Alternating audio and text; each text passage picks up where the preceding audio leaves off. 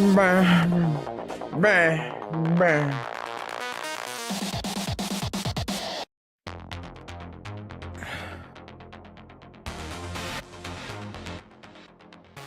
Oh, yeah, yeah. Let me get my check going there.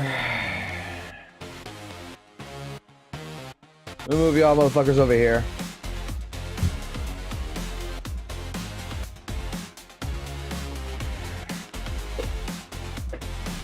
Whew.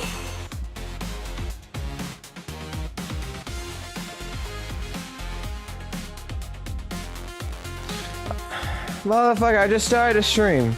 You can calm down, DBD. Fuck a piece of shit.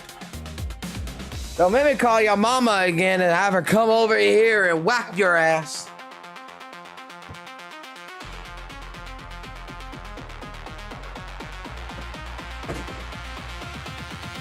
It is fucking cold.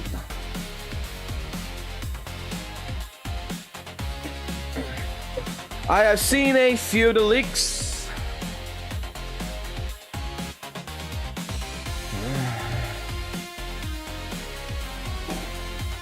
She is 67 years old. Good luck. Alright. Hold on. Ling Ling. Yes, is this DPT's Huntress's mom? Hi, yes. Your child is in my chat right now without adult supervision, and I would request it if you contact the authorities of Kuro Games and have them come over here and get this Kuro bot out of my lesson plan of the day. Thank you. Alright, DVD, you got fucking like 5 minutes before the fuck Kuro police show up and arrest your ass, motherfucker. Ay, ay, ay. The last couple of days has been interesting. To say the fucking least. Oh my god. From the anti-fucking Hoyoism down to... This is a little bit lighter.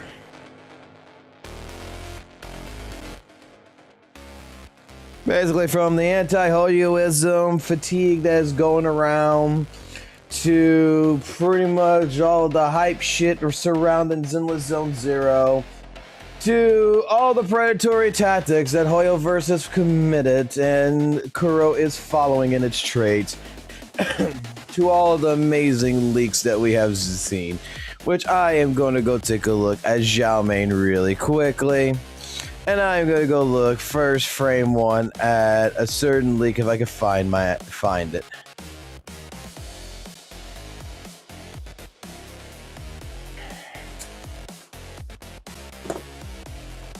A ice defense agent. Not gonna lie, I think we got enough fucking ice agents. But who am I to say anything, right?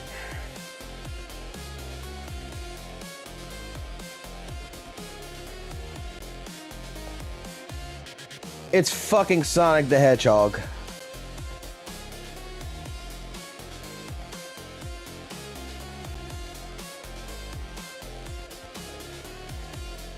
Oh yeah, this character totally screams to me defense agent. That is a defensive assist right there, I'm seeing.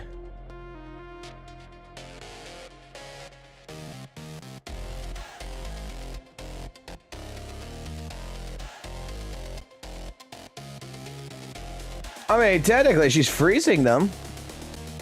She's stacking ice on them motherfuckers.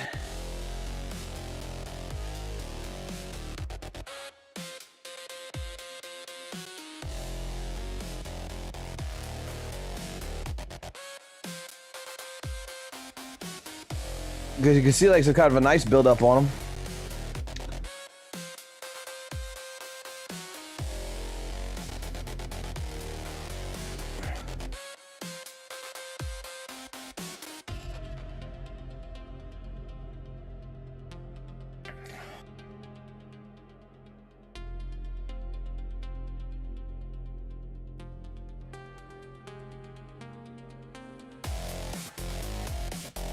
God, this is a fucking Looney Tunes character.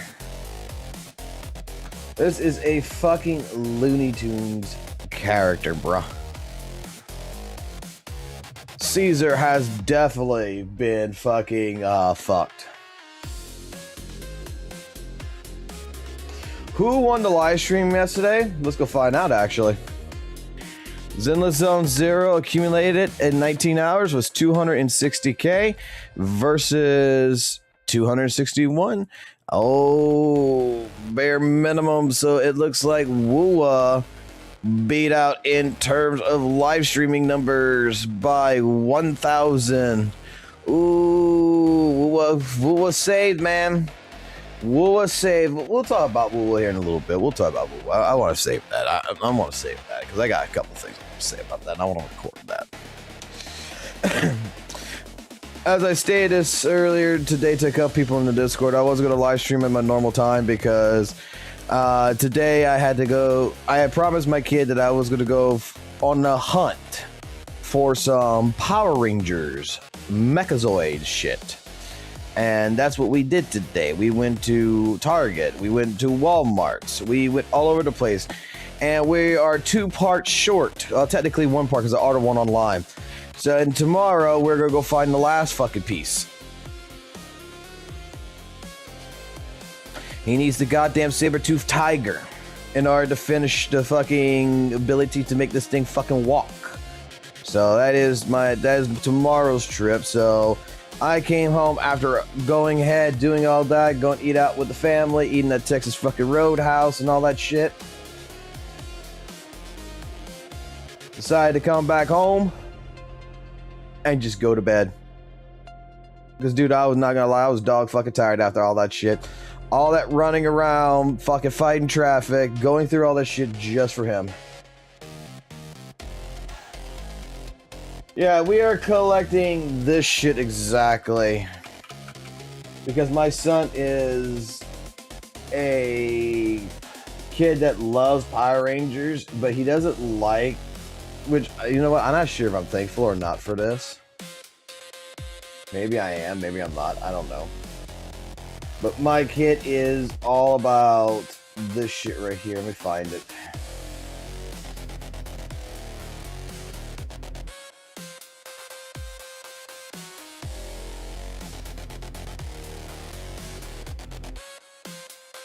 Fuck, I'll just show it like this. My kid's all about this right now. Looking for all of the pieces, all the fucking little Zoid pieces like this. He had the Playmate ones. This one, all to make it. He doesn't want it already made, because otherwise I would have bought the fucking big one already fucking made. He wants to build it. And this shit is a pain in the ass to fucking find. Some of the Walmarts have just the fucking Tysaurus, the blue one, the Tysaurus Rex, and the fucking red one, the fucking this one right here, the Triceratops, and the fucking Mastodon. Like, that is like, I can find this one like with fucking ease. I can find the fucking Triceratops with ease. Finding the saber-toothed tiger and the goddamn fucking Pink Rangers fucking pterodactyl fucking one is like the fucking hardest shit to fucking find. I found a store because tomorrow I gotta go pick up my car anyway, which is a 2.5 hour drive to go get my fucking car. So tomorrow me and the family is gonna go down to go get it, and I found a store that is going to have the saber-toothed tiger, so we can at least get that part for him. And I just said for the pterodactyl, I said since I could not fucking find that in any goddamn fucking store, I just ordered it online.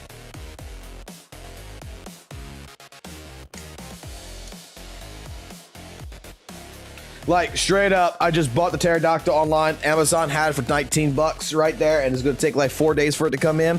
I said, fuck it, I'm not even gonna fight. I'm not even gonna bother to fight to get that one. On the way down tomorrow, we'll go get the fucking saber-toothed tiger, so that way he's got the saber-toothed tiger, he's got the fucking Triceratops, he's got the Mastodon, the Tysaurus Rex. He can put those fucking ones together to make partially, and then we'll get him the fucking pterodactyl. Then he can put the fucking last part together, and he's done.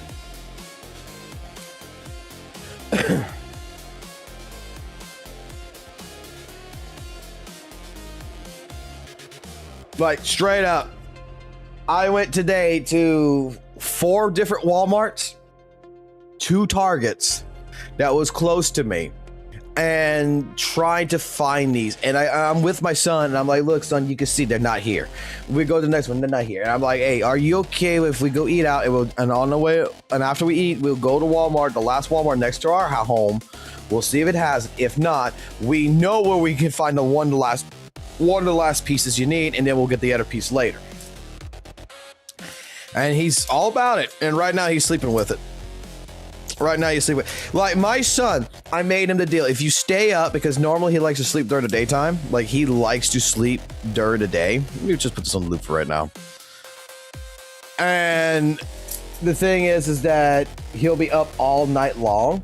Well, this is the first time that I made him a deal. I say, if you can stay up all day, and when daddy gets off of work, we will go straight to thing, which I did not think he was going to do that. I am not gonna lie. I did not think that my boy was gonna make it, bro.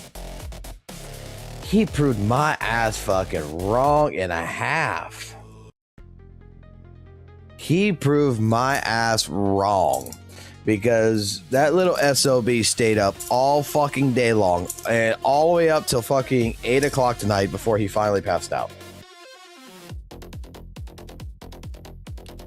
But hey, a deal's a deal. We made the deal.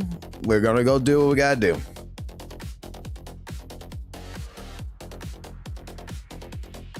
Bro, I used to have all of, like, you know what's funny? When I was a kid, I used to have the Power Rangers ones, the second version, which one was? It was the ones after this version. It's the ninja ones where you had the Falcon, the Frog, the Bear, and all that, the Wolf set. Like, my father bought me that entire set, and I'm pretty sure it's still in a fucking closet or in an attic or something at my mom and dad's house. And when I go down there tomorrow, I'm probably going to try to find that set to give him that set. Because that was the OG set that I know. Because my favorite Ranger when I was growing up was the Green Ranger, and then it was the White Ranger when Tommy turned into the White Ranger. So I was all about the Falcon. I was all about the Tiger Zord. I was all about the fucking Dragon Zord. Like, that's the fucking bro.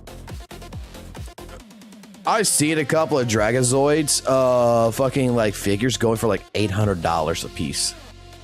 And like, seriously, if I could fucking really afford that, I probably would buy that just to put on the fucking shelf, because I was all about the Green Ranger. Green Ranger was fucking the shit, man. Dude, like with the fucking flute and everything. Like, God, like, and then when you find out later on, it's actually a Japanese show. I forgot what you call the fucking Japanese show on it that fucking America bought rights to. And it's like the Green Ranger just dies like early on in that fucking series, and they were trying their best to keep him alive in the American one. And they were trying to make all these excuses why he couldn't be in the battle and shit. Dude, it was like, that's what made Tommy so amazing, was that he was so mysterious. Oh, Tommy was like the fucking best because he was such a mysterious character. Then when they put the White Rangers and shit together, it was fucking amazing. Super Sentai, that's what it was, Super Sentai.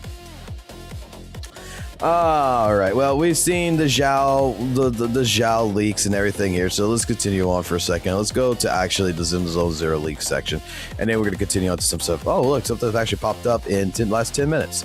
Musings. Proxies need help with the Angels Delusion member to find a musical inspiration. Oh, so we're going to be doing stuff with the Angels Delusion. Blah, blah, blah. You know what?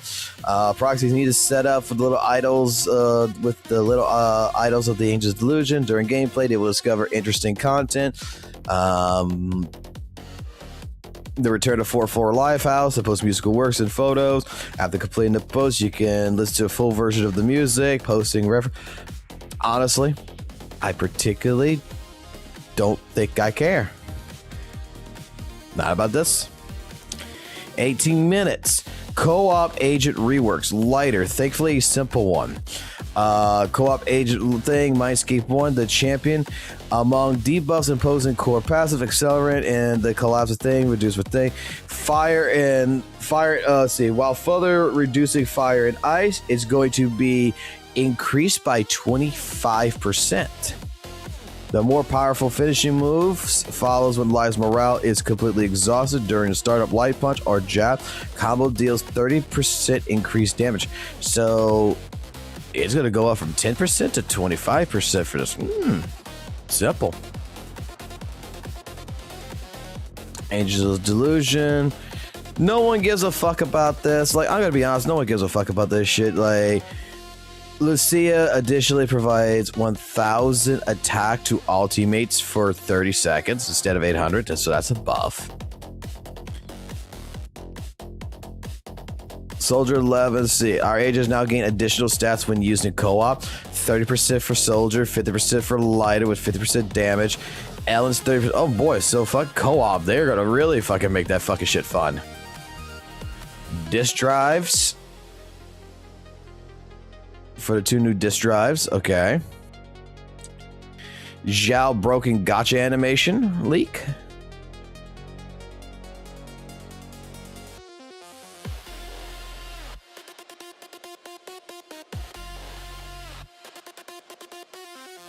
As Christmas and New Year gift, we may be getting an agent for free. If so, then I currently do not know which agent, so make that if you will. Obviously, I have my guesses, and I assume everyone else does, but I don't want to make claims without more proof. You know who it is? It's going to be the Void Hunter, bitch.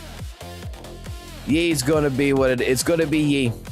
They're going to be like, Merry Christmas, motherfuckers! Ha ha ha ho! You get a Void Hunter for free. You get a Void Hunter for free. You get a Void Hunter for free. Bernice new animation. Oh.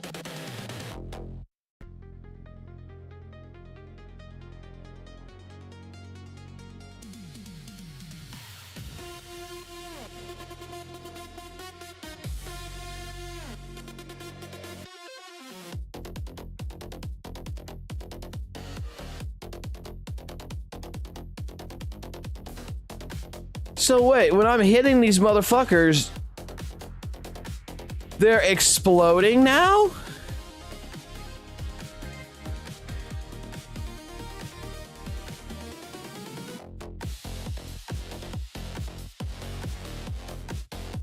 God, don't have fucking epilepsy when you're fucking playing ZZZ now, motherfucker.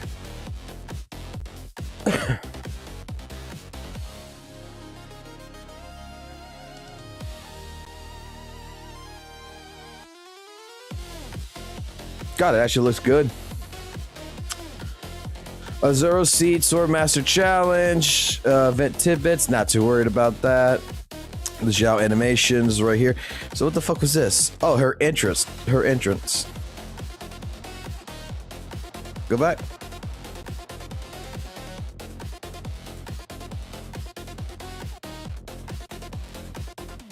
The sword's too heavy for her. God damn, she cute. All right, Void Hunter's kit shit. We got a couple things here. Core passive. After casting an ultimate or a skill, switch skill, each one enters sword bearing form, gains 4 stacks of sword intent, lasting up to 15 seconds. While in sword bearing form, she uses more powerful techniques. Okay, so to go with the trailer, Ultra Instinct. Okay. Test 1, additional ability. Triggers when a team contains a support or defensive agent.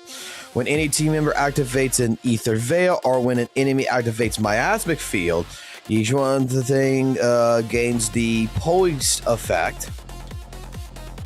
Poised. Lasting until all Ether Veil and Miasmic Field ends. This effect cannot stack. Poised. While she has while this thing has poise, the next time he switches, would it be she switches into field during combat, poise is consumed, triggering skill switch skill, entering sword bearing form, gaining 4 stacks of sword of intent. Poised.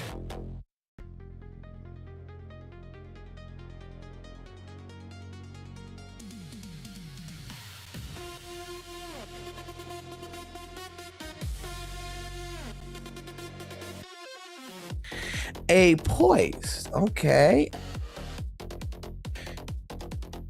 What if I don't think they would do this, but what if it is still a defensive agent? It's a second defensive agent.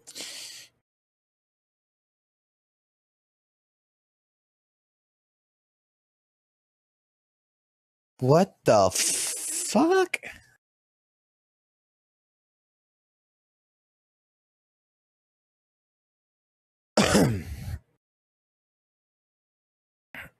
Let's look at this one.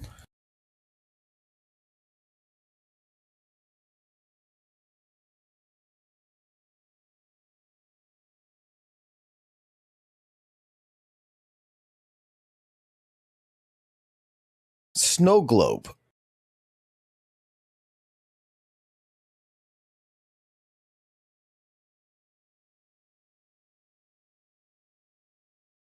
And this looks like some kind of an ice cream sundae bunny type thing.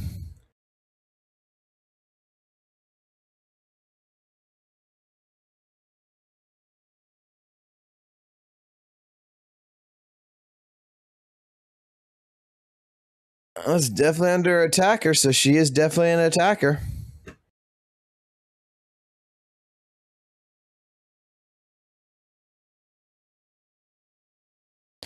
So she is an attack agent for sure.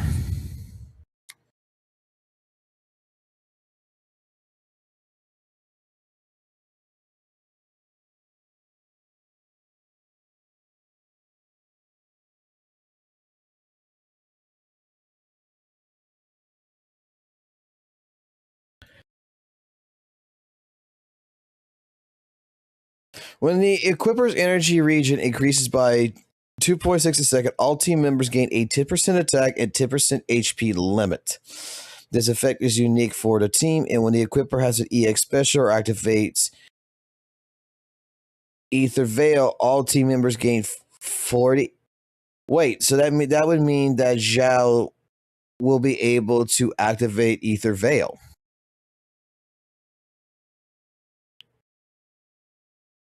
Because it's saying that when the equipper uses an EX special or activates Ether Veil, why would it have that? I thought Ether Veil would be like a rupture only type thing. Well, I haven't really watched anything, so maybe the trailer that we're gonna go take a look at right here, all the stuff that I missed out today. Maybe I would better explain everything in here. Who knows? I missed out on all this, so I want to see. Whew.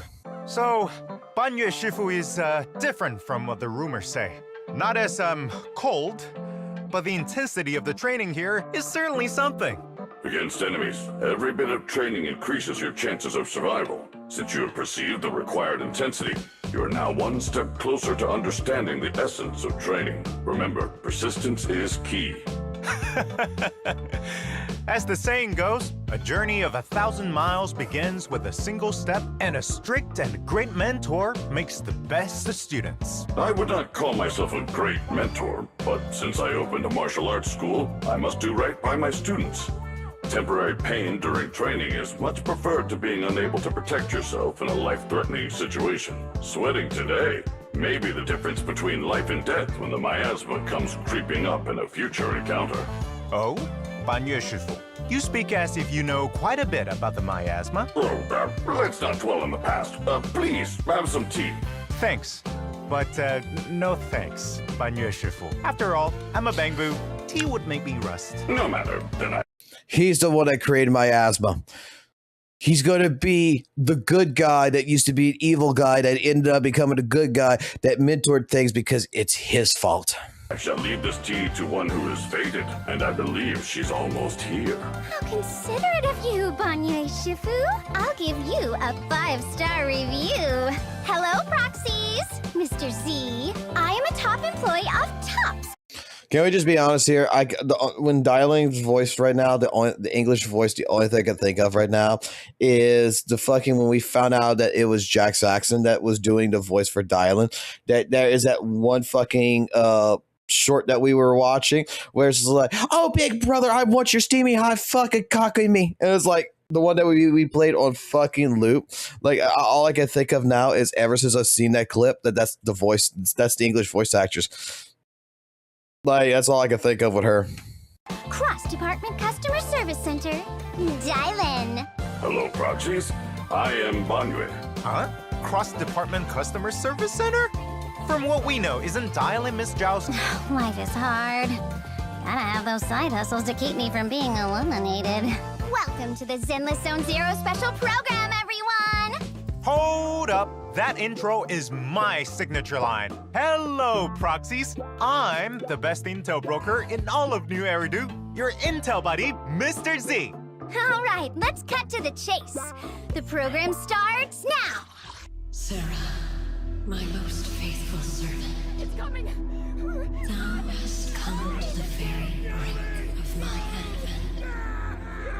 If you want to sever the connection between your sister and that sword, then the Creator is the only hope for you. So this is the Exaltus Creator. Beep, beep, beep. You've reached the Dylan Hotline. Beep, beep. Work orders are open. Service review in progress. Can't get through? Try again. A complaint? Too late for that. Hello? This is the end for you.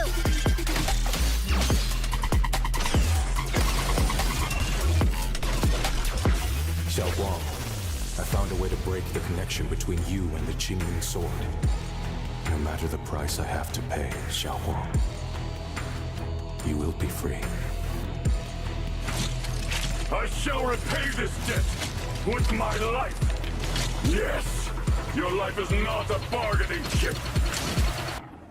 Go and live for the 5 summits. 3 mountain shifts. Two-Fist can't deal with 4 hands. Mountainous strength. I stand unyielding. End this hatred. What are you waiting for, Ye Guang? Draw your blade and kill me so you can save him! Come on. Hate. The monster who stood by and let death through. Why resist? You are part of this building. I would have preferred if that sword had chosen me from the start. Do what must be done. You I trust you. me. Just as you trust me. you.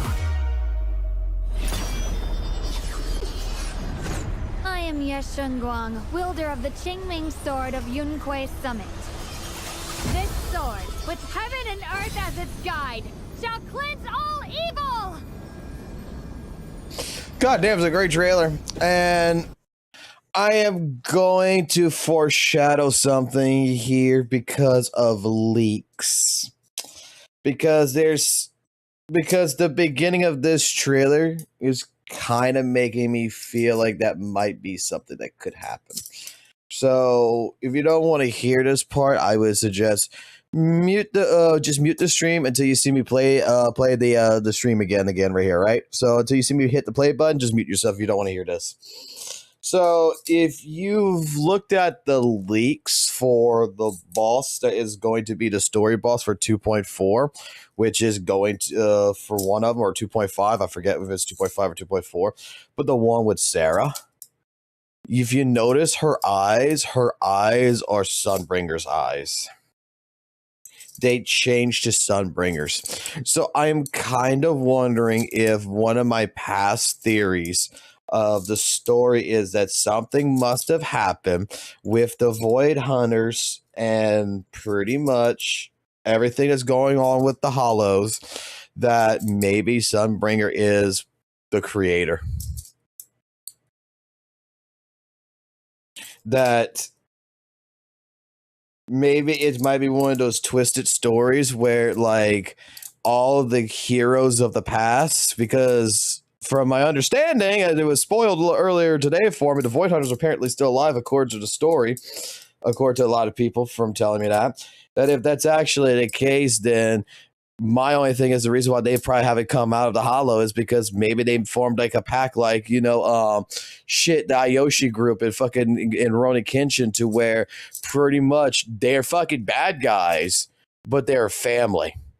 that pretty much despises the corruption of the Maji government and shit like this. So at that point in time, with that being particularly stated, I feel like maybe the mayor New Eridu might be like some evil corrupted bastard that fucked and some other shit happened that fucked with them, and this is the answer that they got, and this is the justice that they're trying to formulate. And bada bing, bada boom, we're gonna go into a anime trope where the good guys are actually the bad guys, but they're doing what they feel is the right necessary course for the future.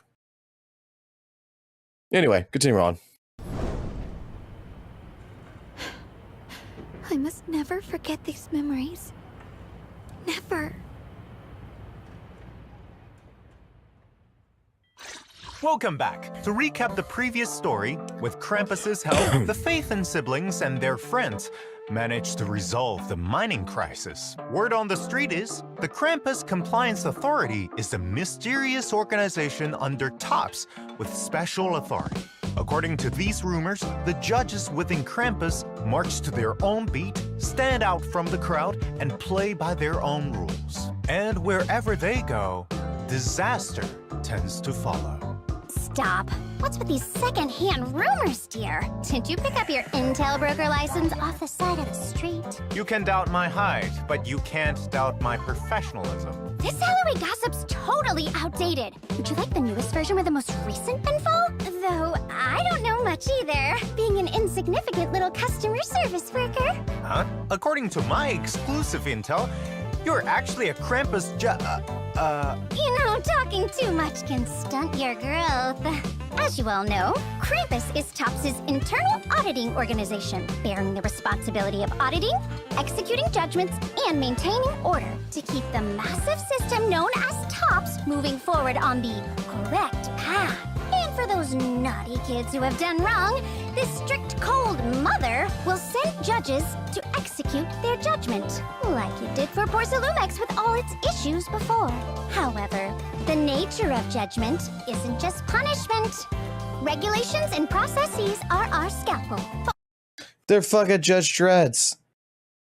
Jury, judge, and executioners. You're just stealing. Okay, that right there, I got it straight up. That's definitely stolen from Judge Dredd.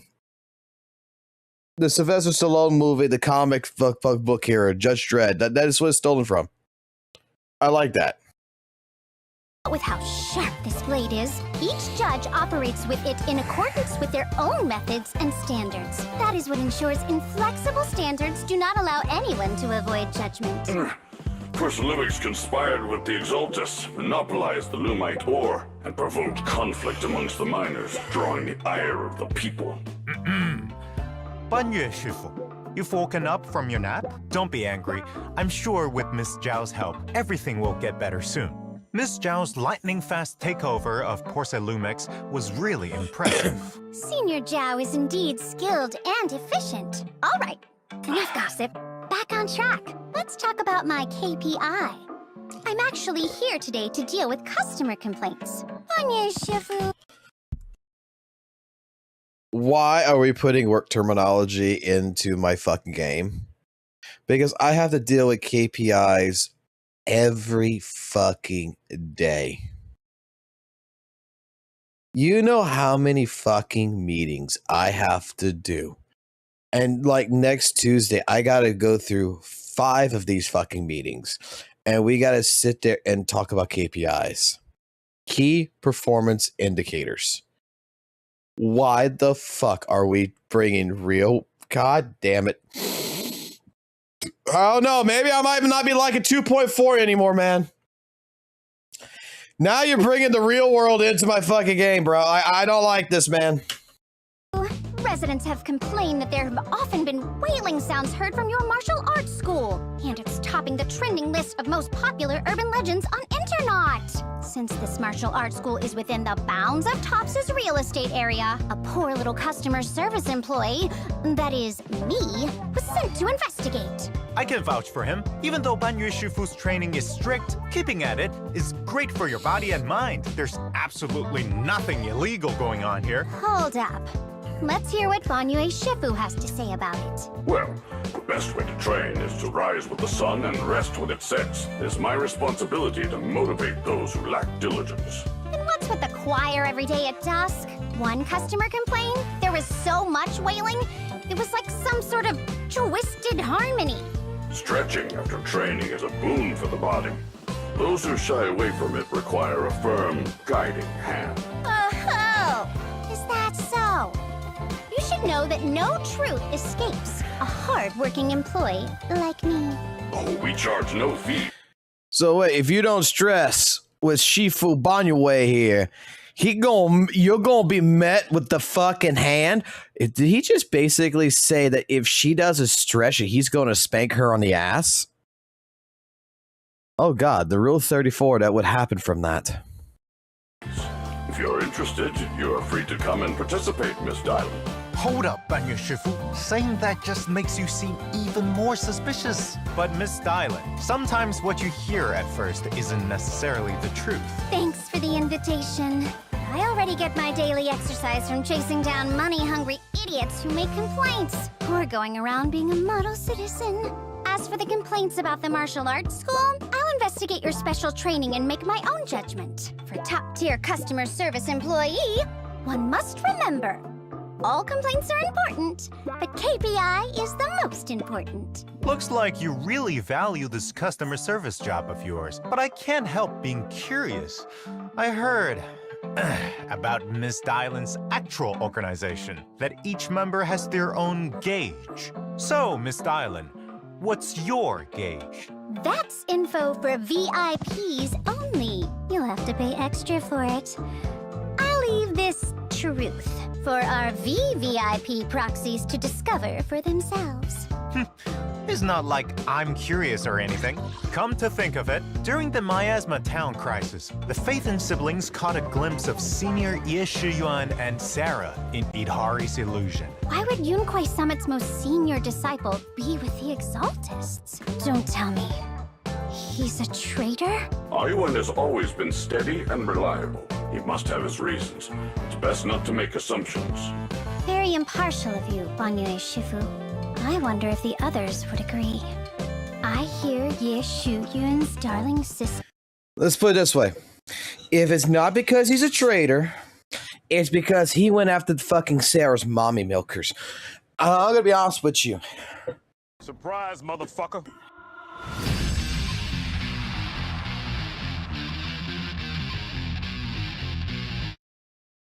God damn, $5 for a Mooper's worth. Yeah, she's tilting me a bit. Next thing I know is this monochrome will be asking me if I offer the ethereals of 2 ESP after causing disorder. I love this one. I fucking love this. I fucking love that. Oh, God. I'm not gonna lie, she's a little... Look, she's gonna be very valuable. From everything I've seen in the league, she's gonna be a very valuable character. Like, I gotta pull for it. She gonna be very fucking beautiful from everything I know. But, I mean, can we not just say, okay, we saw the brother go with Sarah, right? Could it be that has nothing to do with his sister? Could the plot actually be maybe he just saw Sarah, saw her humongous titties, and said, "Creator, refine me. I want to be Sarah's fucking goddamn puppet. I want her to step on my face." And maybe, just maybe, instead of thinking with his brain, he was thinking with his dick. Because you know what's sad? That actually seems like a very valuable, a very plausible plot line, because half of you motherfuckers in this shit would be doing the same exact fucking thing. You would be all up Sarah's goddamn ass wanting mommy to step on you. Ye Xunguang has finished her secluded training and left the mountain to go exploring. I wonder when she'll find out about Ye Shuyun. Xiaoguang has left the mountain? Oh, seems like Banyu Shifu is quite familiar with the two siblings. Xiaoguang and Ayuan's parents perished in the miasma disaster 10 years ago. Bro, Brian, scary shit. Let me explain something to y'all. You have no idea how many motherfuckers would look at Sarah, right? As crazy and as fucked up as she is, how bad she is, right? You have no idea how many motherfuckers would look at her like Harley Quinn and say, I could fix her. Back then, Yunquei Summon opened its doors, adopted many orphans, with Xiaoguang and Ayuan among them. Then, not long after, Xiaoguang became the new master of the Qingming Sword. Really? Ye Shunguang must have been very young back then, and Yunquei Summon entrusted her with something that important? That's some crazy talent. Speaking of, it's no secret that the previous masters of the Qingming Sword all met terrible ends. According to intel from Internet, overusing the Qingming Sword will corrupt the wielder's memories and senses, even their life force. The previous master was Yixuan Shifu's sister, Yijiang Shifu. Such a heavy past. To stop this cycle of misfortune, Yixuan Shifu created a special sword case and placed upon it a seal. So long as she does not open the sword case and use the Qingming Sword's core power, the repercussions will be negated, and Xiaoguang will remain safe. So it seems, not only did the miasma steal their childhood from them, it also resulted in Ye Xunguang inheriting the Qingming Sword. Yes, the exaltist worship of the creator is closely linked to the Hall. Well, I love, like, if you don't know much of anything, like, you just gotta watch this, and it's telling you everything. It's telling everything you need to know. It is. If you could figure out the straight story pathing of ZZZ's story, like, this is just like straight up say, hey, that's the Qingming Sword. Hey, something's gonna be bad happening. We're foreshadowing it. Yeah, we already technically spoiling 2.4 for you. And miasma, and Sarah is a core member of the Exaltists. I can't think of any logical reason Master Ye Shiyuan would ever work with the likes of her. Dude, I could fix her. She just needs a dick. I can fix her. The most important thing right now is to find Ayuan and figure out what's going on. Recently, the miasma in Lemnian Hollow has been receding, and the old mining site that was swallowed by miasma 10 years ago has been revealed once more to the people. But with citizens letting their guard down against the miasma, they get themselves into danger, rushing in to explore. Recently, I've saved many disciples and residents who've gotten into trouble there. If something's going on, perhaps there are clues in that area. I feel so safe with Banyu Shifu around. The old mining site. There might be some tough customers over there. You mean tough ethereals? Indeed. I've also felt an odd presence there. If we plan to continue, we must do so with caution. It seems we can only wait and see to find out Master Ye Shiyuan's whereabouts and if Ye Shunguang will embark on a journey in search of her brother. As for whether Dylan has ulterior motives for this journey and what secrets Ban Yue Shifu might be keeping, let's dive into the new story chapter on the precipice of the abyss and find out together. Let me tell you all another secret. At the end of the show, a mystery guest will make an appearance to talk with everyone about the story. Don't miss out. Also, more information about Ban Yue and Dylan will be released on the official channel soon, so stay tuned to our official social media. As a supposed Krampus judge, Miss Dylan's combat prowess is not to be underestimated. Compared to facing enemies head-on, I prefer to call in some friends. Let's check out the frontline intel. Dum dum. More combat funk!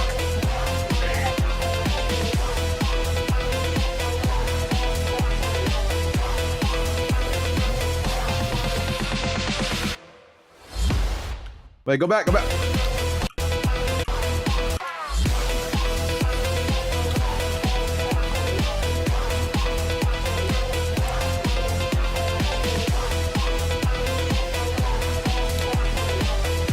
Free ults, baby! One more time. Dude, the fucking music is the best part of this. I don't give a fuck about the animation. It's the fucking music. The music is fucking amazing. I prefer to call in some friends. Let's check out the frontline intel.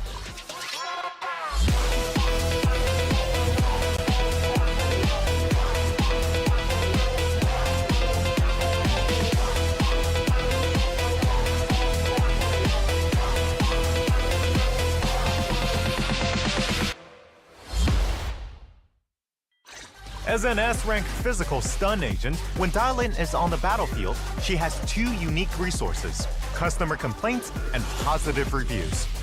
While Dylan has a customer complaint point, hold the basic attack button to unleash Get Lost. If Miss Dylan uses Get Lost to trigger a chain attack or summon squad mates during a chain attack, the next squad mate will enter the battlefield with their ultimate. The cost is a certain number of Miss Dylan's positive reviews. If Get Lost fails to trigger a chain attack, then it consumes more positive reviews and your next squad mate still uses their ultimate when they enter the battlefield. If you think it's good value for the money, please leave us a 5-star review. If you team up with a Rupture or Attack agent, you can also increase the damage of some of Miss Dylan's skills. After all, having backup is an element of strength. Additionally, Dylan's EX special attack will appear in three forms. I fucking love the rock, Bayonetta shit. Paper, and scissors in sequence. Upon hitting enemies, Dylan will accumulate a certain straight up amount Bayonetta. of positive reviews and grant the overwhelmingly positive effect to the whole squad, increasing their damage. When enemies are hit by paper skills, they will be inflicted with the malicious complaint effect, extending their stun duration and increasing the stun damage multiplier until the enemy recovers from the stun. Oh shit. Also, the stance of attack and Rapture teammates can provide additional damage boosts to Dylan's EX special attacks: rock, paper, and scissors. Check out how it looks in combat. In combat, use EX special attack first to quickly stun enemies while racking up positive reviews and inflicting the malicious complaint status on enemies. Then call your teammates in to use their ultimates, doing burst damage. Overall, Miss Dylan not only has excellent stunning capabilities, but she's also skilled at summoning teammates to unleash their ultimates. With both stun and damage boost abilities, Miss Dylan's skills are as impressive as her second identity. Free fucking ults, motherfucker. What was that? Beep, beep. You have disconnected from the call. Thank you for using our service. Remember to give a 5-star review. Taking in disciples to teach and purging evil. I bet Banyu Shifu is also super strong, right? I've already experienced the Banyu Shifu's fist firsthand. Let me show you all how he does it.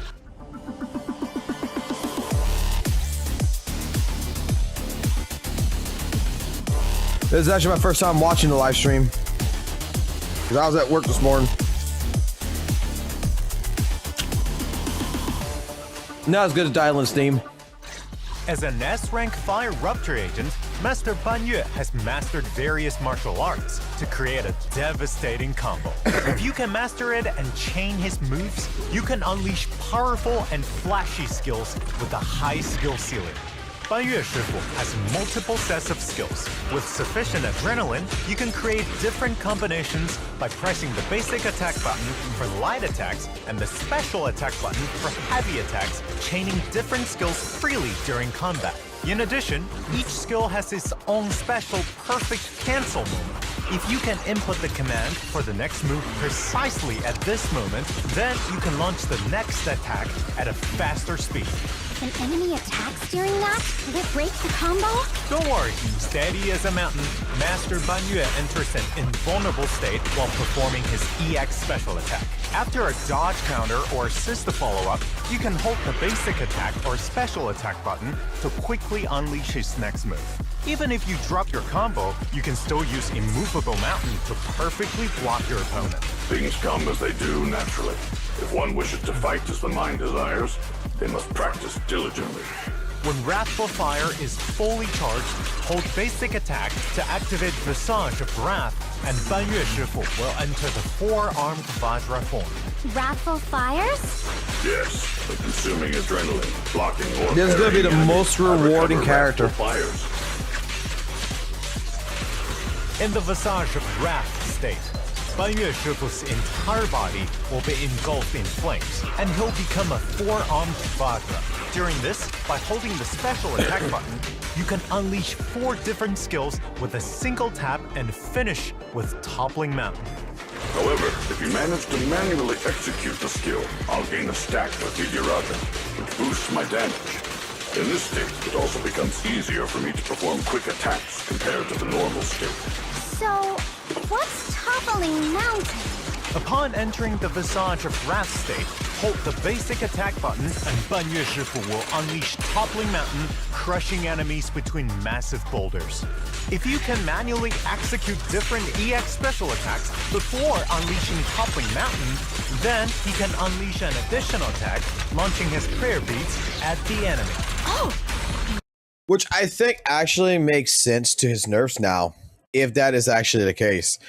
Is that some people were I was talking about this before with a few people where they were upset with his nerfs. But if the manual inputs actually stack and increases his damage, like the idea here is to say, hey, look, you're going to want to play manual mode. You're going to want to play him manually over auto as much as possible to increase his entire damage output, which I'm all for, because that means that gives you a character to build actual fucking skill with, to actually be sweaty and get something rewarding for it that probably not many others are going to be able to do. Surprise, motherfucker. God damn, another $5, dude. You don't have to donate. You can just say what you want to say, man. I appreciate it, but you don't have to do that, man.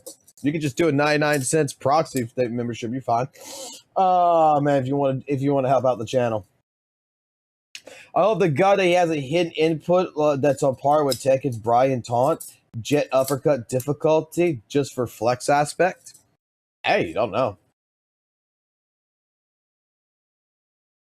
We will see. That means fun. I don't think they will, but that'd be great. The potential to become an elite hired. You know,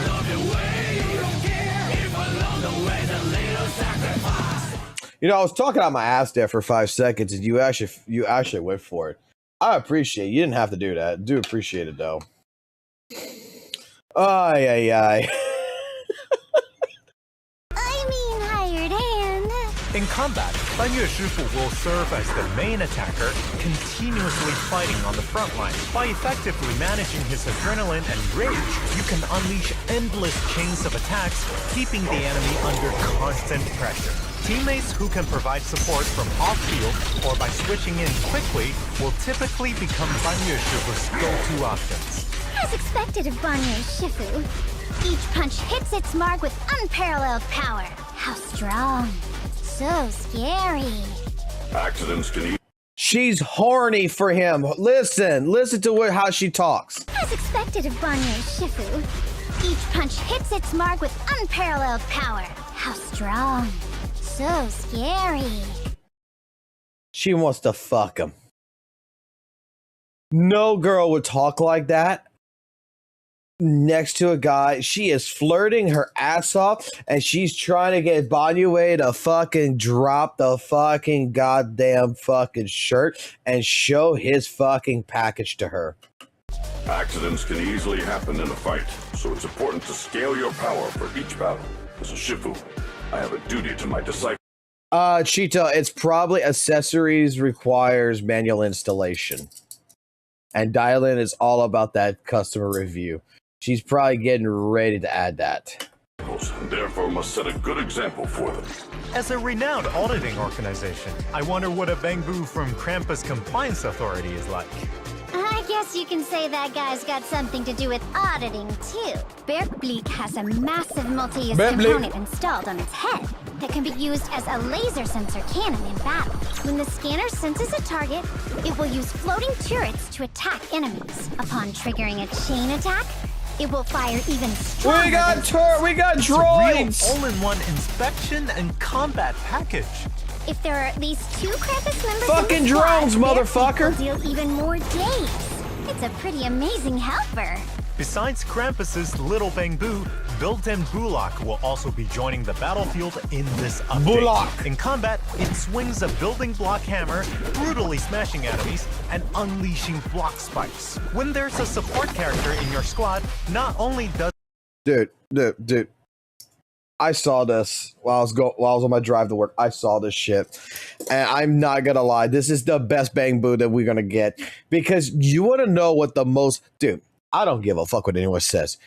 I have had my share of different pains, right? I've fallen from ladders. I've fallen from roofs. I have stepped on nails. I have fucking bashed my hand with a fucking hammer. I have actually fucking taken a nail gun by accident, shot it, and shot through my fucking hand one fucking time. But there is no pain like there is a pain when you have a child that lays down Legos all over the fucking place, and it's the middle of the night and you need to use the restroom and you step on a fucking Lego. It is the worst pain I think I've ever felt in my fucking life. And this motherfucker is going to fucking lay out fucking Legos on the fucking ground. its active skill damage increase, but it also unleashes more spikes. It's worth noting that proxies can obtain build and Bulak for free in a future event. Now, let's go over the signal search info for version 2.4. In the first half of version 2.4, You have a kid, Fox? Yes. I have two. I have two kids. And one's my stepson and one's my son. And today, the reason why I didn't stream in my normal time like I was planning to stream was because I made a promise with my son, and my son upheld his end of the deal. So today, I went to 4 different Walmarts, 2 different Targets, looking for Power Rangers fucking the Mechazoid shit for him.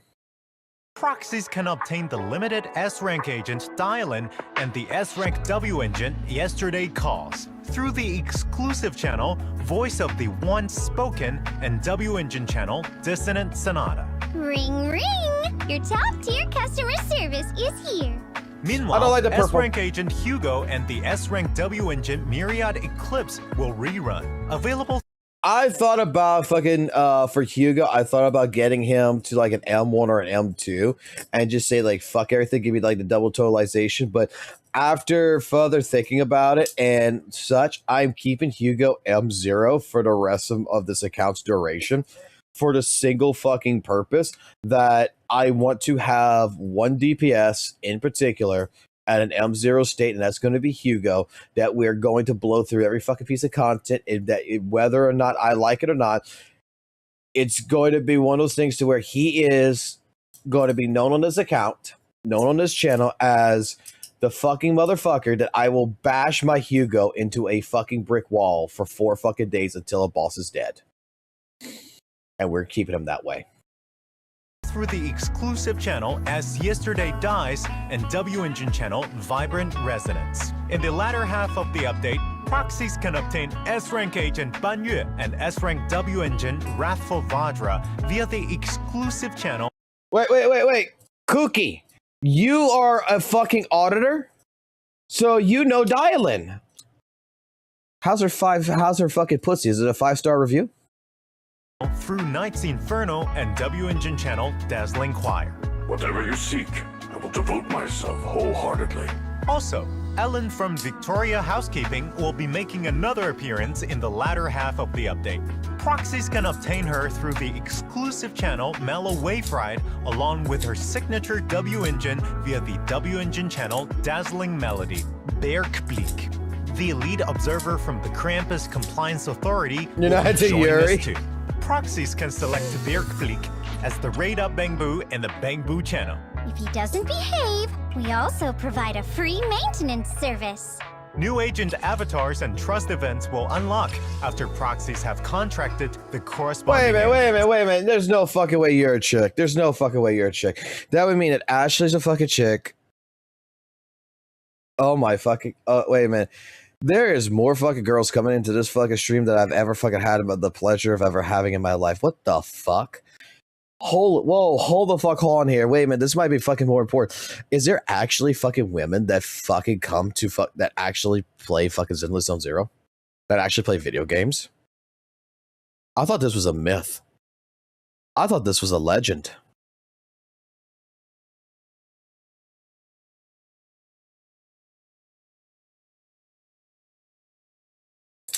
Fox find out women play games. Dude, I mean, it's just... Look, I'm gonna put it like this. It's very weird to find that because, like, this streams, my streams has been 100% male orientated. Like, I don't typically cover for females or thing. Like I could tell y'all some fucking straight up stories of how I used to fucking try to do everything I can to piss women off, to get them out of fucking calls and shit on fucking purpose. Just because I'm just like, yo, I just want to have a fucking man chat. I don't want no women involved in this shit. Like, I could tell you some fucking shit from my younger days. Holy shit. I'd like ZZZ's about quote unquote gooning. ZZZ's about titties. ZZZ's about ass. There's very few males in this game for a woman to really care about. And we're getting women in this fucking chat that is, dare I say, just as diabolical as fucking men. Fuck. What interesting daily encounters await with these two agents? Proxies can invite them and see. After building trust, you also unlock the corresponding agent's dynamic wallpaper. If you invite me, I can get you some special VIP exclusive privileges. Oh, I shall prepare tea and await your arrival. If you ever have a moment, Your Honor, feel free to visit. Women don't goon. That's not real. Wing wing, that's your car shirt's calling. Do you want the 2-year extended warrant? Oh, this motherfucker hung up on me. Well, I guess I'm going to go visit him and kill his ass later. I have the testicles of my enemies in my hands. I am rubbing their testicles, and then I will fucking devour them later.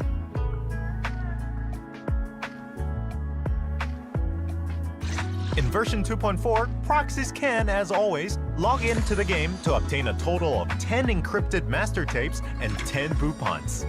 Then let's take a break. Let's get the redemption code up here. Bitch is doing the fucking hostess job.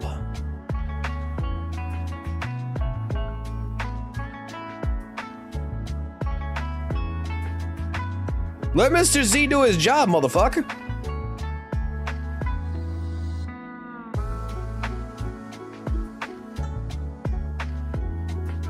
Oh, I can't wait till we get to the Weather and Waves section, because I was actually paying attention more to Weather and Waves' live stream than I was with ZZZ. I'm going to be completely honest. Hey there, proxies. Welcome back. Now, let's check out what juicy stories are making waves in New Eridu this time.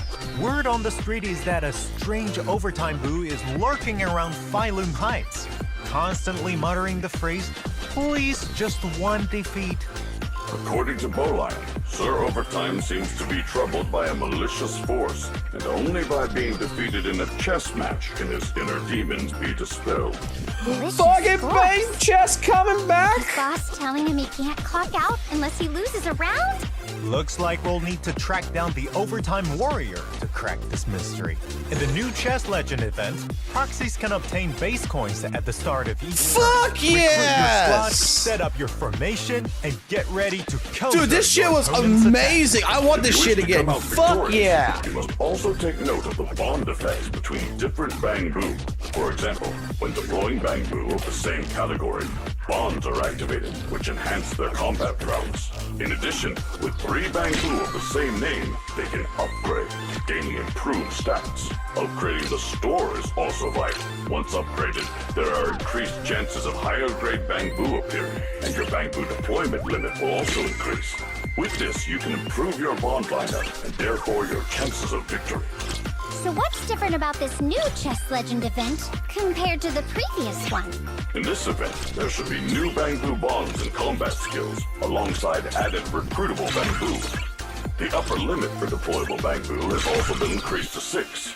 You can also choose an agent buff before the match, with an increased chance of spawning related buffs to better your strategy in the Fuck yeah! rounds. That's right. We've also prepared some special stages with powerful buff effects for this event. For example, in the special stage, Power of Bonds, we can get a +2 boost to all bond effects, making bonds that were harder to gather now come together with ease. Experience multiple bonds at once. I get it. We usually call this a sweet win. After completing a certain number of matches, Keep this you shit unlock permanent. competitive mode, where proxies can face off against each other and prove who's the best. After completing the event, you can also obtain rewards like built-in bullock, polychromes, and a hamster cage pass. Chess and martial arts both rely on adapting in the moment and accumulating experience. The strongest lineups will be recorded in the game logs for your reference. Looks like Ban Yue Shifu knows a lot about this game. Oh, you're too kind. I merely know a thing or two about chess. It's nothing special, really. Let's switch gears. Do you all remember Grace from Balabog Heavy Industries? She recently accepted a contract for designing the props and set for a new film titled Neo Golden Mecha. Eels and the manager will take on the roles of lead actor and camera operator respectively. Can't believe they managed to rope the proxy into it. Could this be some big shot director's blockbuster of the year? Actually, it's the director's debut film. After all, someone who genuinely loves the Golden Mecha Bring back can't the mech. possibly be a bad person.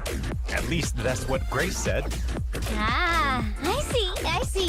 Then here's to a successful filming and box office hit. In this story, Eels plays the protagonist, Ikaro, apprenticing under 4 legendary mech pilots and learning from them how to pilot the prototype Golden Mecha.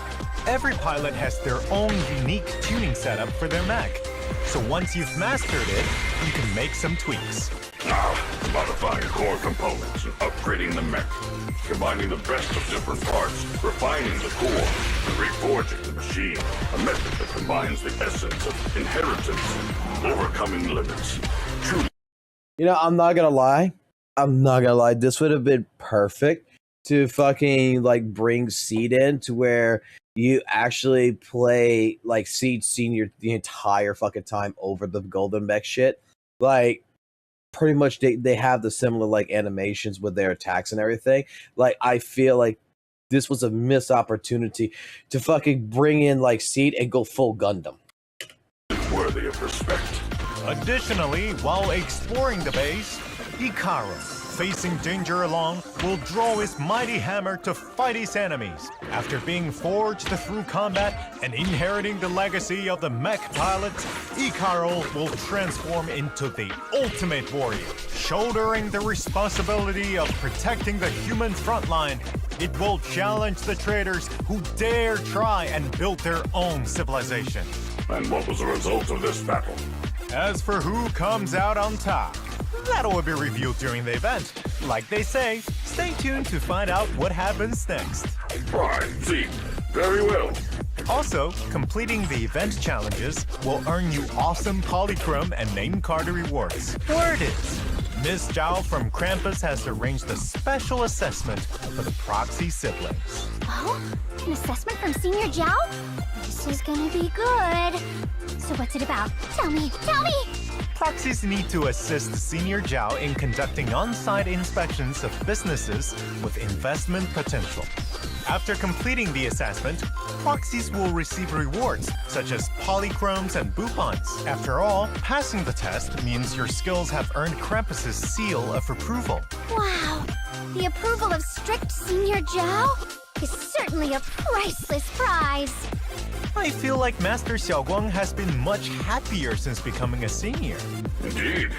With all her intense training and seclusion, she rarely had the chance to explore the world away from the mountain. And during this event, proxies can take Xiaoguang on a journey through the streets and alleys of New Eridu, feel the fragrance of flowers, the thrill of video games, share movies, capture the vibrant pulse of the city, and create beautiful and unique memories. All these precious moments will be recorded by Xiaoguang in her diary.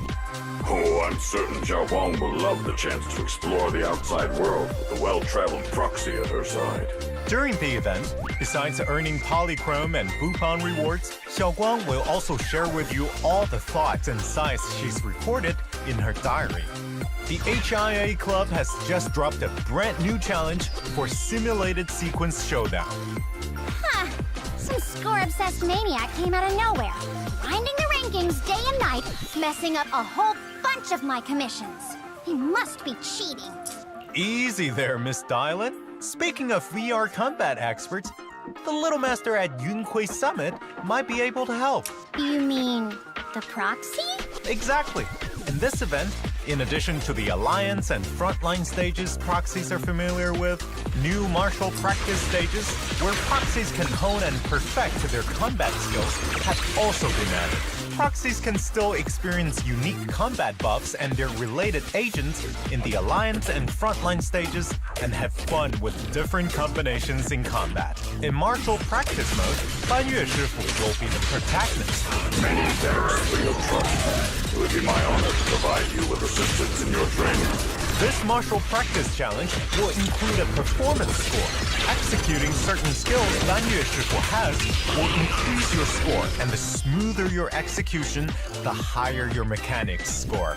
Of course, after completing the relevant combat challenge, you can get basic rewards training like mode. a tuning calibrator and polychromes. Of course, in the new version, Shiyu Defense, Critical Node, and Deadly Assault will continue to rotate updates. Meanwhile, Hollow Zero will also add Miss Dylan and Ban Yue Shifu's gear to help them deal with various crises in Hollow Zero.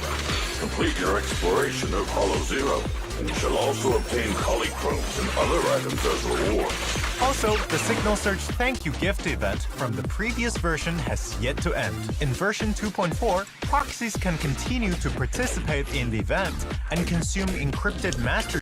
Oh no, the FOMO event. They're gonna talk about the fucking FOMO event. They're gonna talk about the fucking worst of the worst here, the most predatorial fucking shit that you ever known to fucking man. To which this is something we're gonna discuss later about Weather and Waves, and something that I do deem is predatorial.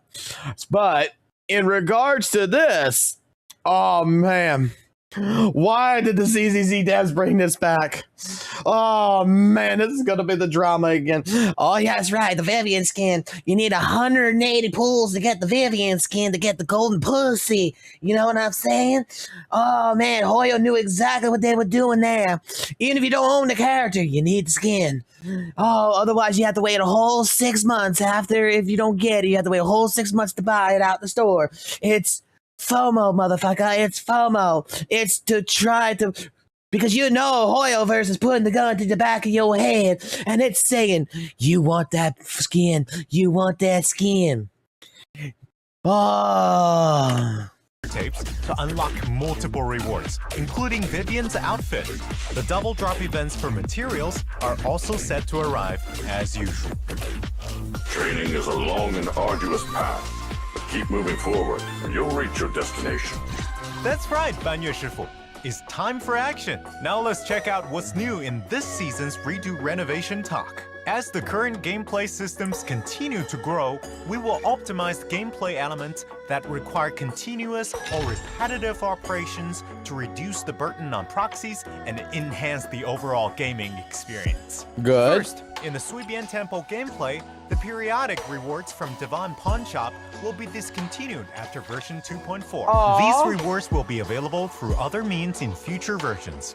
The rewards in Devon Treasures will be retained, and new accessories for delicate sunlight and soaring crane will also become available. Okay, I'm okay with that. To help proxies redeem rewards more easily and quickly, an auto-management system will be added to the Suibian Temple gameplay. After reaching restoration level 35, proxies can enable auto-management from the management policy menu.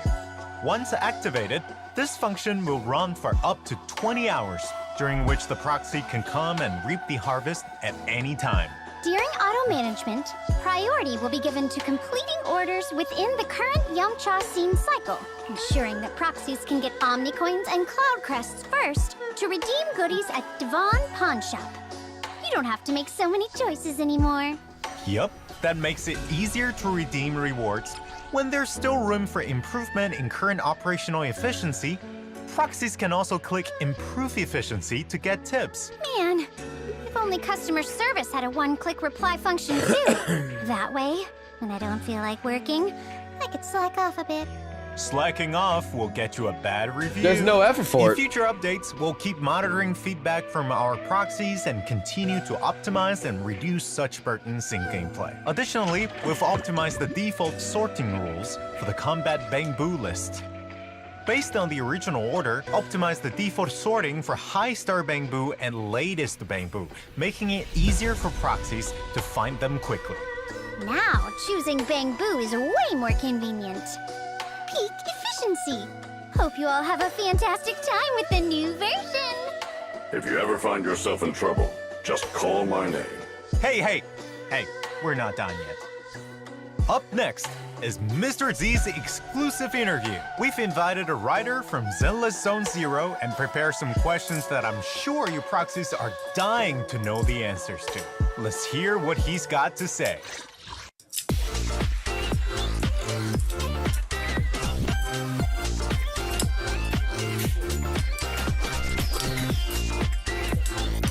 So this would be the best time to have this AI auto dubbing activated. 在《绝区鹰》第2季的故事中，我们从不同阵营的视角逐步推进，讲述了陈辉平这个鱼龙混杂的地方，各方势力如何因利益、信仰、伤痛以及荣耀纠葛在一起。随着称颂会残党的覆灭，藏匿在莱姆尼安空洞深处的始祖也有了新的线索，而他呢，也将作为未来。Okay, straight up.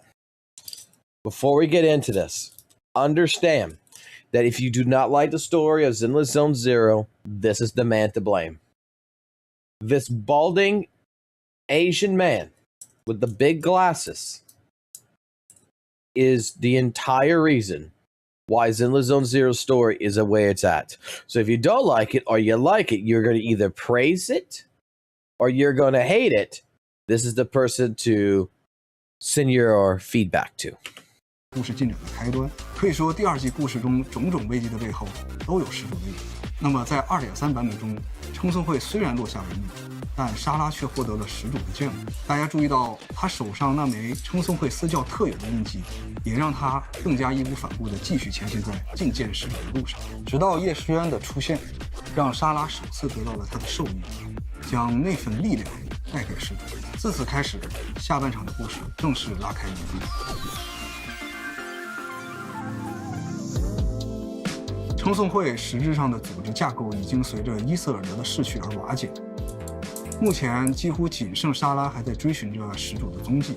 至于始祖，从创作角度上来说，这是一个具有深远意义的故事标的。从赋予其始祖之名的称颂会处可知端倪，始祖在他们看来犹如原初之神。这些残余的称颂会在断裂的历史层面中仍然不断地追寻着他，即便不停地诵念着对始祖的赞词和誓言，但仍然未寻得始祖的真容。与其说始祖是一个误神，不如将其称为万千逻辑的交割点。那么随着故事的进展呢，那个遥远而又毗邻的他将再次获得窥伺艾丽都的机缘。其实就如大家所看到的那样，除了以称颂会为主的敌人呢，我们还遭遇了不少中立或者友方的组织。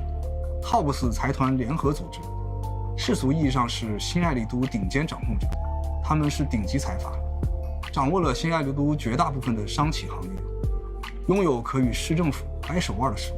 但因为政治协议红线，他们无权拥有暴力机关和执法权力，一直以来被军方、市政府甚至是 Hand 所压制。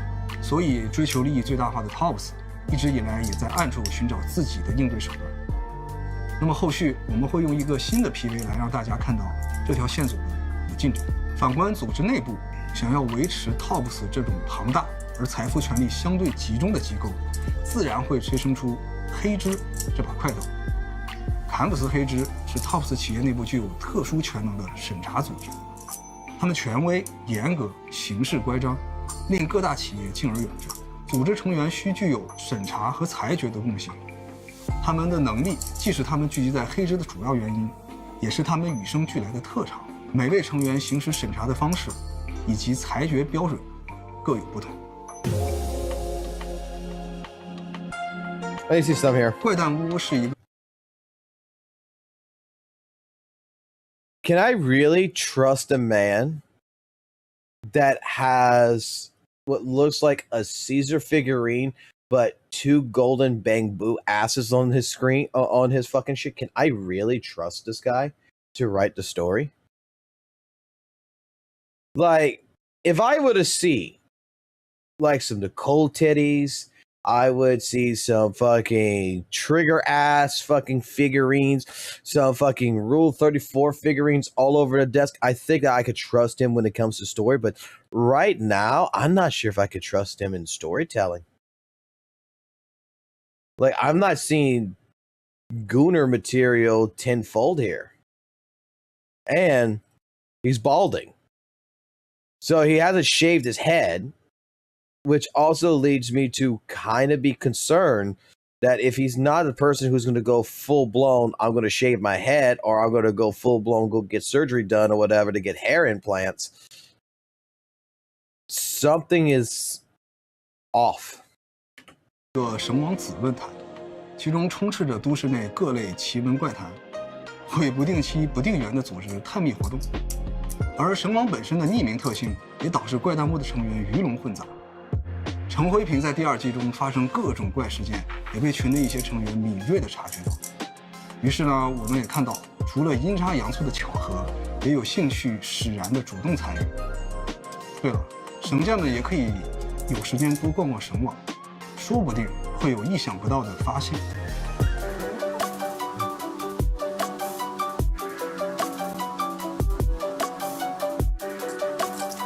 4大 AI 是基于新爱丽都这个现代都市的土壤而嫁接出来的概念，在被投放之前的形态呢，没有人知道。而 Ferry 也并不知道的是，它是新爱丽都第一个达成协议的智能体。可以肯定的是 ，Ferry 并不是现今唯一苏醒的智能体。那我们可以期待后续版本中会有哪一位智能体会率先登场。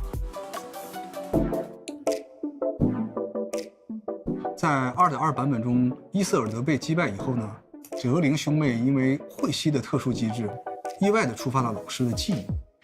那这个意外对于哲灵来说其实是一种必然，这份力量源自于他们的神秘身世。在早先的版本中，我们看到主角曾经在外部以太能量的冲击下，伴随着瞳孔的亮起而产生了强大的以太共鸣力。在那之后，哲和灵也意识到自己存在某种特殊性，后续哲灵兄妹将会面临意想不到的危险，而这份特殊性也会在后续的版本中有更进一步的展开。另外，我们之前在习德个人线的故事中曾提到，它是赫里俄斯机关的遗产，准确地说，它是当年赫里俄斯机关某个计划中还未成型的实验体。至于他提到与哲和灵是同类，除了他们都有特殊的以太适应体之外，也是因为他们在那个计划中承担的作用比较相近。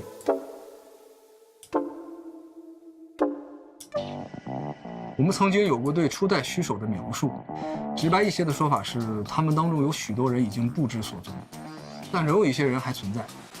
后续的版本中，我们会有机会和他们见面。随着新爱丽都内空洞大范围波动的So the original Void Hunters, okay, some of them are still alive. 减少，初代虚手之后的新人受封机会也会变得极少。我们此刻目击所见的也只有新建雅，还有极少量有潜力的人选仍在观察期。同时呢，由于新爱丽都近几年较为平稳的快速发展，居民的观念也多少有所转变。一部分有能力的人对虚手这个头衔并不感冒，还有一部分则加入了与虚手对立的组织。这些都将给新爱丽都的未来埋下更多的变数。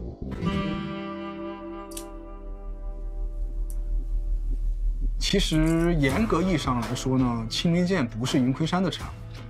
传闻中，它被发现于莱姆尼安空洞附近，是一枚专门吸食人类体内以太的奇异之物。接触过的普通人都因无法承受而遭受了反噬，直到有一名高人凭借极强的以太控制力，抑制了此物的肆虐，才平息了这场风波。而后，这名高人游历四方，均未能寻得杀阵之法，无奈，只能在一座偏远的山上将其打造成一柄利剑，起名为青明剑。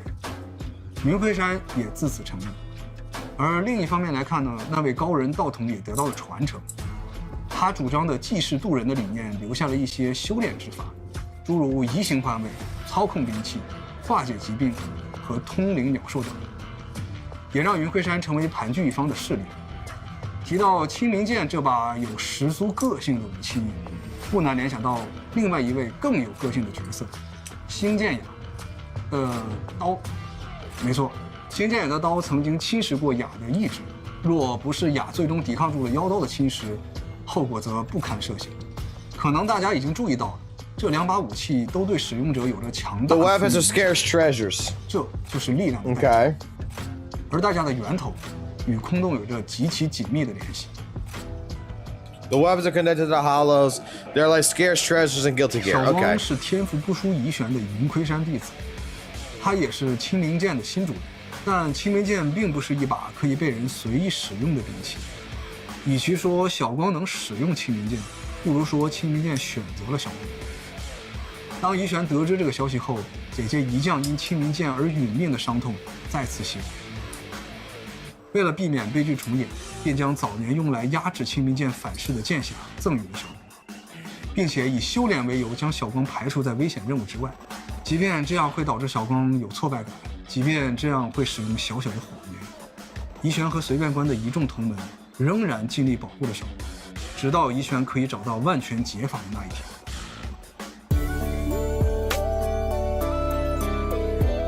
在第二季后期的版本中，我们会回到熟悉的雅努斯区，并结识来自治安局的新面孔。同时，故事中也会有新的黑之成员登场，与主角产生更多的羁绊。另外，我个人比较期待的是一位老朋友的新故事，以及第三季神秘朋友的亮相。大家都会被同一项事物所牵引，与更多的新老面孔纠葛在一起。其实我想说，在未来的版本中，我们会强化各个版本主线故事串联的节奏，让大家可以在各版本间有更连贯的剧情体验。那么最后，也希望神将们能在新版本中玩得更开心。I mean, so far you're doing a good job. Okay, got no problems. That it? That it. All right. We have something we have to do that's very, very fucking important. What was the time on it? There's something that is more important before I get into the WUWA shit. Where is it? Yes. Well, also, the stance delicious while the frontline will embark and out together. Media as frontline intel. All right, 1324. Do I have Audacity in here? I do have Audacity. Give me my fucking Audacity. Skip the fucking update. I don't give a fuck. I don't care about none of this shit. Hold on. There's something that is very important that needs to be taken care of.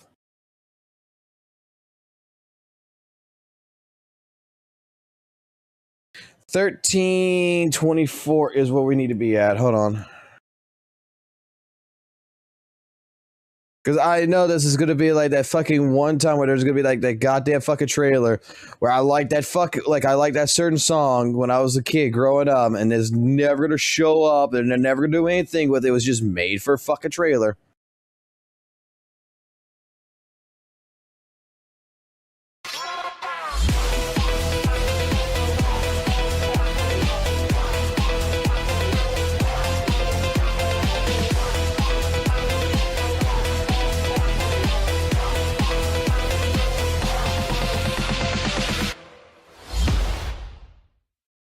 That's actually a really fucking good sample. Cut. New. Edit. Paste. Continue. Double check this. Trust the process, guys. Trust the process. Trust the process. Hold on.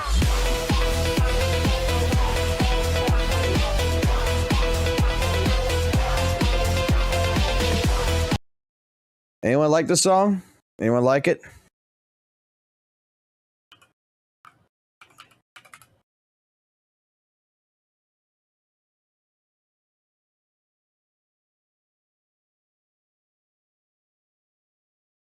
Put it at 4800. 16's fine. Export. I want a good fucking quality. Upload. Save. Extend. Shrink. Before I get into WUWA talks and shit here in a minute, this needs to sing. See. Overwrite.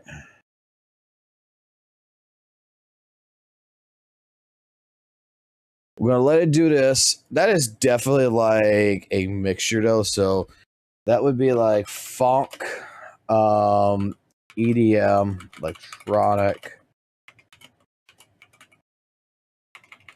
What was the thing? Break beat, I think it was called. Acid jazz is something else that fucking ZZZ shit uses. Cover.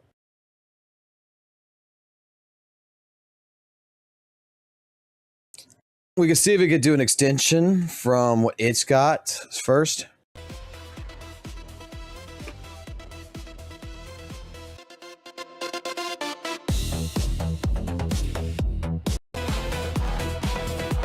Might have to start from scratch.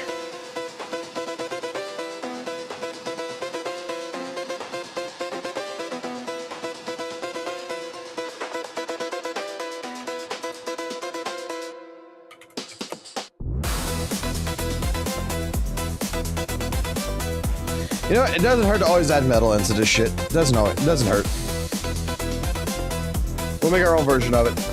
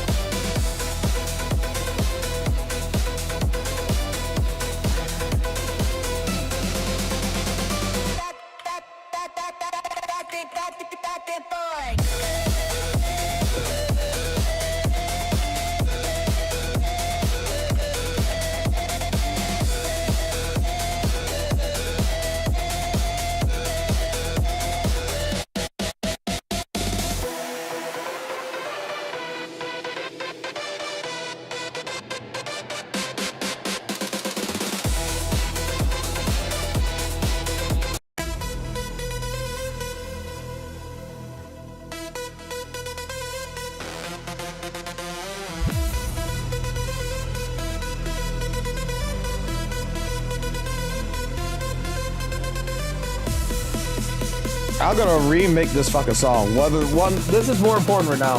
Hold on.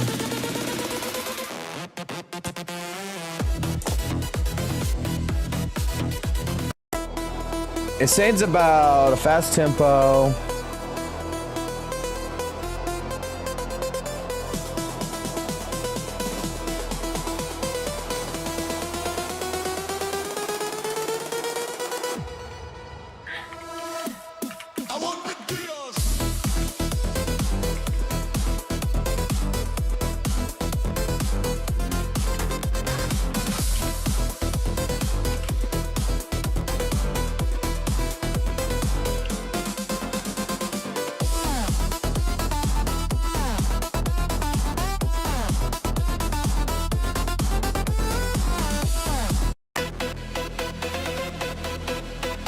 I want to try to get as close as possible to what I'm trying to get for this.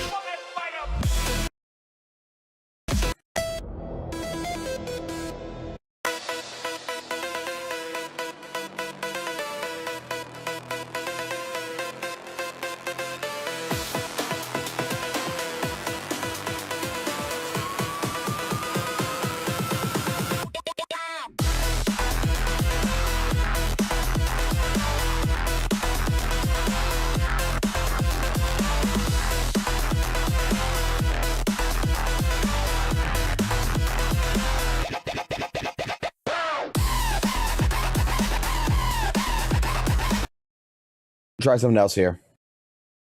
We'll actually try to do an extension.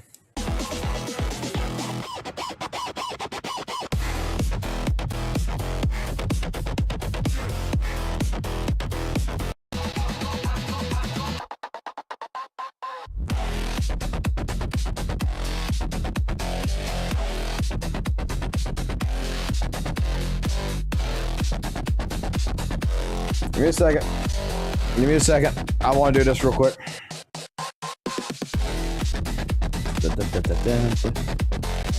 So far I got one I like.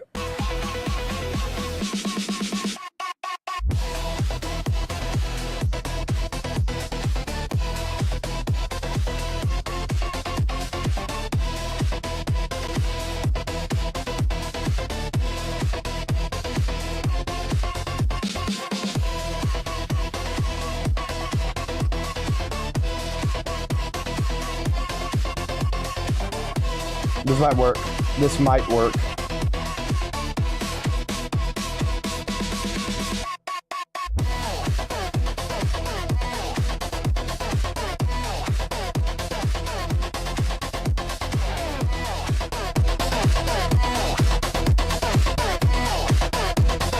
This might work.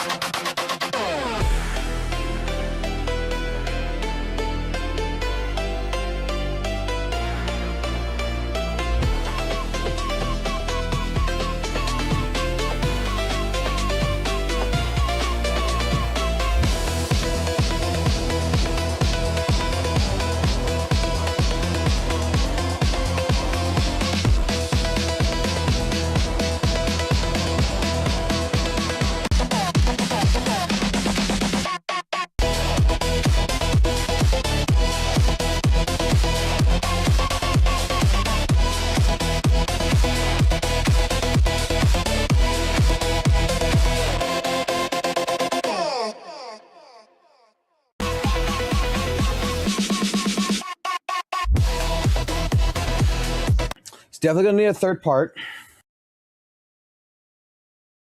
Now let's see if we can keep it with that. Oh shit. It didn't do right. It needs to be this. Continue. Because it went to 14 seconds because it doesn't know what the fuck break C is.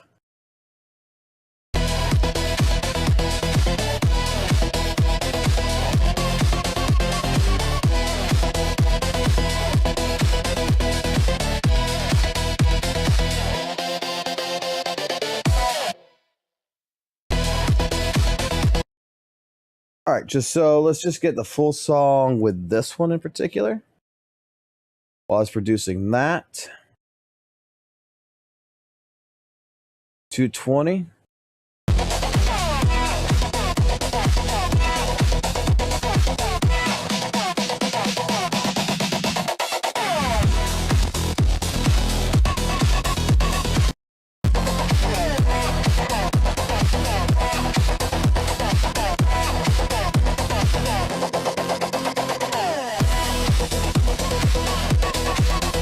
wants to just do that. Okay.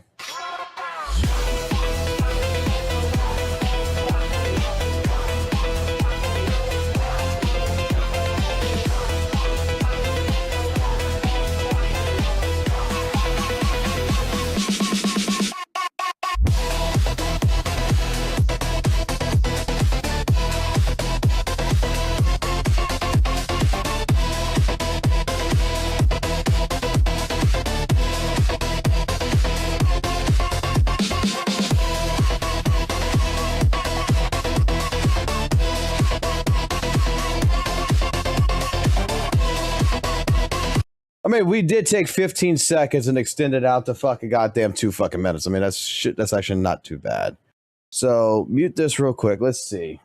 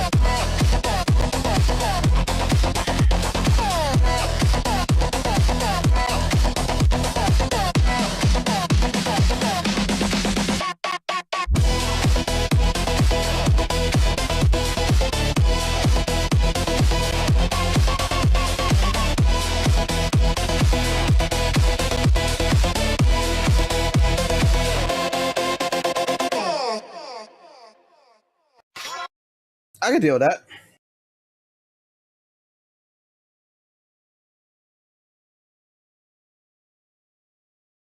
I can deal with that for right now. I will save that for the fucking side point of view. All right, so just to go ahead and finish this up really quickly when it comes down to everything about 2.4 that I pretty much missed and see now. I'm excited for 2.4. Not as excited as I am for 2.5 because leaks have spoiled the shit out of me. Talk about which, is there any fucking new leaks to fucking look at real quick? Yes, there is. Oh, we already seen this one. Zhao's broken one.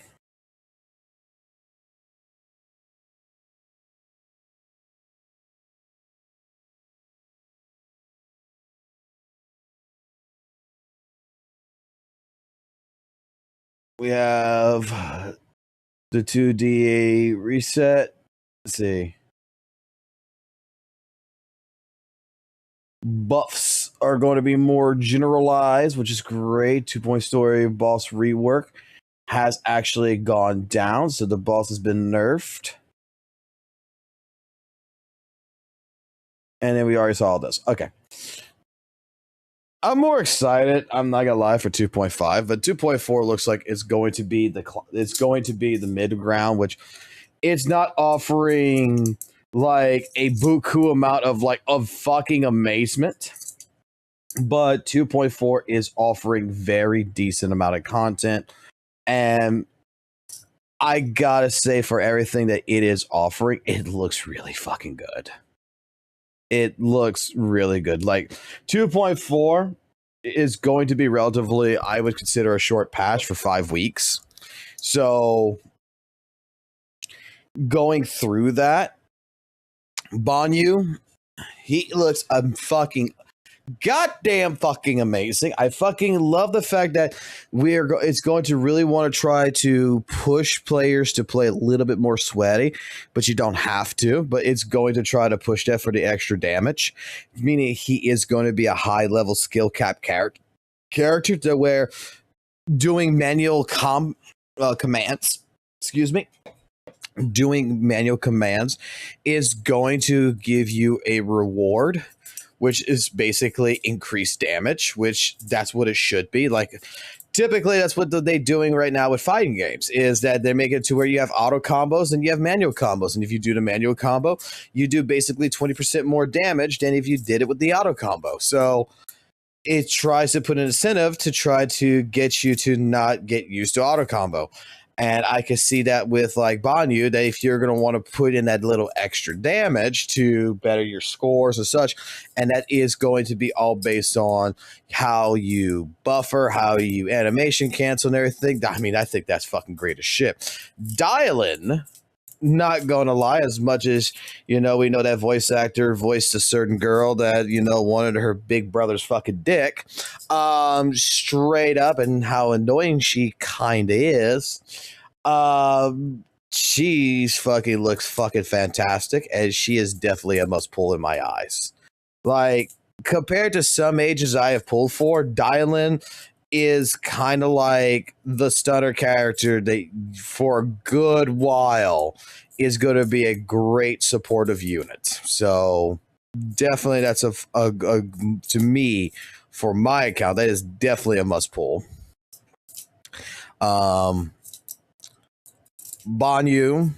is definitely going to be a pull. I'm not going to say that I'm going to pull like a Banyu M6, but that's definitely a pull.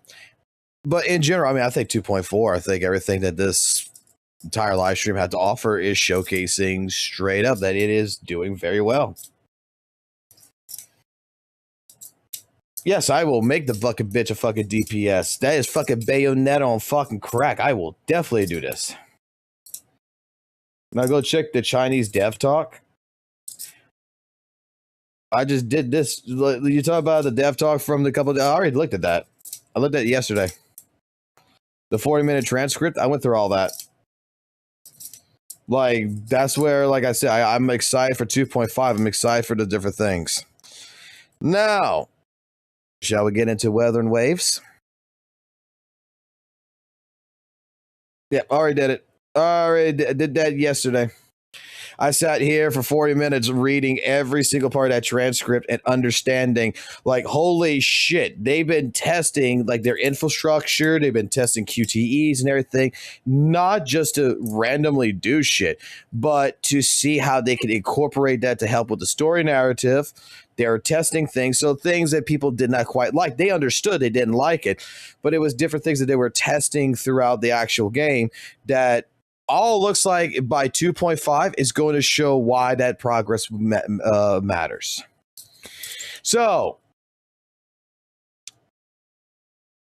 my question for you guys, do we want to watch the full 55 minutes of this shit, or do we want to skip through the shit to the good parts?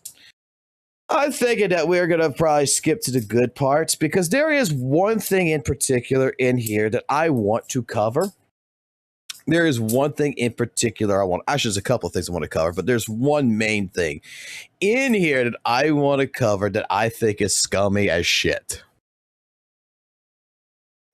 There's a couple of things that's scummy, but there's one thing in here in particular that is absolutely, I will have to say, for me personally, I don't know why it's not been fucking straight up fucking called out. Because they took a page from Hoyoverse. Straight up. They took a page from MiHoYo and it is something that I would assume that all of the anti-Hoyo community would have straight up back earlier this year gave shade to HSR and Genshin and all of them, that they would have gave Hoyo so much shit over that WUWA is doing that they're praising the fuck out of. So let's just say let's build it up. We can skip a good. All right. We can skip a good bit of this.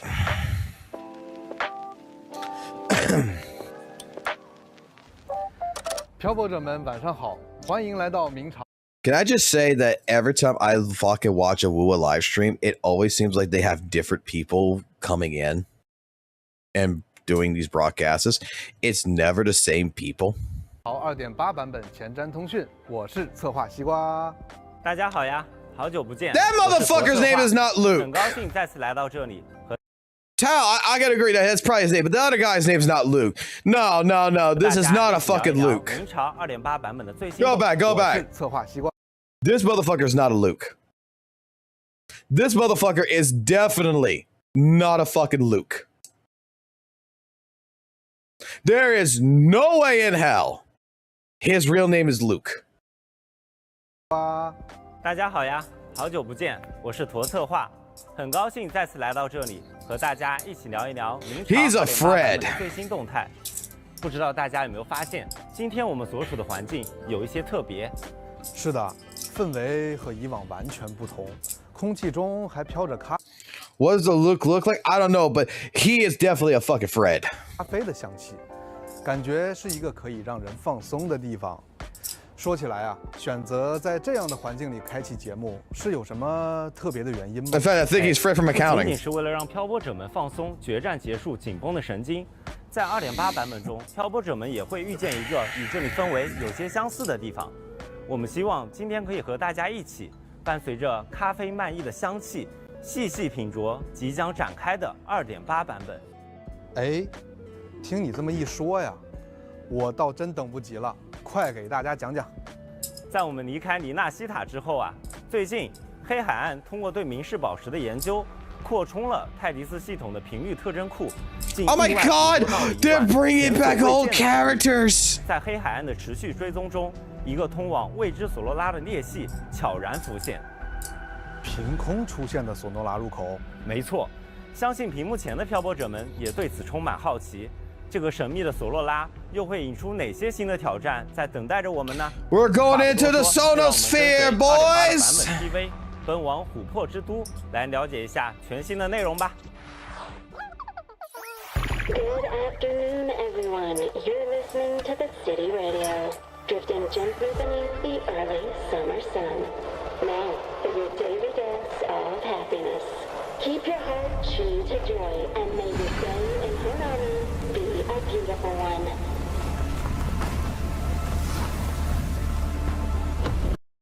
All right, frame one. Go back to this. Frame one. I could take a couple things from this. And the first vibe that I get from this, I'm not sure if your guys going to agree with me on this, but just from looking at this, the first vibe that I'm getting from this is NTE. It's Nevers to Everness. That's the vibe that I'm getting from this. With the middle tower having the glow effect and everything, being the city with the trees and everything that looks like this straight up, I don't know why, but when I first saw this and everything, this gave me NTE vibes. At the same point in time, another thing that I regard at this area also gives me The Last of Us vibes. So this is literally from Honkai Impact. Well, I'm just saying I don't know shit about Honkai Impact, but like Never to Everness, it gave me that's the first vibe it gave me.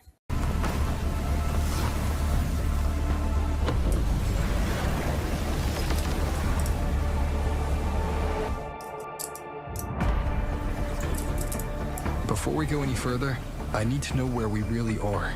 Inside the Sonoro, time and space are brittle. Delicate threads, twisted webs. A deadlock. It's trapped in a formation. It shouldn't even exist in this world. God damn it, Bowling. Your fucking accent is all over the place, and I think it's fucking adorable as shit, and I fucking love it. And for a 4-star fucking character, I love how Bowling talks. I don't know why. It's so fucking weird. It's like it's like every other syllable does not match an accent. It's like someone has taken like multiple accents and random as like a random number generator, and you don't know what the fuck she's going to say next or how it's going to fucking come out. But for some reason, it comes out always adorable. Delicate threads, twisted webs, a deadlock. It's trapped in a formation. It shouldn't even exist in this world. It's true. I'm the guardian of Honami, but by the time I woke up, the city was already like this. I will sever this deadlock.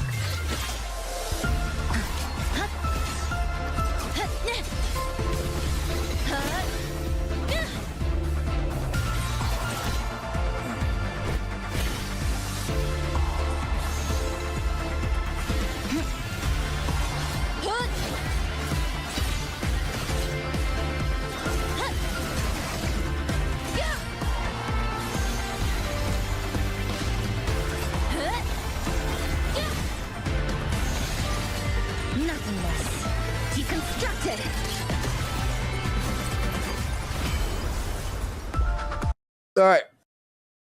Pause it right here for a second and thinking about this real quickly. I know it's a sword weapon. I know it's going to be probably like a broadsword. But that is from straight up La Kill in a sense, I feel. But at the same point in time, I don't like it. I don't know what it is. But I don't feel like out of all the characters and all the introduction of characters that we have and everything, a teenage girl with scissors is a viable weapon. I kind of would have fucking preferred her to have a katana. I don't know why, but I feel like she embodies katana vibes, not a pair of giant scissors. Boing, boing. Everything's working.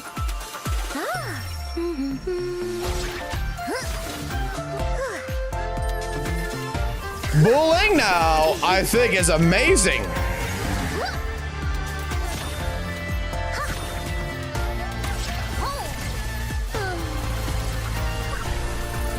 She fights with money. I fucking think it's brilliant. Thunder command. Railgun. Tremble.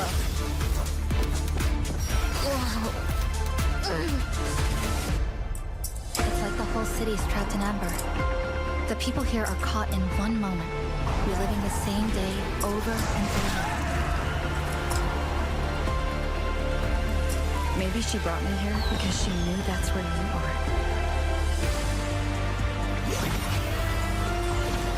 I don't care how impenetrable the tower is. I'll cut a blade right into it.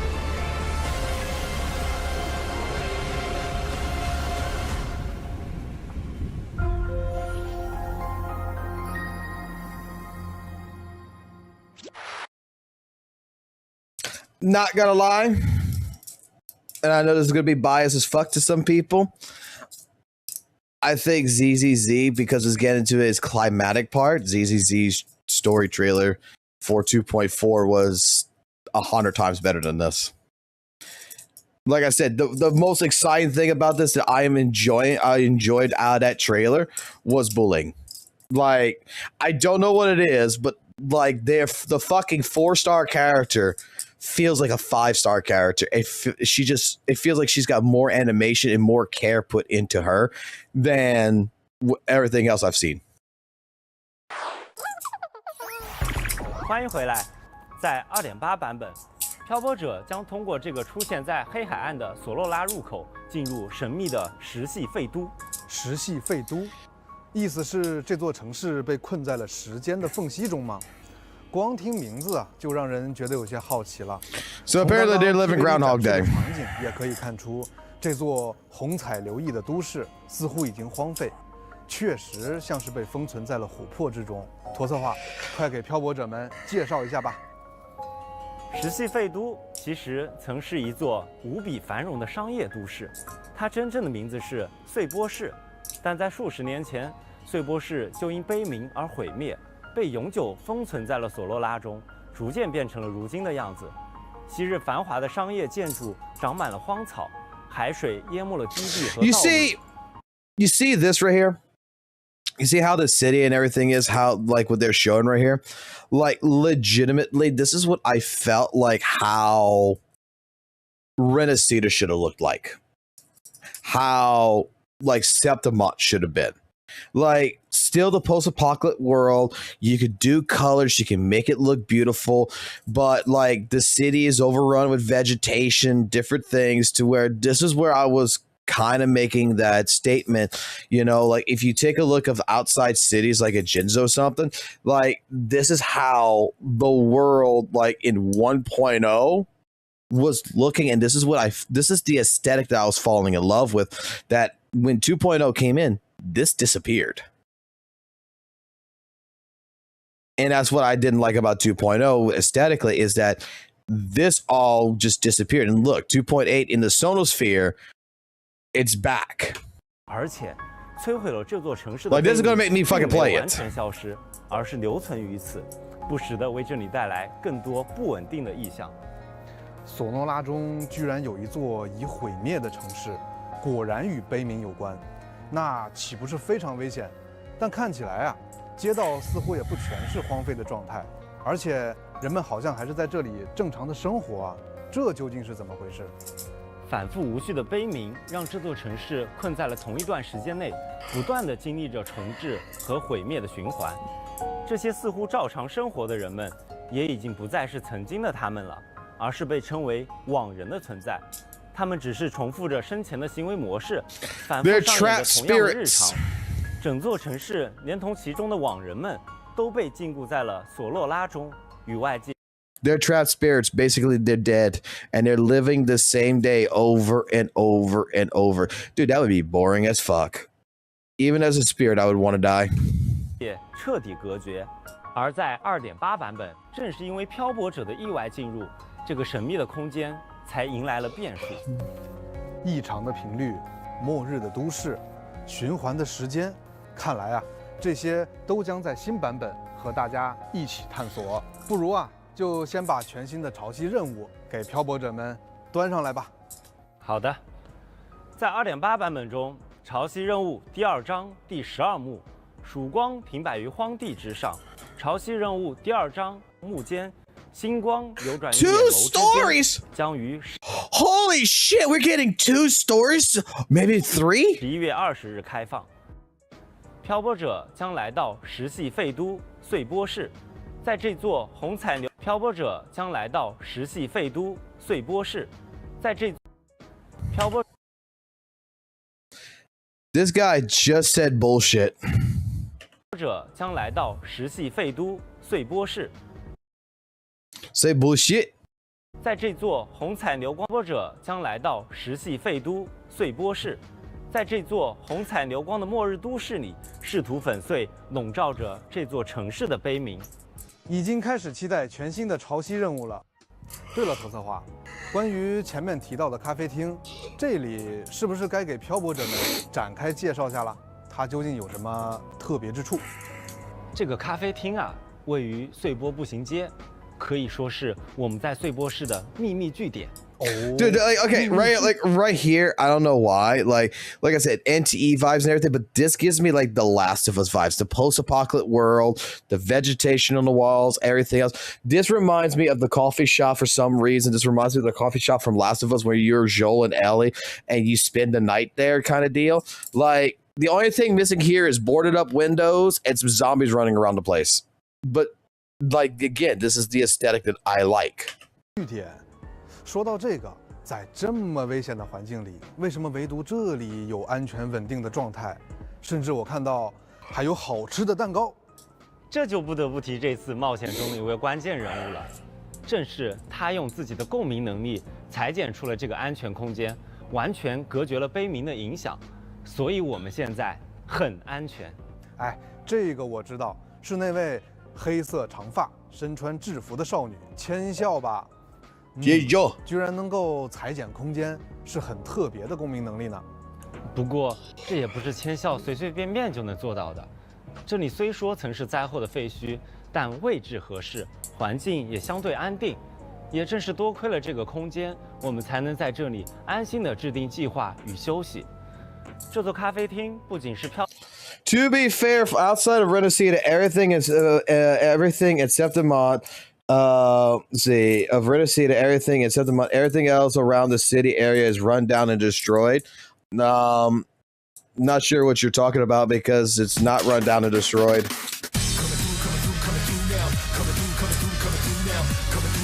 Mr. Z, another famous ZZZ content creator. Thank you for going ahead and subscribe to the channel. Because if you go into after Renacida, right, and you go to like the little towns, they're not run down. Like they got people that's living there, everything else. They look like little villages and such. And then at nighttime, they get the Kingdom Hearts treatment where you got the little lamps that go then all this other stuff that that gets overran to where it makes it look like basically the humans turned into echoes or something, which I know that's not the actual case, but they tried giving that Nightmare Before Christmas, aka Kingdom Hearts flair to those cities, and that wasn't run down.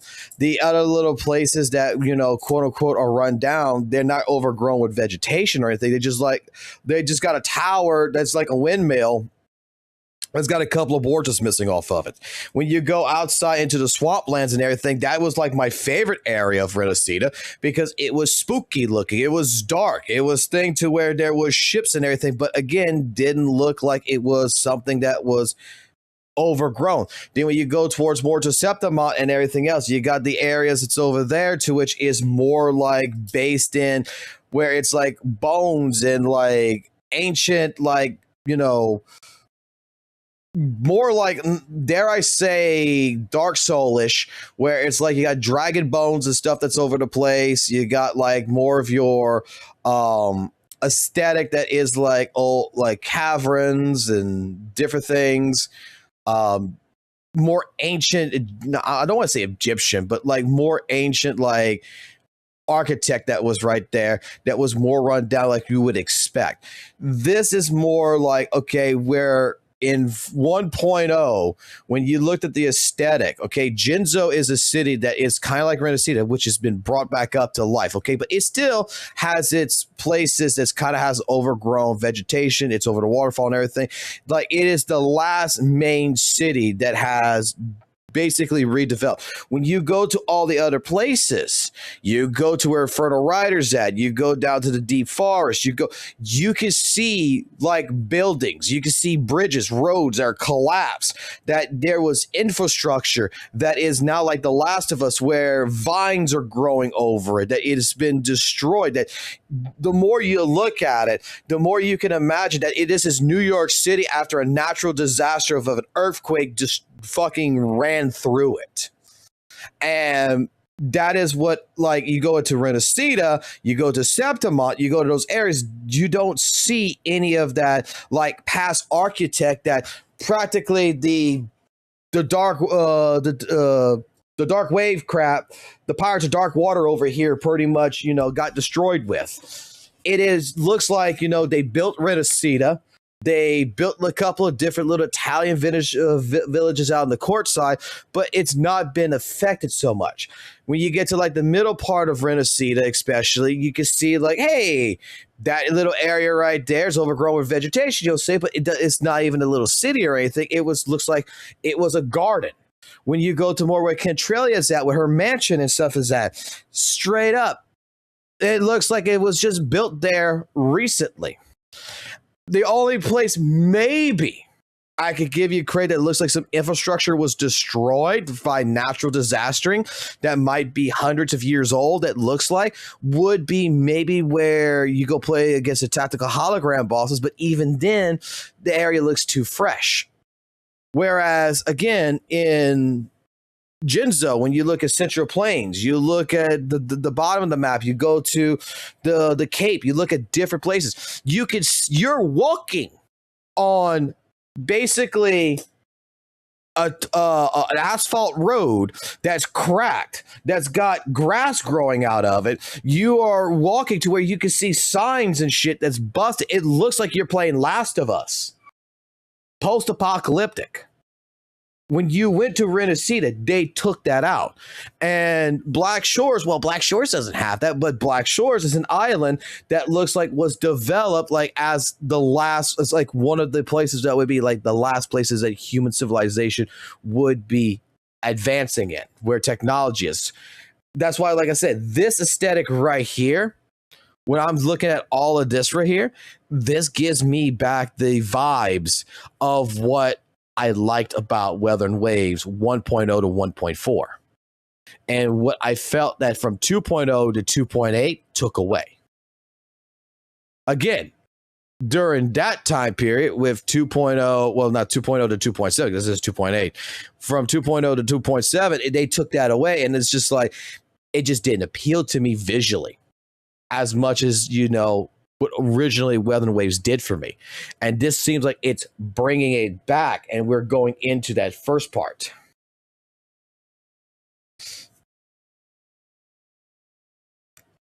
漂泊者和千校休憩的安全据点，还是通向城市其他区域的枢纽。在 2.8 版本，漂泊者会和千校从这里出发，前往更多值得探索的角落，去亲自经历这座城市的故事。至于咖啡和蛋糕，是另一位重要的新朋友制作的。其实我们在这座城市里，到处可以看到他的身影，随处可见。So far, I only care about the 4-star character, and I only care about the area. 哦，是那个长得像水豚、圆润可爱的小家伙吗 ？Come on, friend. 不错哦，没错， 他就是碎波士的守护神波仔。What the fuck is this? 居然是守护神，确实让人非常好奇他的能力呢。而且啊，我发现他还有很。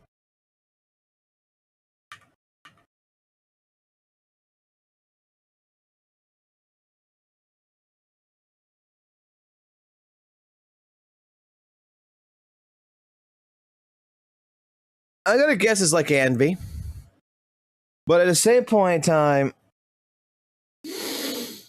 that is a hamster, a gerbil, with a coffee leaf on its chest. Bro, I'm gonna be honest with you. I am not one for hamsters too much, because straight up, I've been bitten by one before, and that motherfucker scared me for fucking hamsters, man. Like, when I was a kid and I was, oh, here's my guinea. It was not a hunter, it was a guinea pig. Here's my guinea pig. Touch my guinea pig. It's like, oh, okay. Grab the guinea pig. That motherfucker latched on to me. I was a kid. I think I was like 7 or so. I think it was actually my son's age, where I still got the scar on my hand right here too, right where my knuckle's at, because it bit right down on the knuckle right here, and I could not get that son of a bitch off of me for the life of me. I actually had to go to the fucking hospital and get stitches. So I'm going to be a little biased, and I'm going to say this son of a bitch right here. Where's the rat poison? 波仔，虽然这只是他自称的，居然是守护神，确实让人非常好奇他的能力呢。It's a capybara. 我发现他还有很多不一样的。It looks like a guinea pig to me. 造型 PTSD. It looks like a guinea pig to me. 说到我们这位性格友好又慵懒可爱的守护神，其实他承载着碎波市的城市记忆。作为碎波市繁荣时期的城市吉祥物，它每日为市民的生活交通保驾护航。说到这个呀，感觉那些散落在城市各处的波仔画像，就像是 I guess it's gonna be like Anby. 印记一样。 It's just gonna be another 非常喜欢它 type of character thing that's gonna talk. 之后，化为实体的波仔不仅承载着网人们的美好愿望，还拥有着一些特别的能力。首先，它比任何人都熟悉碎波市的城市地形与交通，为我们这次探索提供了不可缺少的助力呢。 That thing's evil. 不仅如此啊，它还拥有能够调动碎波市中离散。I'm foreshadowing this thing. That thing is too cute and cuddly. It's evil. 武器等道具，当然，食物 Rover's gonna go to sleep and it's gonna bite him. 错的。至于不一样的造型，那些都是波仔代表不同职业的分身。比如头戴交通帽的月台守护者，侦探造型的调查异常事件的福尔波斯，以及穿着小围裙的蝴蝶结管家 Oh, he's got 等等 different outfits. 本体和分身都十分可爱。看来啊，波仔正以不同的身份。I don't trust a hamster that goes into disguise. 守护神啊！是的。至于为什么波仔会 This motherfucker's probably the reason why we had fucking hamster on a fucking wheel fucking events for so long. 现在的模样出现，又为什么能在碎波室与大家同行？这些 I 谜 wouldn't trust 题 it. 就留给漂泊者们亲自探 It's 寻 evil. 吧。已经开始期待遇到波仔了，相信各位漂泊者会发现更多关于波仔的故事。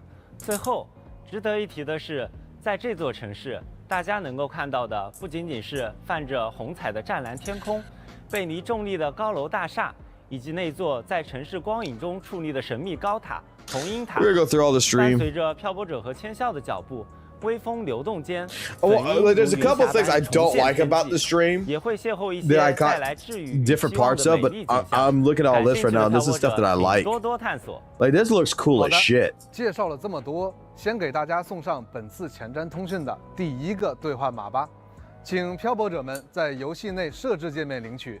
I don't care about the reward code. Endless Summer.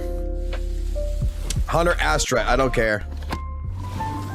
Wait a second. Wait. No, actually, I might care about this. Hold on. Wait a second.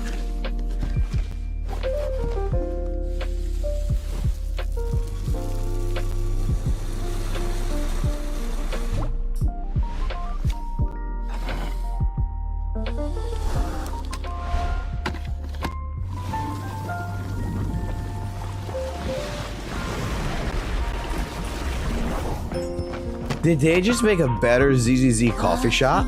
Good morning. Honami hours. Have one full to the brim. They made a better ZZZ coffee fucking animation. 醇厚，味道真是不错。那个，我能再续一杯吗？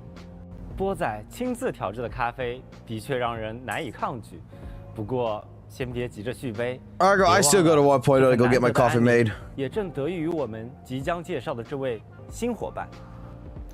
You gotta go to redemption section to go do it. 了解下即将在2.8版本邂逅的新伙伴千笑吧。 Okay.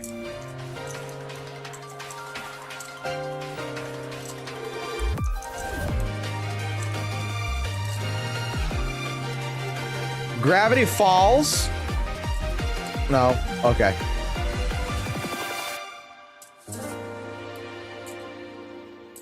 That's just her 独特 thing. 的 Okay. 红色眼眸，简洁利落的制服，给人一种优等生的感觉，看起来是一位有些神秘的少女。作为善于思考的理科优等生，虽说千笑也是意外来到碎波室的，但他凭借自己冷静认真的性格和出色的学习能力，很快适应了这里的环境，用共鸣力在这座末日都市里开辟了安全据点。不过，拥有这样奇特能力的他，自我介绍时只是自称普通学生。普通学生 I guess that's kind 或 of cute. 许在他的认知里，这座动荡的城市生存与解算公式难题一样，已经成为了日常吧。看来这位新伙伴不仅学习能力强，性格也意外的可爱，很期待与他一起探索这 It's 个 kind 城 of 市。 dumb. 不过呀，既然 The 提到了 pocket shit 他 kinda dumb. 裁剪的共鸣力，那就不得不提他手持的这把巨型剪刀了。这把剪刀虽然 The book 看起 one 来沉重， Pretty 但在 good. 他手中却轻巧。 Weapon I feel kind of dumb. 是的，千笑出生于裁缝之家，剪刀在他手中的用途远比我们想象的更多。他不仅能用剪刀剪出一些自己喜欢形状的剪纸，必要时他也可以充当各种实用的工具。千笑经常灵活地改变着剪刀的形态， Is that how she 为 gets a 自己 haircut? 所用。看来啊，剪刀在他手中可以说是万能工具了，简直像是百宝箱一样的存在。对他来说，剪刀不仅仅是能斩断困难的利刃，而且也寄托着温暖的记忆。这也恰恰反映了他在看似冷淡的外表下柔软细腻的内心。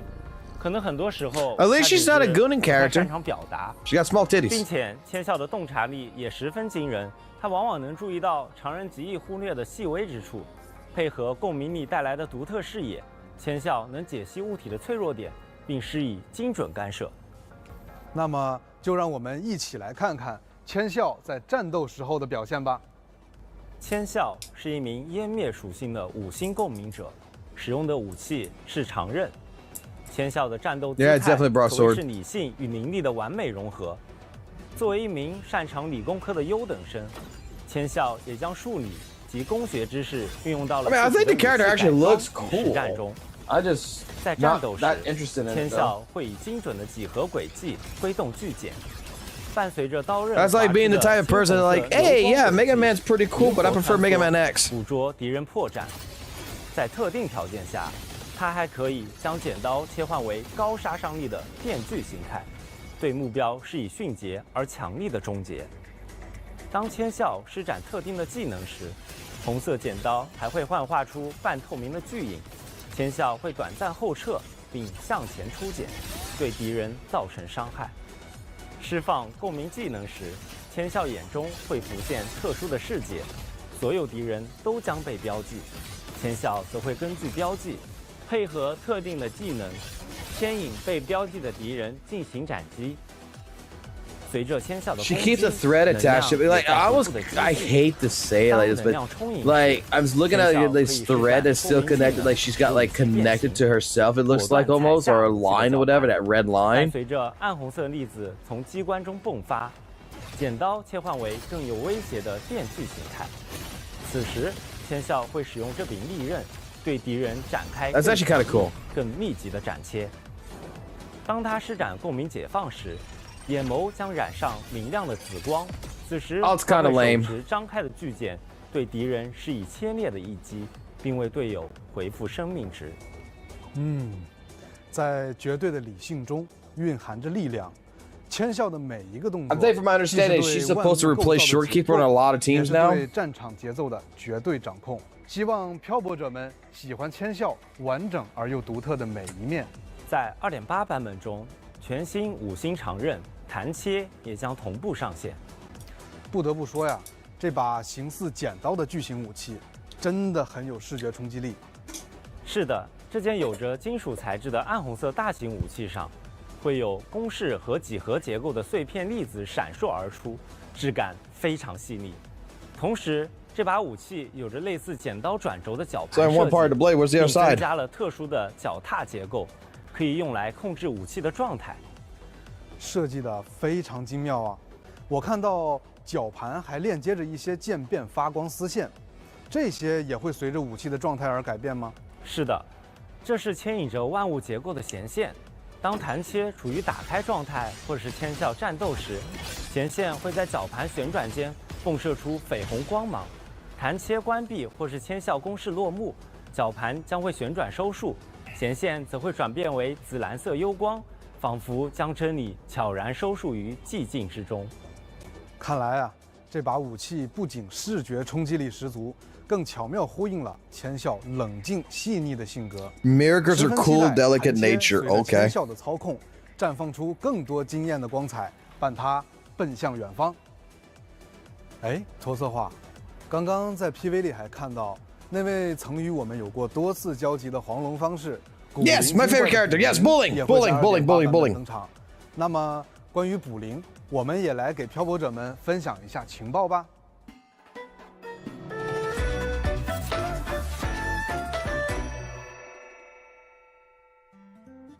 卜灵，样样都灵。这位来自黄龙梦州、打扮新潮的小道士，擅长卜卦祈福、测字解签，而且他还总会不经意间施展一些激进失传的技法招式。是一个活泼可爱。That's a waifu I don't think would fucking mind if I bought none but anime girl figurines and just put them on the shelf. In fact, she probably would even help to fucking collect them. She is completely non-judgmental. 他的信息网得有多庞大？同时，他本人也是个不折不扣的论坛冲浪高手，有时还会在论坛与大家分享一些有趣奇怪的经历。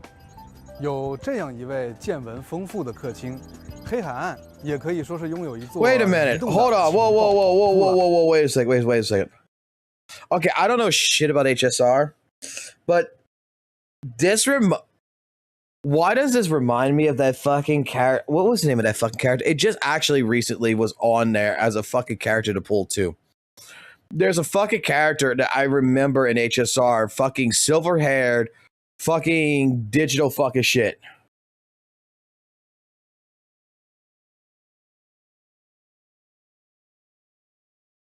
Is it Topaz? Is it Topaz or Silver Wolf? With the digital shit, always wanted to be on the fucking social media, it seemed like.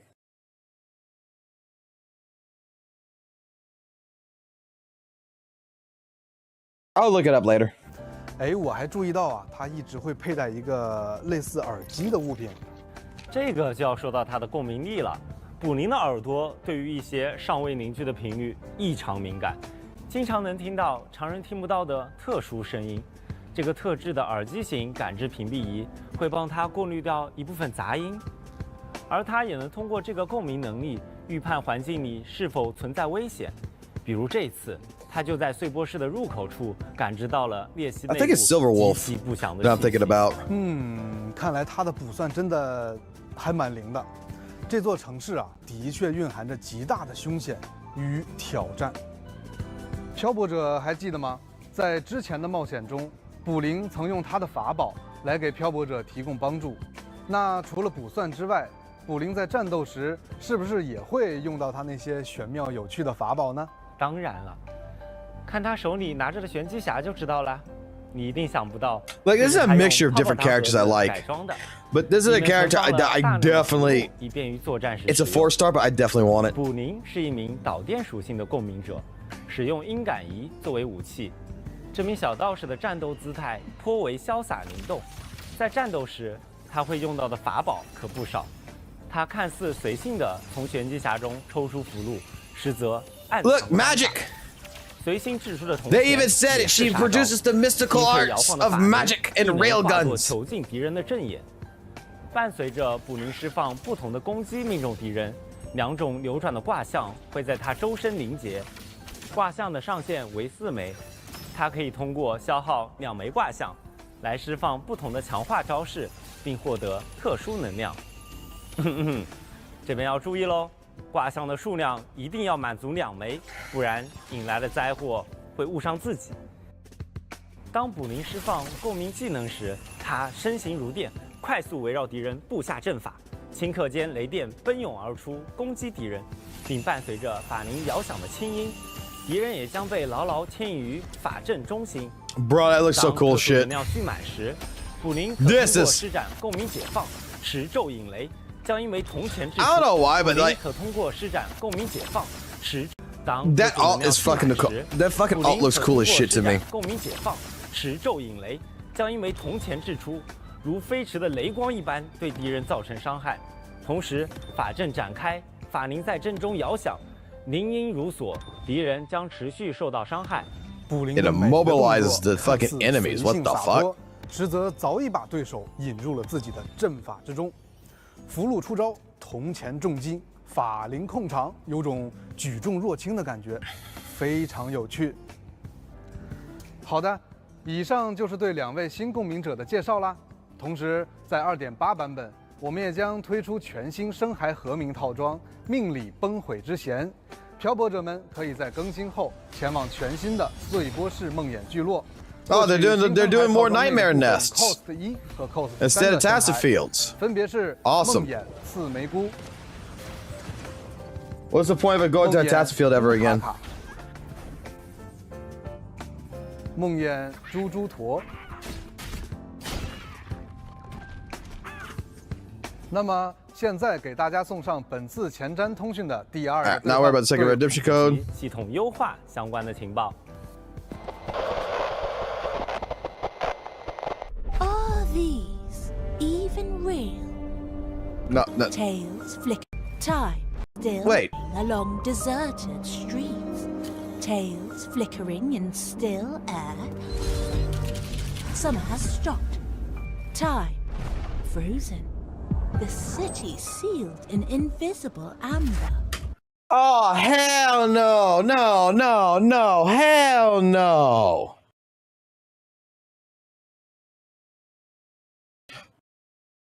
Wasn't it certain content creators that was bashing on ZZZ for the fucking shit with Lucia and fucking Yadhari when they fucking did their presentations? Like, what the fuck is with this ghost shit? Makes no sense. Not for the world. Like, and here, even real. They're doing a horror style theming. Streaming along deserted streets, tails flickering in still air. Summer has stopped. Time frozen. They did the same city sealed in invisible amber. Does the nation passageway really grant any wish? Why have some never returned? Were they devoured by something? In the dead of night, when ZZZ did this, it was trash. WUWA does this, it's amazing. Oh my god. Frozen city starting to crack. Honami's urban legends were never just stories. Now, it's time to pull back the curtain.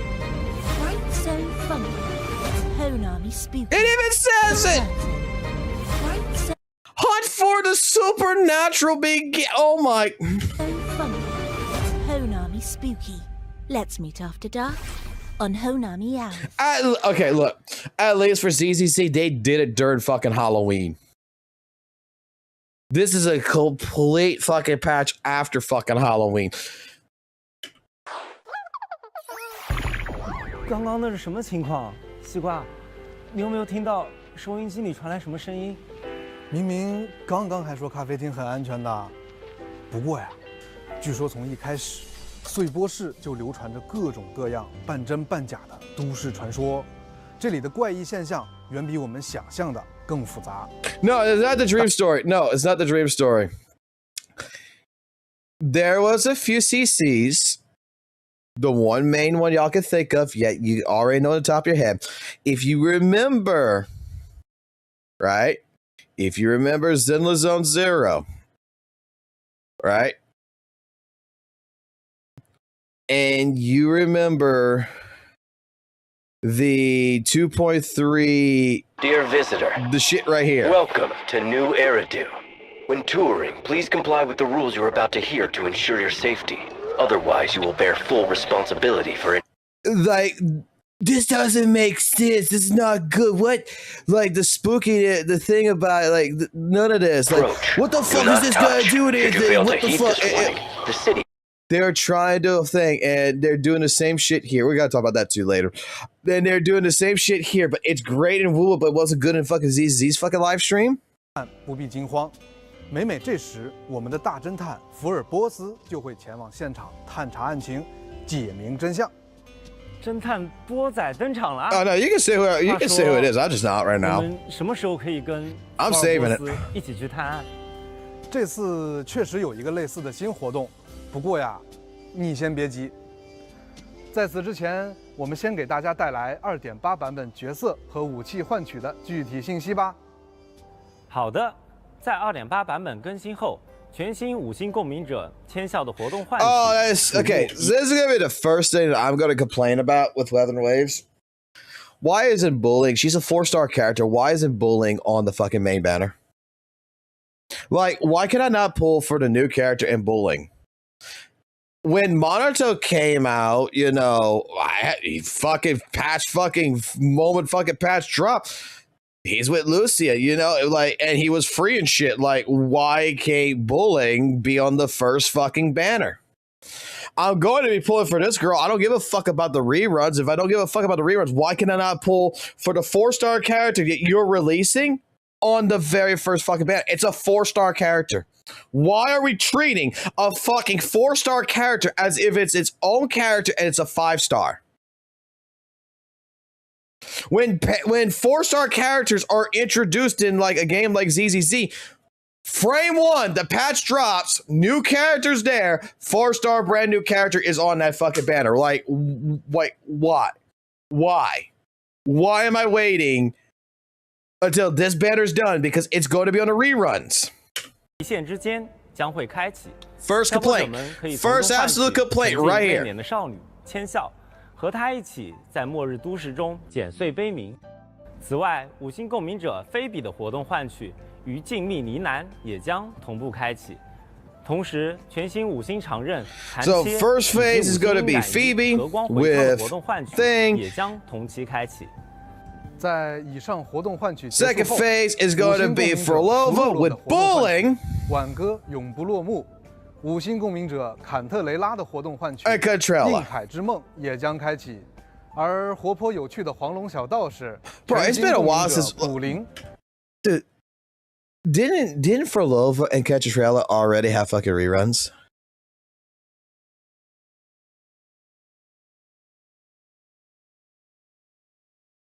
Like, holy shit, they making sure that if you did not pull for either of these, and you're gonna be pulling for her, you gonna get you have no excuse why you can't get a Havoc team. They're gonna make goddamn sure you have no excuse. Because I swear I've seen this particular bitch rerun at least 3 fucking times already. For Love, I think it's already been once, and this is her second time, but this one, I know I've seen it at least 3 times.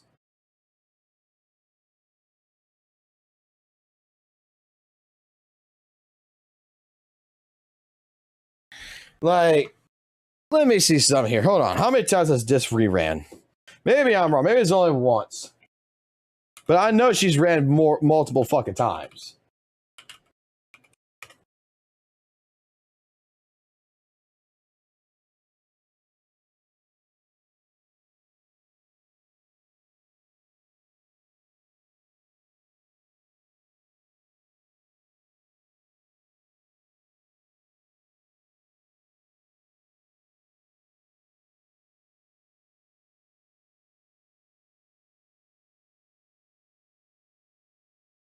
I swear I've seen her multiple times.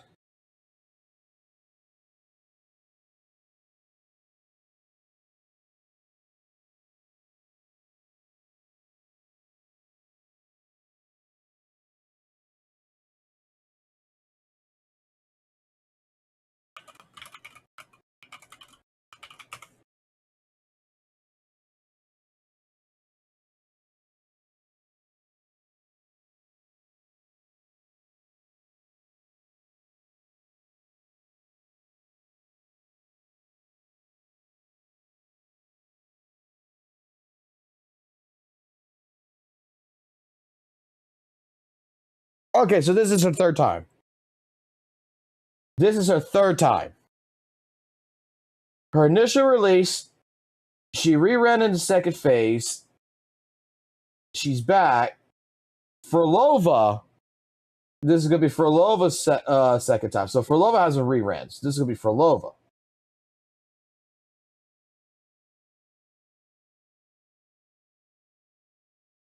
Wait.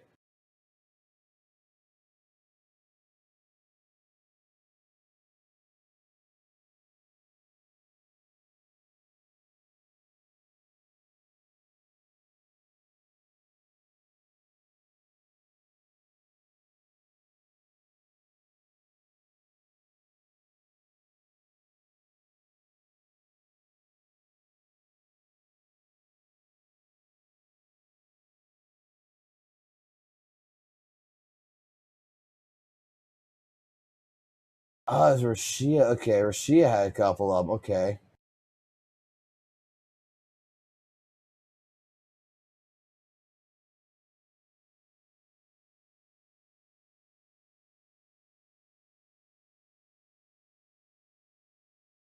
Like, bro, can I not get a fucking Yinlin rerun? Can I not get a fucking Camellia rerun?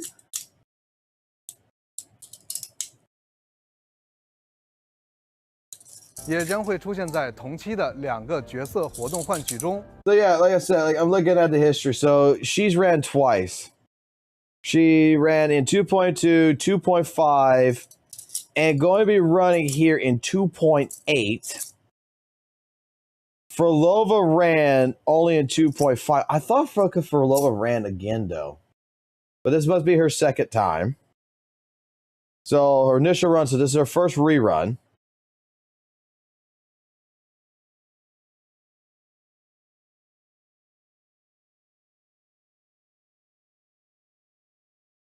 Like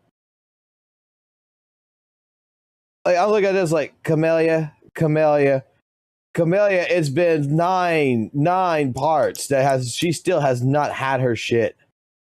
I mean, come on, give me at least Camellia something. God damn.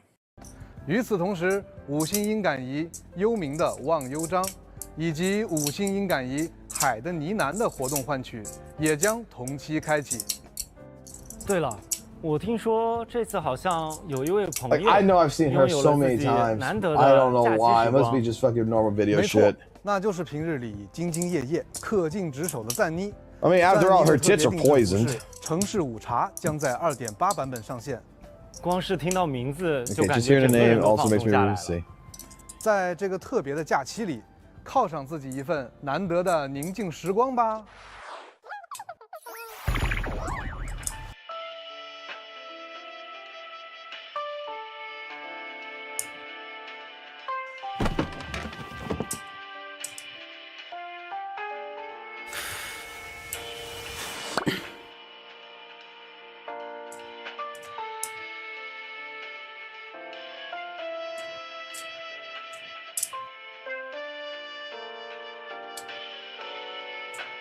Yeah. A short break won't hurt. That design does not look that good. 这套服饰以柔软的毛衣为主，勾勒出一种 A turtleneck sweater with a tie.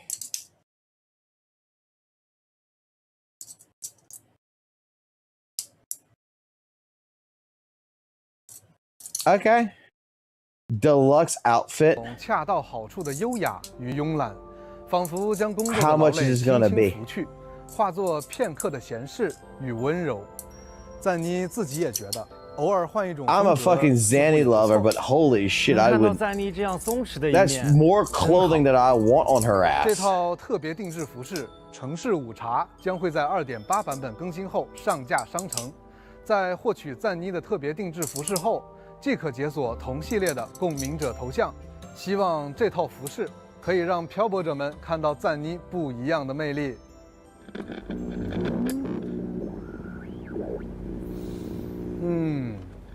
Not too much a fan of the design. 看来怪异事件的调查时间到了。2.8版本即将开启全新活动——碎波怪异物语。这名字听起来就带着都市传说和神秘事件的味道呢。具体是怎么样的活动呢？ Oh, looks like kind of like a 在活动 Persona 中 thing there 漂 for 泊 a 者 second. 将深入探索碎波市的各个城区，调查在各地活跃着的怪异现象，顺路收集散布各处的道具。注意哦，在危险的深度探索中，漂泊者要 Combat 时刻关注自己的稳定值，争取在稳定值耗尽前 Probably very 回到咖啡 short-lived 厅。 combat, to be 在 honest. 成功回到咖啡厅后，漂泊者 double 可以 cro- 出售找到的道具，兑换波仔喜欢的米团。米团不仅可以进行漂泊者自身属性强 This 化， looks familiar. 还可以和波仔进行交易，帮助大家更好地在碎波市中进行探索。更重要的，在店铺装潢内， The level 漂泊 up. 者可以在波仔的协助下装饰咖啡厅，一起将咖啡厅建设得更加温馨 Is the 吧。 coffee shop gonna like Devil May 值得一 Cry? 提的 Like 是 the Devil May 成功 Cry 消灭 shop? 城市中的特 Where 殊 we get 强 a 大 call, 敌 we 人 gotta go 会获 bust 得 down 一件 some 藏品 discords. 这不仅是实 That'd be 力的 pretty 证 cool, 明 honestly.，也是通往怪异事件真相的线索。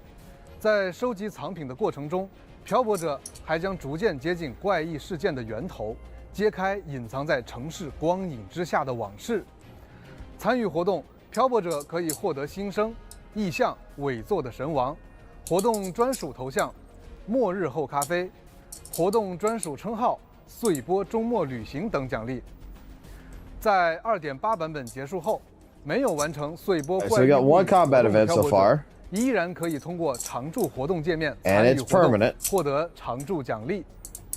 在前面的介绍，我们也了解到，因为碎波市索诺拉的特殊性，网人们仿佛也在此经历着一段不断循环的梦境。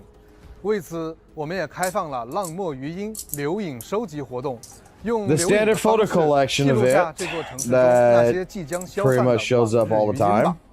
完成 Not 收集 interested. 即可获取包含新生在内的各类奖励。请漂泊者在这座荒废的都市，用镜头打捞起转瞬即逝的记忆碎片吧。接下来，呜物流即将开启一个全新的活动企划 Answer on the wheel, 呜 fucking 企划 bullshit 更始，请漂泊者帮助老朋友马季收集数据，完成相关任务即可获得呜邮币，参与有趣的抽奖活动。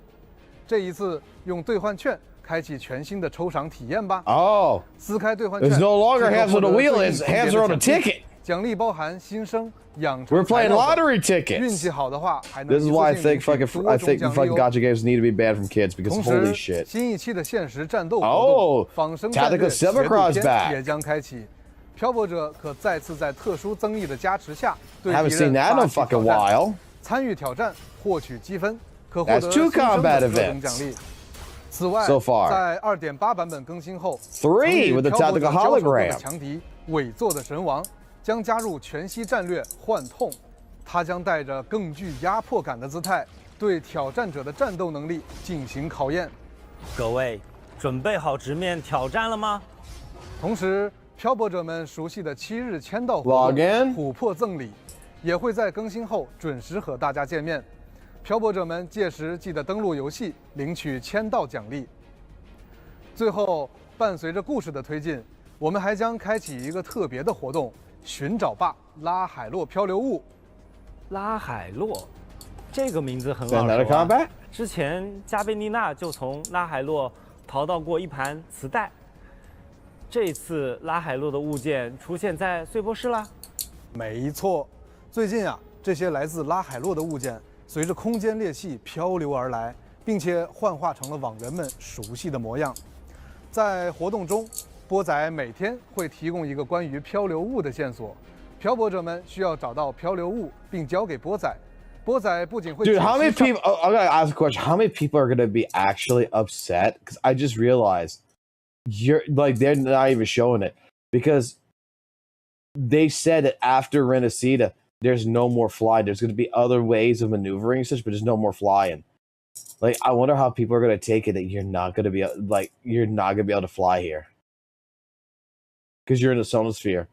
If you can't fly, I wonder how people are gonna take that. 上面记录的未知频率，还原物品真实的样貌，还能解读出一些关于拉海洛 Could 的 actually 情报 extend 哦。 the gameplay a little bit 听起来 longer. 很有意思。这些点滴的信息，或许正是我们认识拉海洛这个神秘地区的第一步。参与活动可以获得新生、养成材料等奖励，期待漂泊者们可以通过这个活动获得一些独特的发现。好，了解了新版本的活动与玩法，同样重要的还有游戏体验方面的优 That's 化 it? 与提升。接下来就一起来看 That's 看 actually 在新版 that's 本中 actually 的 half 优化 decent. 相 That's 关内容 actually 吧。 better than what 好的 2.7 was. 首先，在2.8版本，我们将对游戏中的深海吸收操作与体验进行优化调整。哎，刚刚介绍新梦魇聚落的时候，我就发现了，只做了一次吸收动作，就把一定范围内所有 Yay, 可 we 吸收 get 的 to 生 we 态 get to 全 absorb 部 all 吸收 echoes 了 at 没错 once. 在更新后呢，就无需逐个进行吸收操作啦。不过稍微有些区别的是，相比平时探索世界中的吸收场景，在梦魇聚落中的一键吸收时，范围要更大一些。 That should have been in 以 this 便漂 game 泊 since 者一 day 次性吸 one. 收当日刷取的所有深海。哇，非常实用的优化。在2.8版本更新后，角色突破、武器突破和技能升级界面将新增材料补全功能。当角色养成所需的材料不足时，点击此按钮可打开材料补全界面，在界面内可以直观查看当前需求的材料情况，并可直接进行合成、材料置换以及打开物资箱等 Alright, so this 操 is 作， good short. 无需 Okay. 跳转到其他界 All 面 supplement 即可快 featured. 速补 Okay, 齐所需的材料啦 that's。nice. 并且，当合成所需的低稀有度的材料不足时， So basically, it's 系 just 统 gonna 会自动 fucking make 检 what you 索 need, 更 like 低稀 boom 有度 done. 的材 Okay, 料和 cool. 物资箱，并自动填充至所需材料列表，直到满足材料的数量需求。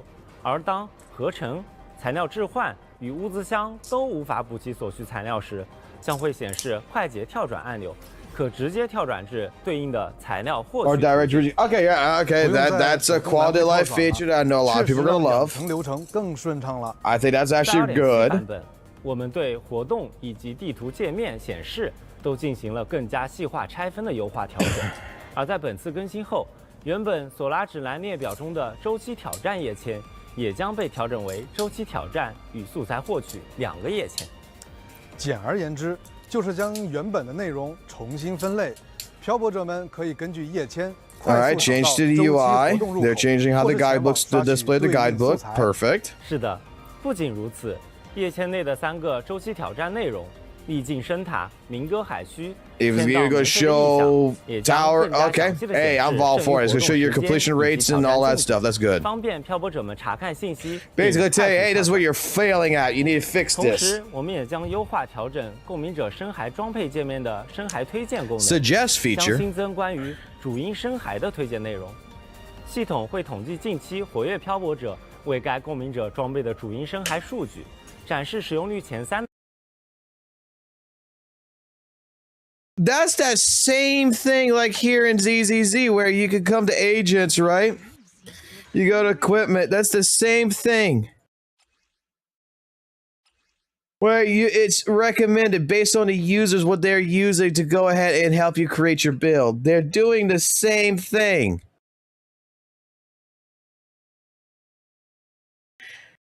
Hey, all I'm going to say is as long as the people are building correctly, no issue. But the moment people start building wrong and shit, they're going to fucking have some fucking bad data. 的深海，并区分和鸣套装类型，让大家一目了然地了解主流深海搭配选择，并且漂泊者们可通过点击主音深海与主音属性来快速筛选所需装备的深海。 希望这项优化 Bro, that is exactly what the fuck I've been asking for. I actually used to put that in the surveys all the time. Can we please have it to where, like, you know how we have it to where we could dispose of the echoes, right? And we can get them transferred into other echoes. Can we not do it like, you know, after like you batch of 100 echoes, right? Every time you batch 100 echoes, can I get not some kind of material back or some XP, something like tuners or XP back for like every 50 or every 100 echoes that I, you know, get rid of? Because even in ZZZ, I get rid of an echo or I get rid of a disc or something, I still get a cost back. Like, I go dismantle, like, all the discs. I still get fucking XP back. I still get material back for it. And that's why I just go grind. Like, can we not make that happen in other ways? I mean, God, then at that point in time, you actually have people who would probably go grind, go kill as many echoes they could, go into other people's worlds and kill as many echoes they could, just to go ahead and batch them, just to get the... like additional XP as much as they could on the side, and you could even limit it like by the day or something. You could only get like 20 jars of XP and that's it. But you would extend the gameplay. 提供更多深海搭配的参考与便利。除养成与界面功能外，我们也依然带来了游戏体验的相关优化。首先 ，Windows 系统 PC 端将新增后台运行 There will be a mute when the game in the background feature. 项中开启，开启后，当游戏处于最小化的 honestly, that was something I never thought I cared about until ZZZ showed me they did that, and I fucking fell in love with that shit. 使用场景很贴心，漂泊者们可以根据使用习惯，在 That is a definitely welcome fucking feature. 在 2.8 版本更新后，当漂泊者们在全息战略幻痛挑战中选择重新挑战时，共鸣者的耐力值将立即 so now when we 这样就能在 okay, so now that when we restart, we go straight back into it. 并且我们 We get everything back at 100% again. We don't have to wait a couple of seconds or 挑 something. 战时或完成挑战后的提示框当中，原本的取消按钮将被替换为重新挑战按钮。希望这2项优化可以改善漂泊者们在进行挑战内容时的体验。Good quality life. 此外， Can't complain. 关于 Can't 游戏 complain. 内容的调整安排。我们将对虚烟效应、巨爆效应、电磁效应、双剑效应这4种异常效应体系进行一定的调整。具体的调整内容会在后续的官方信息中详细 They're 说 gonna 明。 be diving deeper into gameplay revolving negative stats effects. 我们也带来了 Something that should have been done a long time ago, but hey, 首先 better late than 优化了 never. 部分场景的全局光照效果。 The 2.8 fuck? 版本更新后，在部分场景内将可以体验到更绚丽的光照效果。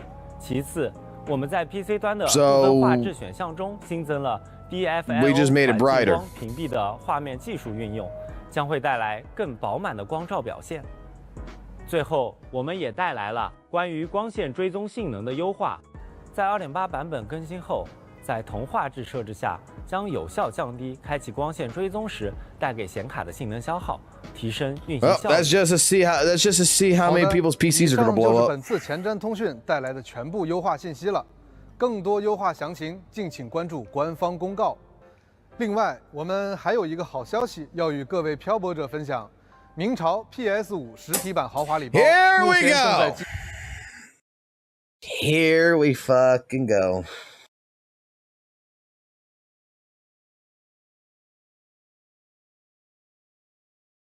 This shit right here.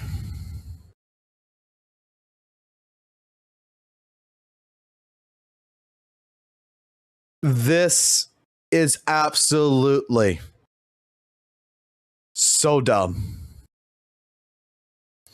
This is worthless. Who the fuck decided? Let's make a PS5 Deluxe Collector's Edition where you can buy Wuthering Waves, a free-to-play fucking game, to get a redemption code for 50 astrites, 30,000 shell credits, 1 cost Phantom Echo, and a number 2 dish, along with merchandise of a metal card, an acrylic standee, not even a proper figure, an acrylic standee, some acrylic color paper, and a postcard. And with the fucking inflation prices that Sony has done on game developers in the last year, I don't expect this package is going to be like $20. This is going to be at least $39.99 or fucking higher. For a free-to-play fucking game. This is what I saw. I thought originally it was fake, but I found out it was real. And I condemn the shit out of this because here's the problem. Physical media. I own physical media. There are certain games that I own the physical copy of, like I own for games for the Wii U. I own games all the way down to Sega Dreamcast, Xbox original, fucking PlayStation 3, PlayStation 2, Sega Saturn, Sega CD, Sega Genesis, Super Nintendo, Nintendo 64.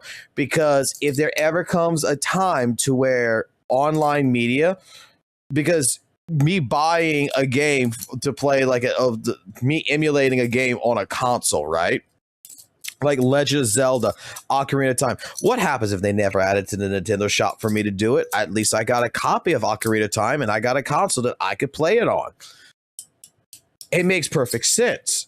But for a online only gacha game live service that has no offline capabilities, if, let's just say, we don't know what the future is, what happens if there's a natural disaster in China or some government ban sweeps across or whatever, and you're not able to, quote unquote, let's just say it is 6 years down the road and Wuthering Waves the size of EOS. I don't think that's going to happen, but let's just for theory purpose. You're telling me that I bought a physical copy of a game that I will never be able to play. I will never ever be able to play in the future when the game actually dies, because then it would just become title. It would just become title screen simulator. Now I know, because it was brought up to my attention earlier, that Honkai Star Rail did this with the Trailblazing edition. And I'm going to tell you that this is even abysmal fucking bullshit, because you need fucking internet. Like, even this should not fucking exist. They're doing the same fucking practice as Hoyoverse. And Straight up, they could have did something completely different. They could have did some, like, just to get the goodies, right? The merchandise is included. Why couldn't we just make a PS5 DVD, game disc DVD or something, where it is a movie of all the events of 1.0, of 2.0, all the way to 3.0 that tells the entire story. Maybe put in, you know, where there's no gameplay, it is better animations, stuff like this they could have worked really hard on to tie in maybe some of the loose plot holes and such to really, so that way if you're a brand new player, you buy the deluxe version here, which you get a game disc that's a fucking DVD, basically, that plays the entire story of 1.0 and 2.0. So that way, when you start in 3.0 in 2026, you're caught up with the fucking story. And you didn't have to go play it. That they could have put, like, you know, they could have put in like more anime cutscenes and stuff into it. They could have fully fleshed it out. Hell, even like me and Vincent had this conversation about this, to where they could have made like some mini game or something. You're selling a fucking online game that, if I don't have internet, this is useless. If the game dies, its value is worthless. This is not like Concord. This is not like some games where the internet side of the game died, but there's still a single player aspect to it to play, that those games still range so high that people, those are collector's items. Concord has become a collector's item. It was a live service game since, but there's still offline play to it. There's still a means to go through. And that game was like in the fucking trash bin for $20. And if you picked up a copy, that game is probably now worth $200-300 fucking dollars because it doesn't exist no more.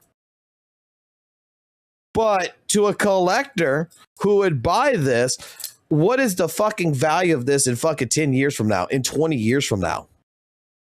Nothing. In 30, 40, 50 years from now, it's worth nothing.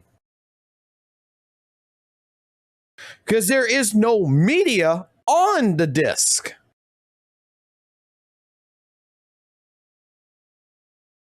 There's nothing on it. It's probably just what every other game developer does. Probably just an installation to install on the PS5, and the rest of it you got to download off the internet. That's it. It's probably just like 5 meg. It's probably just like the PC client. It's just the initial installer. It's probably only as big as like 10 megabytes. You pop the disc in, it installs it, and says you got to finish downloading the rest.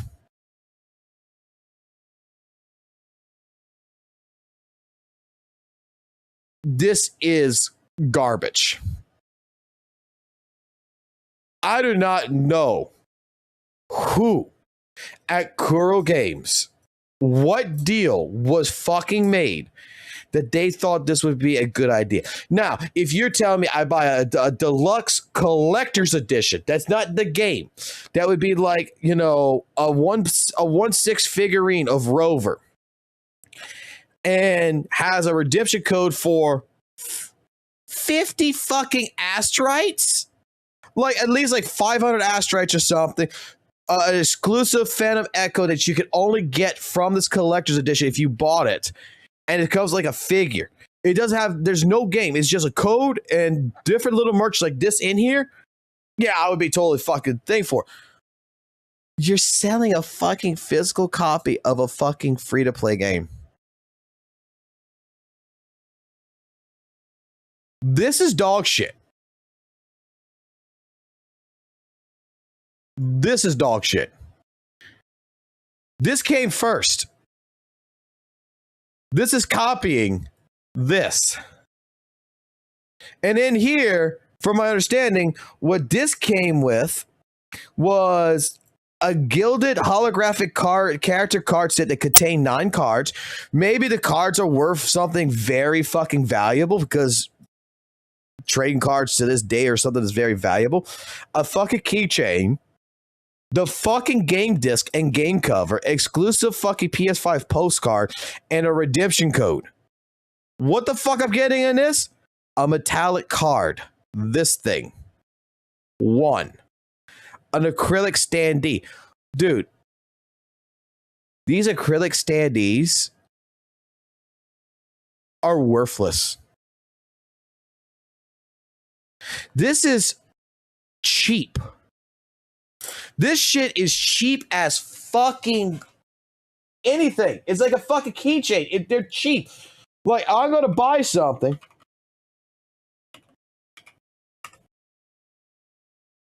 Right?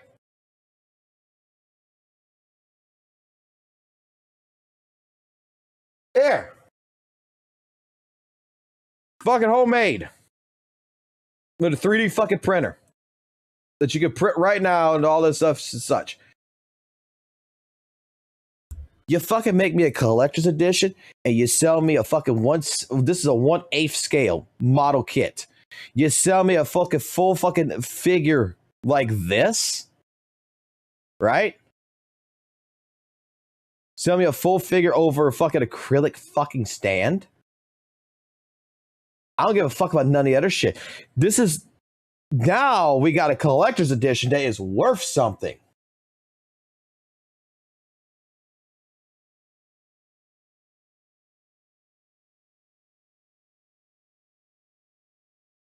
Again.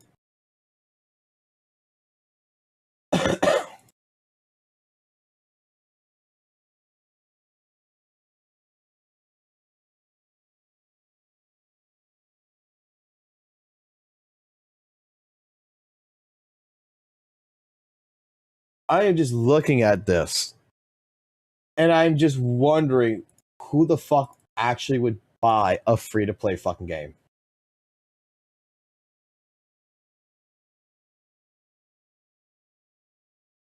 This is junk. That's not even one pull. 50 asteroids? You need 160 for a fucking pull. You're still 110 short for a fucking pull. Like, hey, if I'm gonna buy a PS5 deluxe version, right? At least give me a fucking 10 pull, baby. This is junk.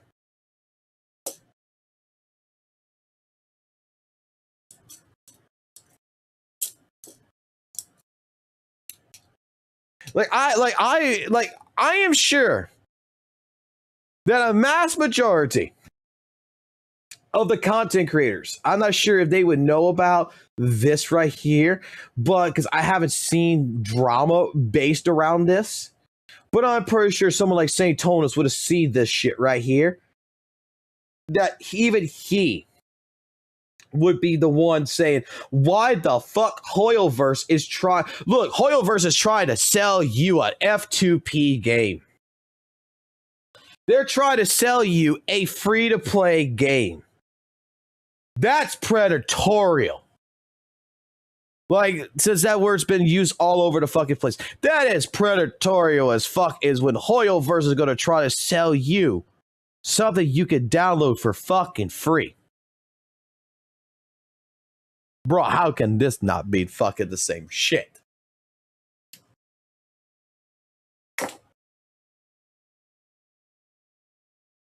This is absolutely stupid. Again, you don't even need the game disc. Throw the game disc. It's useless. This part is fucking useless. This is shit. A fucking metallic card. I could get that on fucking Etsy from fucking somebody fucking for fucking $5. Fucking acrylic fucking standee. I can get that right now off of fucking Amazon. I got a Chang Li fucking goddamn acrylic stand. Okay? I fucking wanted to see what one looked like. I bought a fucking Chang Li one. You know how much it fucking cost me on Amazon? $5. Because all it is someone printed a fucking picture and fucking made it and fucking put it in a fucking acrylic mold and fucking resined it, and fucking dried it, sanded it down, polished it, all that good shit, popped it on the fucking stand. It's not as good as, you know, an actual artist who sculpts a fucking statue. Acrylic color paper. So we're going to get an acrylic colored paper of the same thing, like a thing, not even like a poster or some shit, like a fucking poster, like fucking Dragon's Quest did this shit where they made a fabric poster and shit. That would be a fucking great fucking thing. And did a fucking postcard.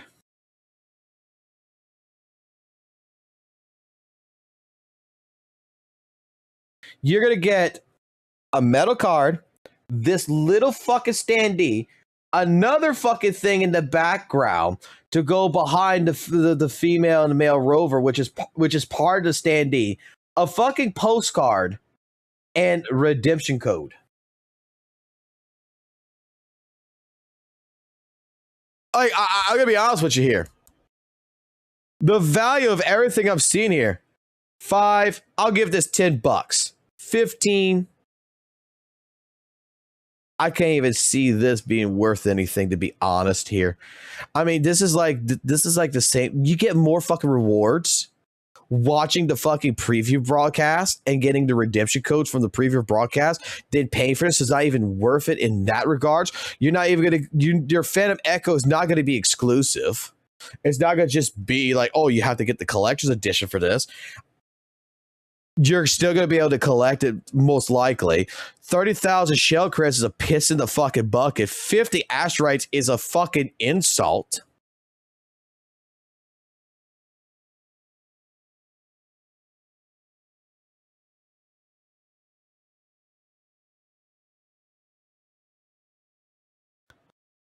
This is dumb.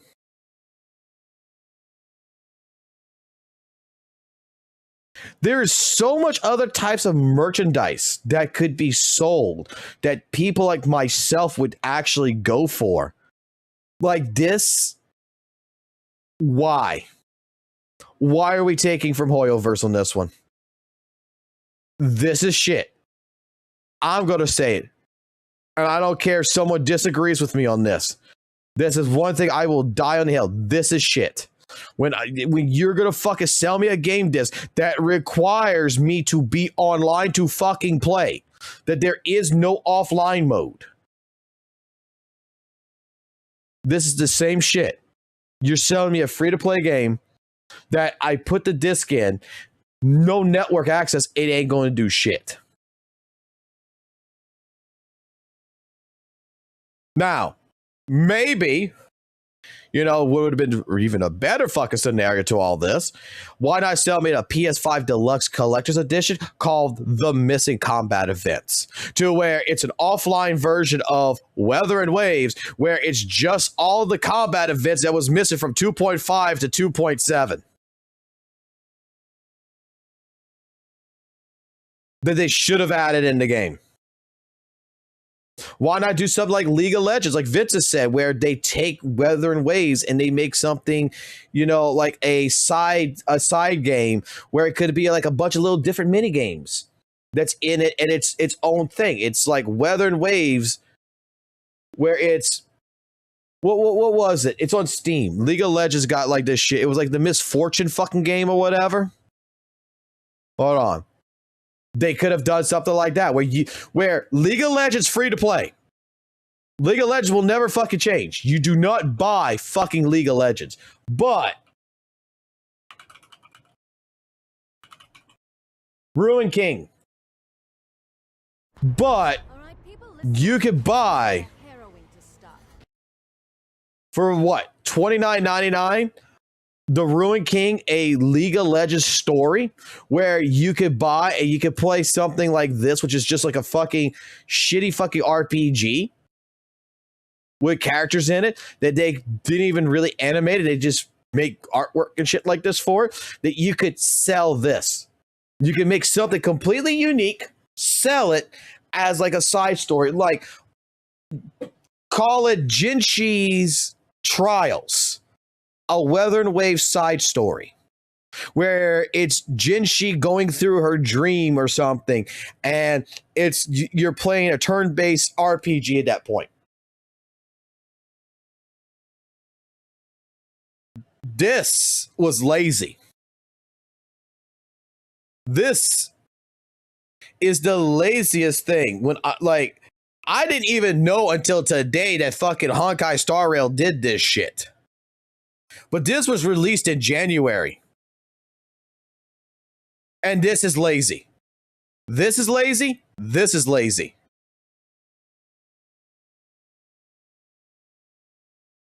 I'm actually going to make a fucking video on this shit. This, and I actually heard some people fucking bring up to me that there is some content creators in the WUWA space. Some of them I don't even know who the hell they are. They're new people. That is praising this. Saying that this is the most amazing thing there is. And I'm just like, dude, do you not realize how scummy this is? This honestly feels like a fucking scam. This is like someone bottling. This is like water. Someone's going to a fucking tap. They're filling up a fucking plastic bottle with fucking water that you could go to your tap right now and get for free to fucking drink and try to sell it to you for $10.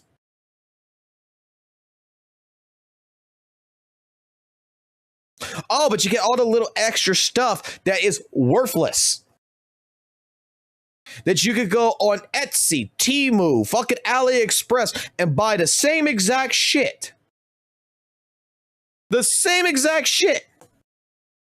For less the cost of what the fucking game's probably going to be. For less than $30.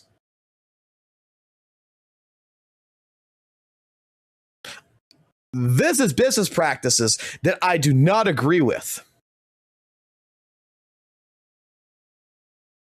Again, if that game would be something in particular that would be an offline experience, if it would be like a movie, like a 6-hour long movie, like, you know, like Guilty Gear does and everything, to where you put it in. Like, look, I'm going to showcase my age in this, but how many people know about Shenmue, right? Shenmue.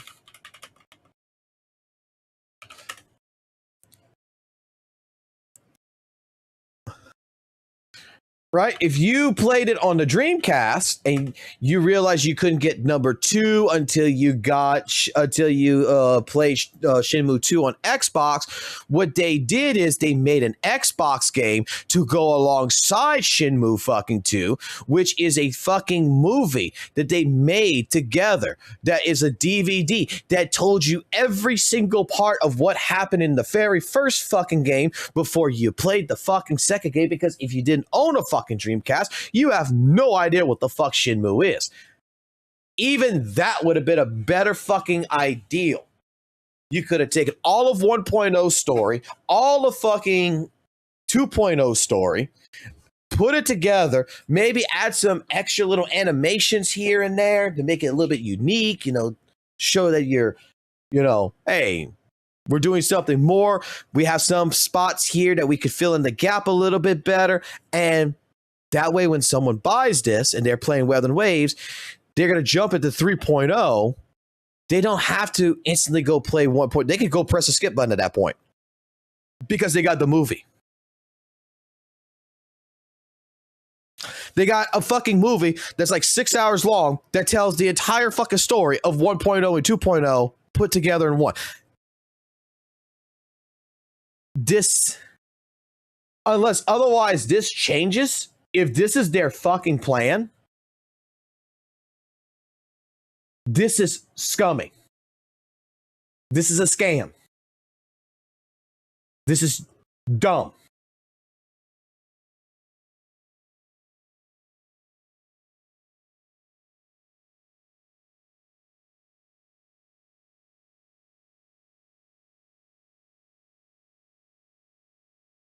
Exactly. If this, like what you're saying, Dante, if this gets praised, like what I was seeing people get praised, then this fucking better get fucking praised because this came out first.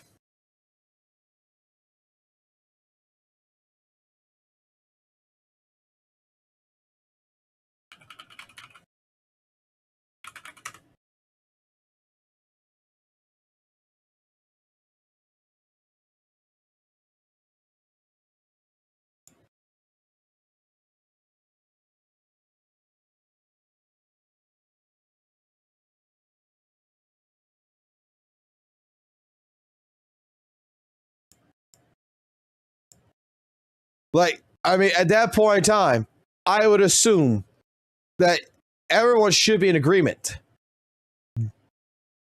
This is dumb. Because like I said, what happens even for Honkai Star Rail? Let's talk about Honkai Star Rail over Weather and Waves, right? Let's employ the same fucking problems I got. What happens if in 6 years from now, Hoyoverse did decide to EOS HSR? Do you think this fucking copy of the fucking physical game in 10, 20 years from now, you'll be able to do anything with it? It's just going to be a fucking paperweight. It's going to be title screen simulator. Every time you press start game, it's going to say no online connection. No, cannot connect to server. Cannot connect to server. Cannot connect to server. And you're going to keep pressing. It's going to be just like Street Fighter fucking 5 fucking goddamn closed beta. At that point in time, it's useless. At least here, I would assume that 9 cards, the keychain, in all honesty, because people like trading cards all the time, I kind of feel like the trading cards are a better idea. But even then, why not just sell the fucking cards on the side? Because they're probably fucking cheaper to fucking buy on the side. Here, even for something like Honkai Star Rail, PS5 disc bundle, I would have fucking made it to where it's a fucking movie.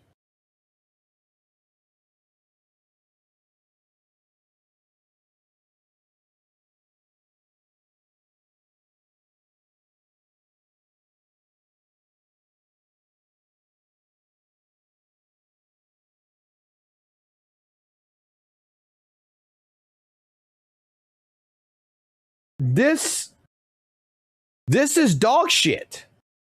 What you're seeing on my fucking screen with Honkai Star Rail, PS5 disc bundle, this is dog shit. This is dog shit. For a company that I have heard so many Weather Wave CC say that, dare I say, this son of a bitch. Has Hoyoverse officially given up to Kuro Games from Smacksayan, who has praised and glazed the shit out of fucking Kuro Games and talked down about Hoyo and shit? Why the fuck is Kuro Games following the same fucking goddamn track order as fucking Hoyoverse? Why can't they be better? Dare I say, the number one Kuro bot, who actually talks very critically about this game and who does not dick suck anyone, Gotcha Smack, pointed it out months ago that fucking straight up Weathering Waves was taking a page from fucking Hoyoverse's books. And he has not been proven wrong since. This is a testament right here that showcases the same shit. Just like at 2.8, you're not getting 1 rerun banner or 2 rerun banners. You're getting 3 rerun banners.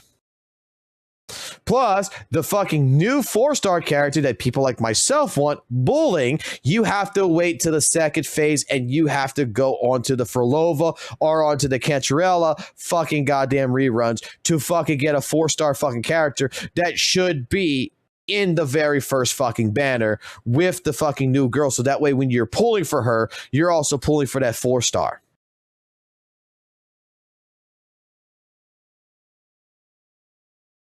Like, look, none of these games, none of these companies, fucking Hoyoverse or fucking Kuro Games are my fucking friends.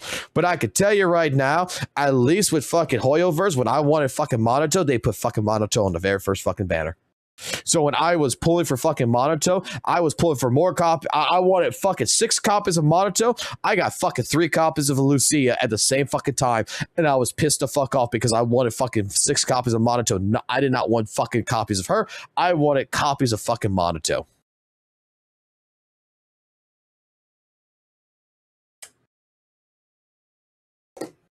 But at least they didn't hold it off until Yadhari for me to go ahead and go on the Yadhari banner to go get fucking Monato. And make it worse, it'd be like, yeah, we're going to make it to where it's on the second phase, and you're going to have to get Yadhari, and then this is where you're going to get, you know, your Monato. No, they put it on the very first fucking banner. There is more and more, as a person who never played fucking a Hoyo game, that tried to stay away from them because I heard nothing but shit talk about fucking Hoyoverse left, right, and center. That the more I come into a fucking Hoyoverse game, the more I look at something like Weathered Waves, and I'm realizing that, you know what? To be quite fair and quite honest, while Hoyoverse costs us fucking more fucking money to actually really get into, Hoyoverse makes one fucking premium currency, not two. Hoyoverse legitimately fucking puts fucking A-rank fucking agents on the first fucking banner. I don't have to wait till the second phase. Hoyoverse actually has some good fucking practices that I wish Weathered Waves would actually copy.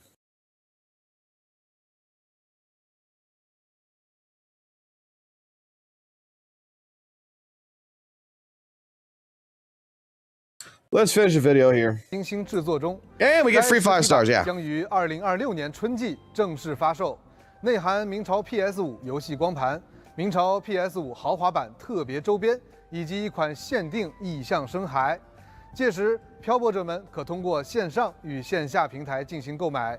更多情报将后续在官方社媒平台公布，敬请期待。现在给大家送。 Like, still, you're going to sell a fucking free-to-play game. Who the fuck who the fucking accounting needs to be thrown out of a fucking building?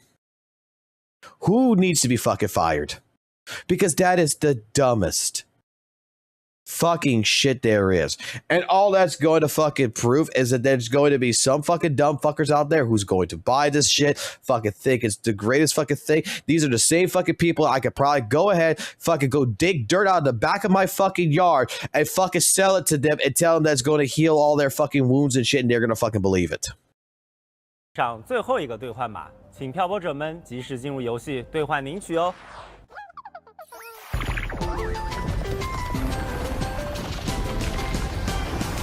I didn't see anything about the live stream says you can get her in the shop.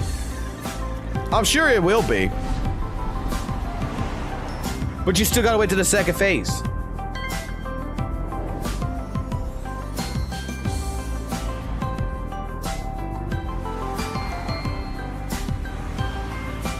See, before the post-apocalyptic world, this is what it would look like. 合适为今天的前瞻通讯画上句点的视频呢？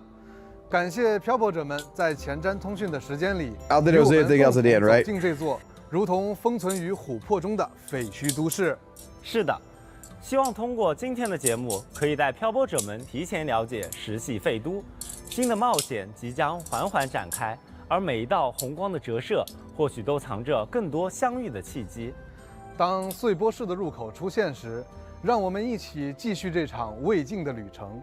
千笑与波仔也会在这个神秘的索诺拉空间等待着漂泊者们的到来。明朝2.8版本《奔往琥珀之都》将于11月20日正式开启。希望这段崭新的旅程像波仔亲自调制的咖啡一样，散发浓醇的香气。漂泊者们，11月20日，我们碎波世见，拜拜。Bro, I tell you. Like, live stream wise, pretty good. What just get like anybody who praises this shit, anybody who praises this fucking shit right here, well, then at that point in time, you better fucking praise the shit out of fucking Honkai Star Rail. Like, if you're gonna praise Curl for this, you better fucking praise fucking Hoyo versus say they did a good job selling this. Because oh my god, this shit right here, you got a good live stream, and this right here just gives me a bad taste in my mouth. Like this, am I not wrong? Does this not scream scam? Does this not scream to you like, are they desperate? Do you really think that Wuthering Waves is a fucking game that is worth to sell a physical copy of?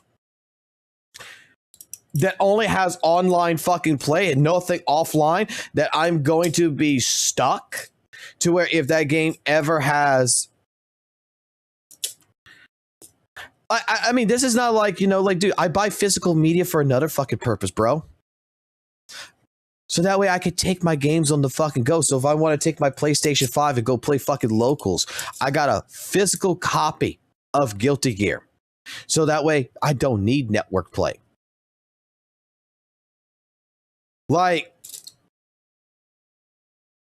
there's a reason why, like, games like this belong in the digital marketplace, not on a physical fucking medium. This is straight up a fucking scam. As someone who bought the HSR one, I don't defend it. Dude, even the Switch 2 is fucking doing this fucking dumb shit that I am fucking 100% against.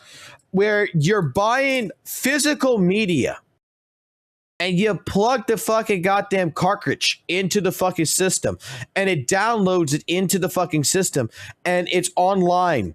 It just basically goes to the shop and downloads the fucking game online onto your system. That the cart is no longer useful after it's you could throw it the fuck away. You go give it to your friend to put in their fucking Switch 2, you brick their Switch. There's been horror stories about people who's been borrowing games or buying used media off of Facebook and shit, fucking used Switch 2 games, that they have to call Nintendo, and Nintendo told them that the license for that game is already used and you can't use it again. Like, Nintendo is trying to destroy the pre-owned market by doing this.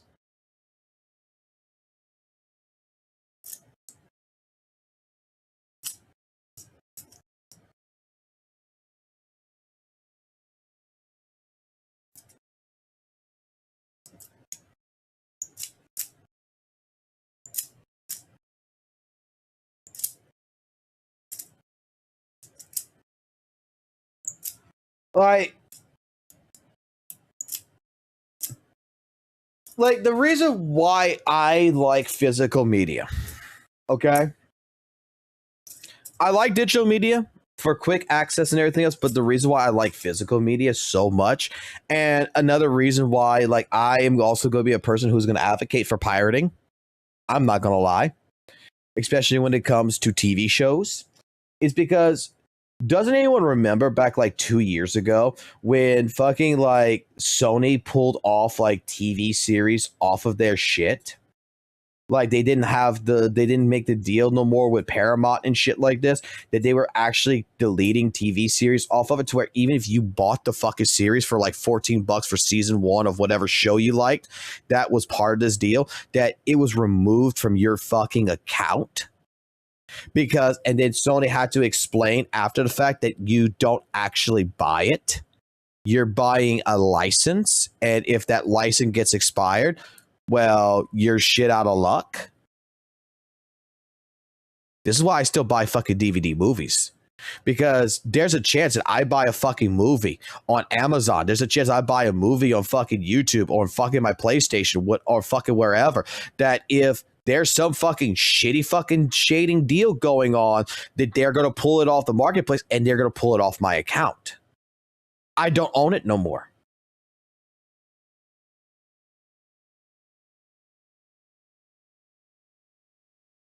But for a fucking video game that is live service, that requires 100% uptime online, that I don't care what anyone says, because you don't know what the financial situations are in fucking private. You don't know if Solomon Lee is not going grabbing fucking 20 billion hookers and fucking going bankrupt next week because he just wanted to go on a binger. And then you find out that Weather Wave EOS in a month from now to where, wow, you bought the physical copy of Weather Waves that absolutely does shit.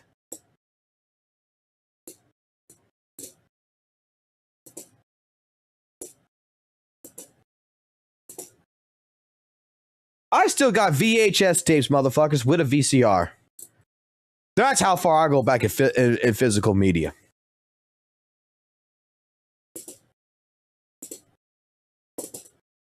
I don't know if Solomon Lee is still the CEO. I would assume he is. But we haven't seen his ass in so fucking long. He's probably got 12 yachts by now. Him and DeWay right now are probably racing.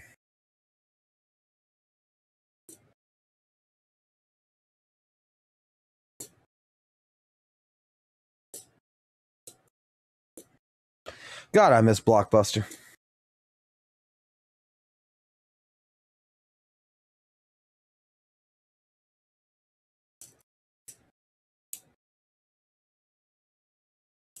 Oh God, the fucking two VGS. Oh God, the movies that were so long, like Twin fucking Towers, Lords of the Rings, Lord of the Rings, Lord of the Ring, fucking Twin Towers, the fucking two VHS tapes. Oh my fucking God, bro. Where you get to halfway in the movie, you gotta play the second fucking tape, and then the fucking second tape still has ads in the front of it. It's like, oh my God.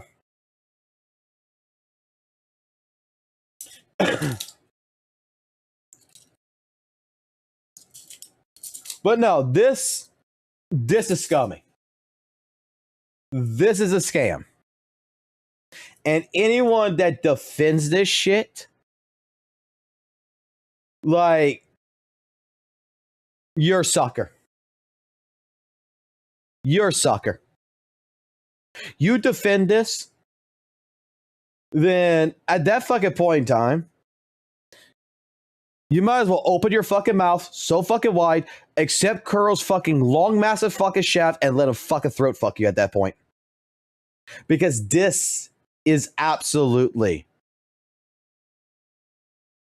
This should be condoned.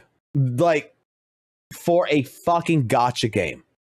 Again, there's so many better ways of handling this. Instead of a physical media fucking game. And still, 50 fucking asteroids. You want me to spend at least... I know the price is going to be at least, like, right.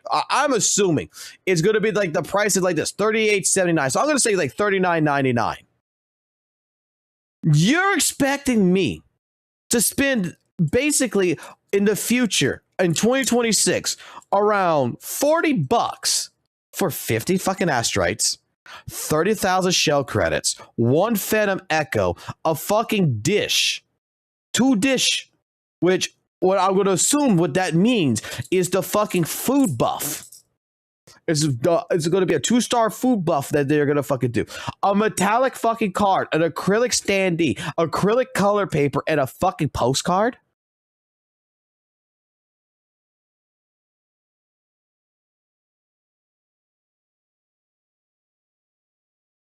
Bro, you should have made the fucking goddamn care package, the deluxe collector's Weathered Waves edition, fucking $100. Put me a 1x6 fucking figure of something like this, right? Here, let me tell you how I would do this shit. Give me a second. Give me a sec. I know how to. Tell me I'm wrong.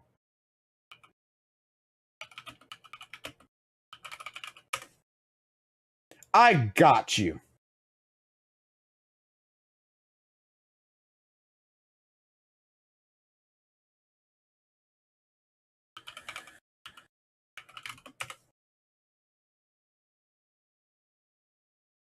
Where is it?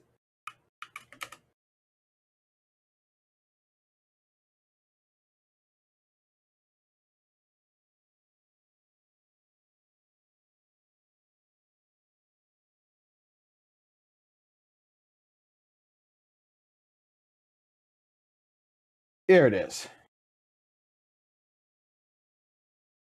For $120, I would have made this collection $120. I would give you all of this shit right here. Okay, I'll give you the fucking metal card. I'll give you the acrylic standee. I'll give you the color paper. Instead of the game, okay, instead of the game, I would have given you, like I stated, some kind of a movie that basically, or kind of like maybe a behind the scenes documentary or something about what's going on in Weathering Ways and Kuro games and basically where we started at and where we landed up in the present. The gift code redemption I would have given you, instead of 150 astrites, I would have given you a free 10 pull, which would have been 1,600 astrites. I would have given you over 1 million shell credits, and I would have made sure that instead of it saying exclusive cost 1 Phantom Echo, it would have been an exclusive Phantom Echo skin that could only be attained through the collector's edition. Whether that would have been using like Infernal Rider or whatever, we would have picked one Echo that this is an exclusive skin. You bought this, you got this, right? Or even if it would be like an exclusive character skin for Rover or some shit. And because you're spending $120, we're also going to go ahead. You know what? Take that acrylic shit out, actually. Fucking throw that fucking acrylic shit out. No one likes that shit. Throw that fucking shit out. Instead, you would have gotten this.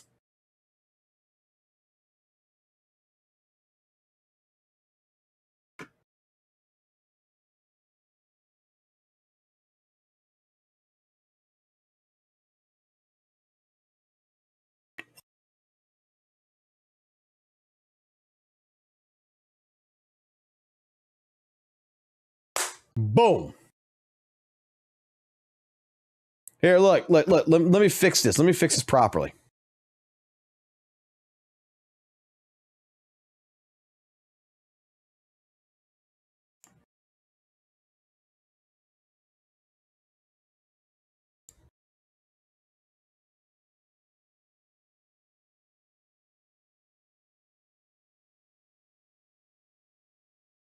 Take a look at this ad now. Okay? Look at the ad. With me just replacing that box art, would you spend $120 on that? Comic Spring in 2006?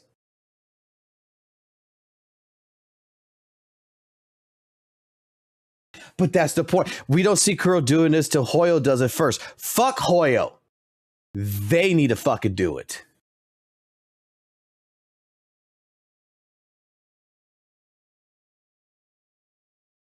How the fuck can you sell a free-to-play fucking game? Dude, that makes no sense.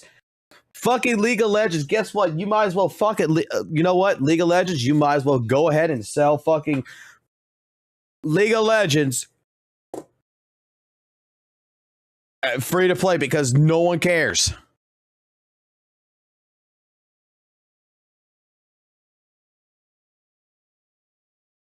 I mean, I think I'm giving you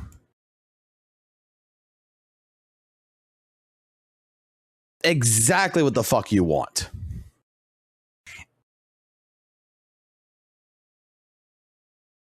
$120 USD for this entire package.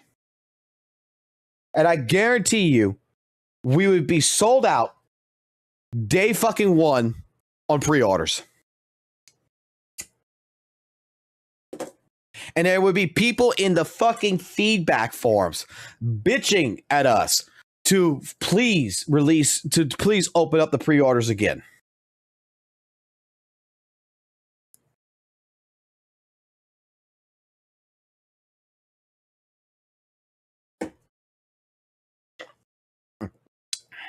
That's how you fucking do marketing.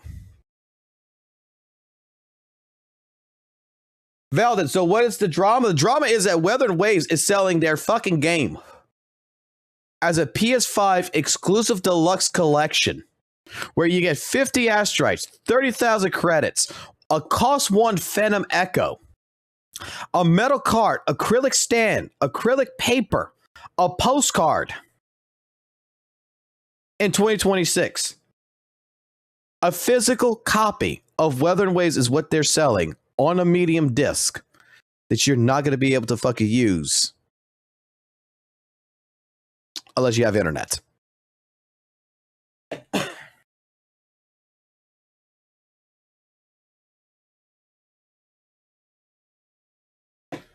Oh no, the Anti-Hoyo stuff is going to happen later. Whereas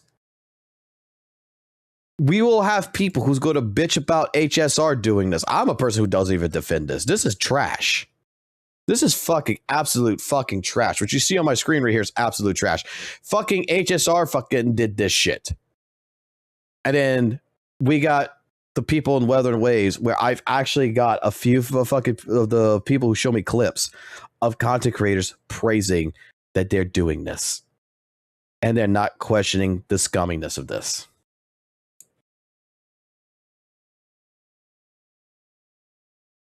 An art book. You just stated an art book would have been a better fucking choice, I think.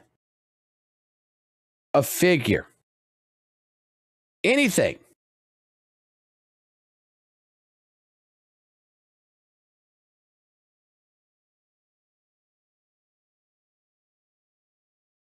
Bro, this is going to be sold in a GameStop. This is going to be in stores. Like at a GameStop. Where some kid's going to buy this. This is what's so bad about this. Here's another thing that I don't like about this. Okay? Here's another thing. I think we could all agree that gacha games for children that are at the age of, let's say, 5 all the way to 16, 17, right? Up to 17. I'll go to 17. Should not, I would even say even past that, to be honest. Like all the way to 18. That a child should never be exposed to any fucking gacha game. I don't give a shit if that kid is fucking mature for their age. I don't give a fuck if they're 15 years old. I don't care if they're 13, 14, 15, 16, or even 17 years old. They should not be allowed to touch a fucking gacha game.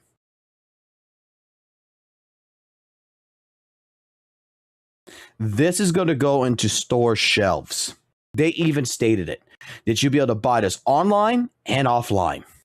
This is going to go on store shelves like fucking GameStop. Some fucking 13-year-old kid is going to go fucking buy this with their mommy and daddy. They're going to go put it in their PlayStation. And then they're going to be into the world of Weather and Waves. And then they're going to end up fucking going into a gambling addiction.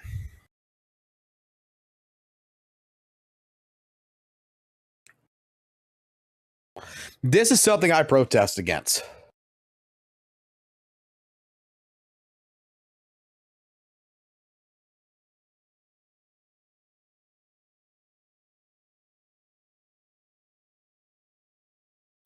Let's go gambling. I can't stop winning. I can't stop winning. But you understand my point. Oh, hey, son. You streaming. You awake? You going to get a Coke? Can you get 2 of them? One for you, one for me? Thank you. Well, my son just woke up at 5 o'clock this morning.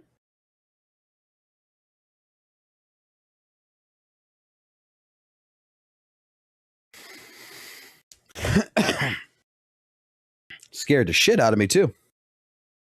But this is even something that I would not allow a child. Like, if I was GameStop, if I was whatever company, no, I wouldn't allow this on my store shelf.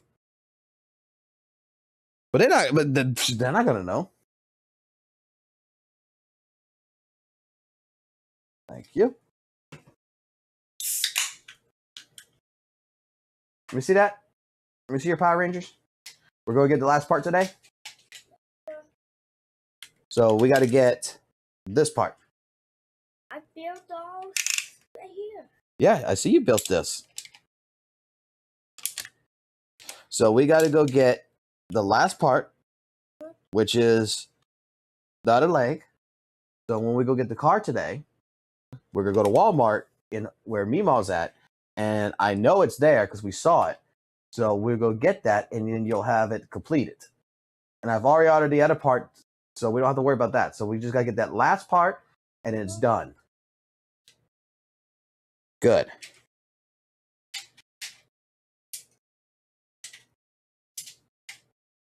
Yes, I saw the Bernice buffs.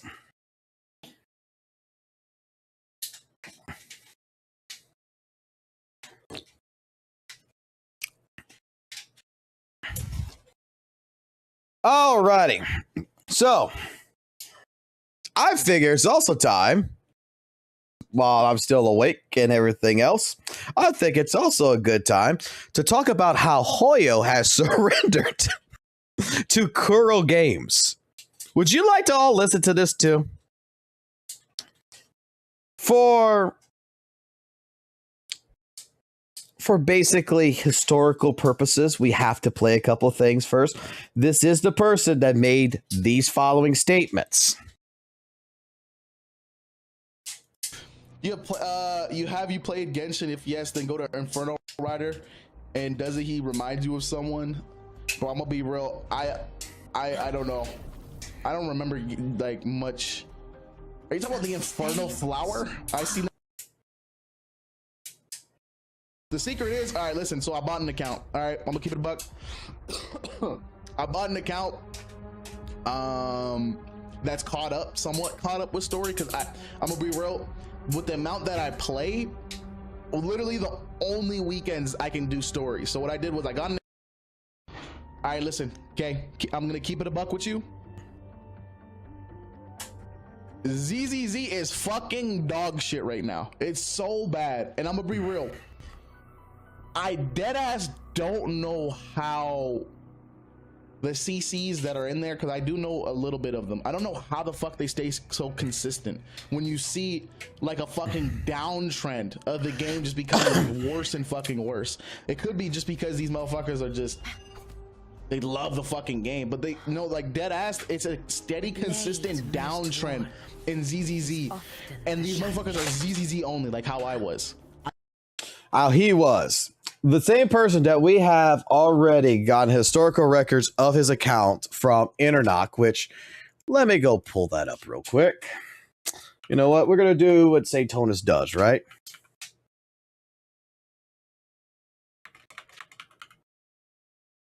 I just want to make sure it's understood before we watch this who we're basically kind of dealing with, right?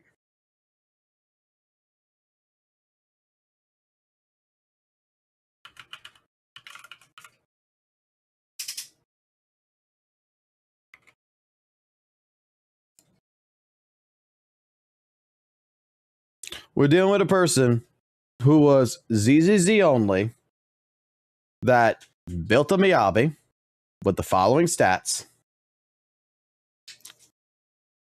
Built his Astra Yao like this. Built his Yanagi like this. Built his Haramasa like this. Built his Nicole like this. And built his Evelyn like this. That the only record we have, he's only completed Shiyu defits once, and nothing to do with a deadly assault that he couldn't even complete the end game. But the only character he had built was Miyabi. So let's take it from an ex-Hoyo player, his expert advice of how Hoyo surrendered to Kuro Games. A couple of weeks ago, I made a video talking about how I believed Wuthering Waves changed gacha gaming. My main take was that Wuthering Waves was so good, it actually forced the entire industry to evolve. And over the past year, we've seen that happen in real time. But there was another point that was brought up to the table. Saint made a point that really got me thinking. His take was that Wuthering Waves might have actually made gacha gaming worse, because Hoyoverse seems to have shifted their focus from producing quality content to autopiloting and milking their player base. Then, that really made me think. Basically, Hoyoverse realized they'd lost the top spot, and instead of rising to the challenge and trying to compete with Kuro Games, they decided to do the opposite. They went into full milking mode. Rather than chasing innovation or trying to outdo Wuthering Waves, Hoyoverse seems to have settled for autopilot content. Across Genshin, Star Rail, and Zenless Zone Zero, we've seen the same pattern. Bare minimal patches that are just enough to keep players spending without pushing anything new. And instead of... You know, bare minimal patches without barely anything to do I don't know. This kind of sounds like Weathering Waves 2.5, 2.6, and 2.7 that every single WUWA content creator was criticizing. That they were tired of puzzle games. They were tired of hamster on the wheel bullshit. And practically the patches felt like there was nothing involved. Do I have a sense of the pot over here calling the kettle black? Of reinvesting their massive profits into improving these games, they've shifted focus entirely, abandoning the action-focused formula they built their empire on, and now funneling resources into new projects like Honkai plagiarizing Nexus and gambling Animal Crossing. Oh, how is 2.8 looking? Does it still dry? No, man, it's not dry actually. They got 2 combat events. They're good. They're good, and they got rid of hamster on the wheel bullshit. It's hamster on a ticket bullshit now.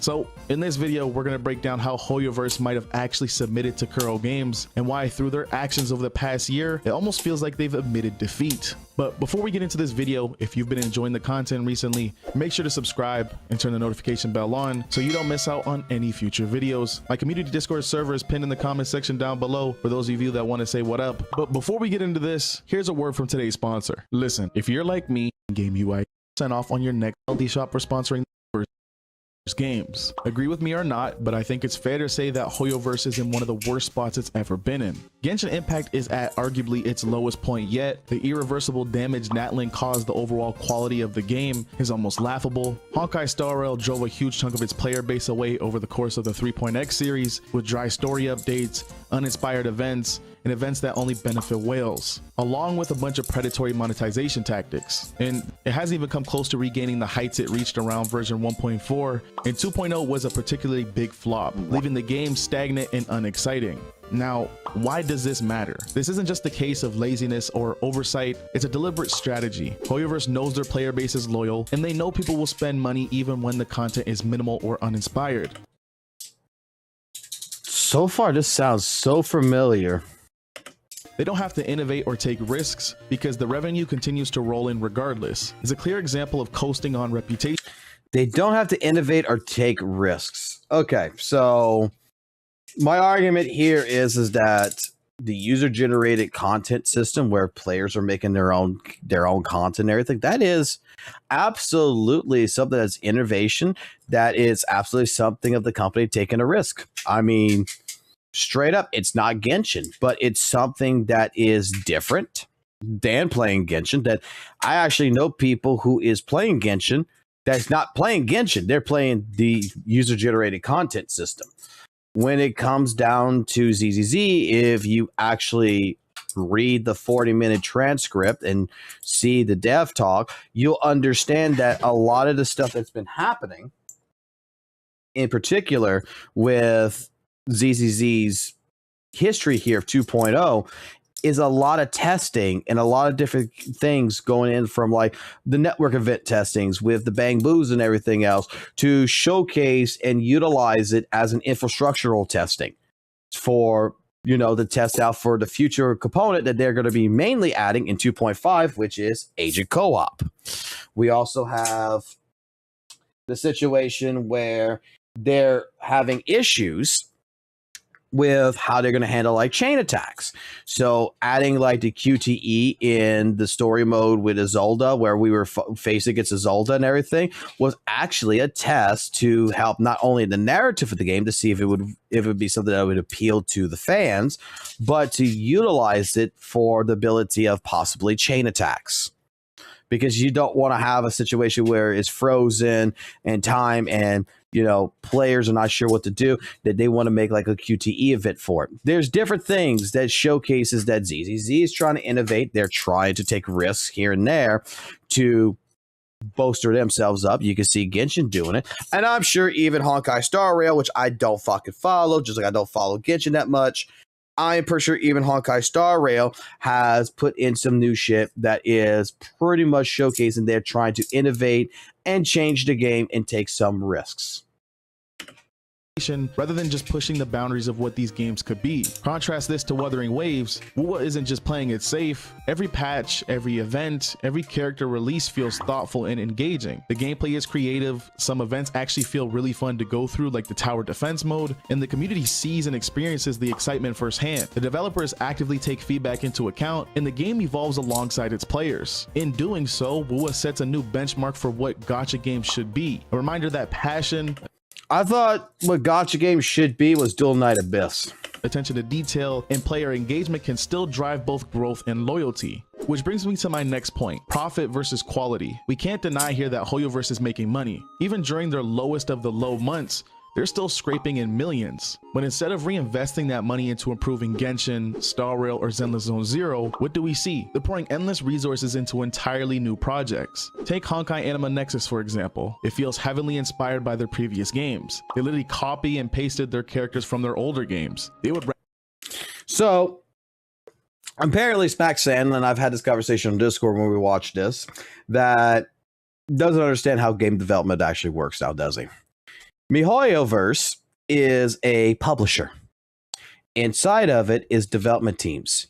And if you go take a look at the job postings and everything else for Nexus Anima, for the Animal Crossing game, they hired a whole new two development teams for those projects. They're not taking people from Honkai Star Rail. They're not taking people from Genshin. They're not taking people from Zenless Zone Zero and telling them you need to work on these two new projects. They're investing into new teams, new people to develop two new projects while leaving the other two alone. In fact, not that long ago, Honkai Star Rail increased its team by an additional, I believe it was 500, like 15. No, it's not 1,500. No, it wasn't 500. It was 1,500. Like it was either 12 or 1,500 new developers for Honkai Star Rail, whereas ZZZ got an additional 500 new developers to help it as well. And the thing about it is that they're not pulling these resources off to just go work on anything. And that's why, like, all these games are all copy and paste. It's just that they're probably shadowing and they're working with the new people to explain to them how they're doing their things. I mean, it's just like for me, I work in a company. We have right now, when we talk about teams, we have Team A, Team B, Team C, Team E, Team F. I'm on Team C. But does not mean that I don't collaborate and talk to Team E when I need to, or talk to Team A if I need to. But my team's job is to focus on what my team's job is to focus on. Otherwise than that, like I don't think this man understands how game development works or how publishers work. You don't see the fucking Resident Evil team building a Devil May Cry game, do you? You don't see the fucking Devil May Cry team building a Resident Evil game, do you? They may use resources like the Resident Evil engine that the RE team made because that's an in-house product that everyone can utilize. But otherwise than that, the teams are separate. The teams are doing their own jobs. Rather copy than try to innovate. And then there's Petit Planet, which basically combines Animal Crossing aesthetics with gambling mechanics. This is the problem. They have the funds to elevate their existing games, but instead they're chasing new projects that are safe bets rather than bold moves. And to be fair, seeing how both these games doesn't seem to be really innovating on anything, quite literally just... Okay, all right.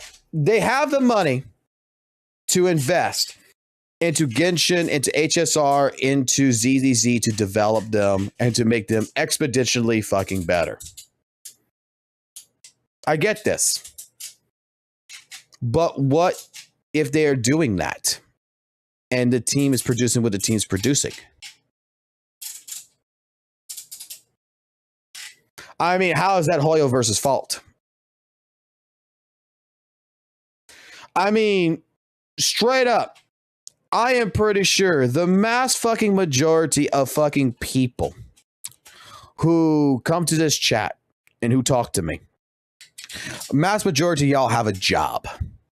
And I think a mass majority of y'all will understand what I'm going to get at. Have you not worked a fucking job where you're the hard worker, but yet someone who's been there, you know, for the last couple of years gets paid like 3 times as much as you and does hardly anything, and you're getting paid basically fucking minimum wage and you're doing all the fucking work. The company is investing into both of you. In some cases, some people are just fucking lazy. And some people are just not. You could throw money at a fucking problem. It doesn't fix it.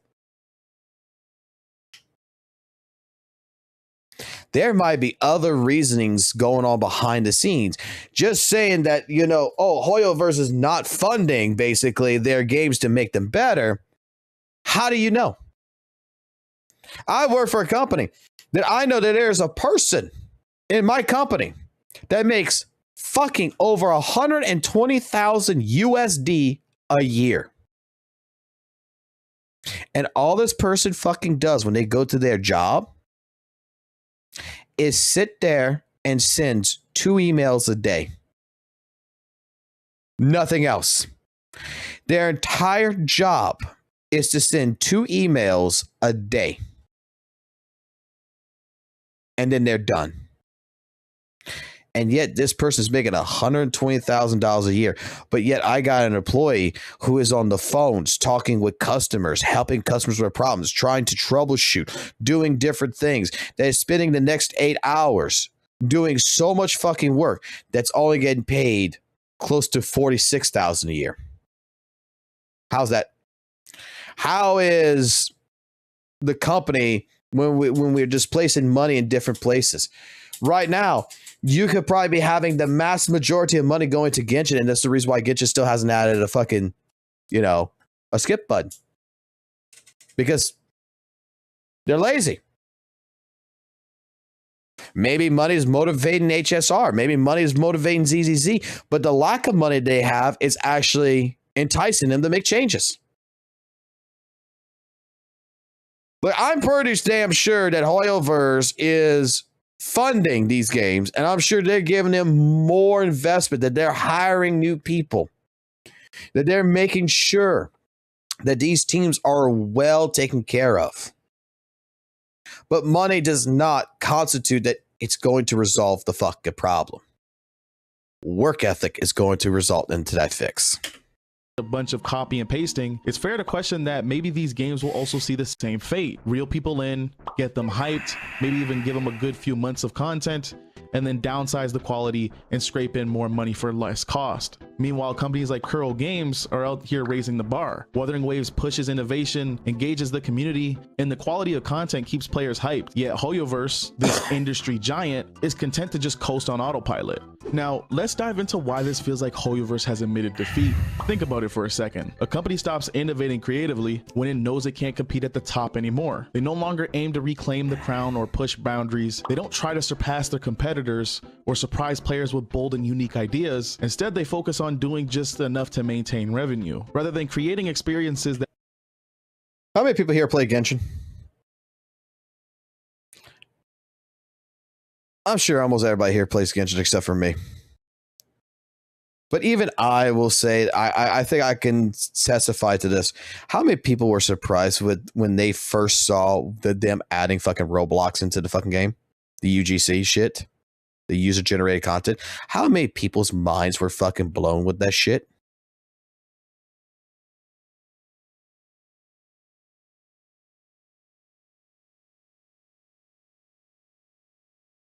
Like, that wasn't something that I think many people expected to actually ever happen. Like, that wasn't a Genshin move, if you would, a gotcha move.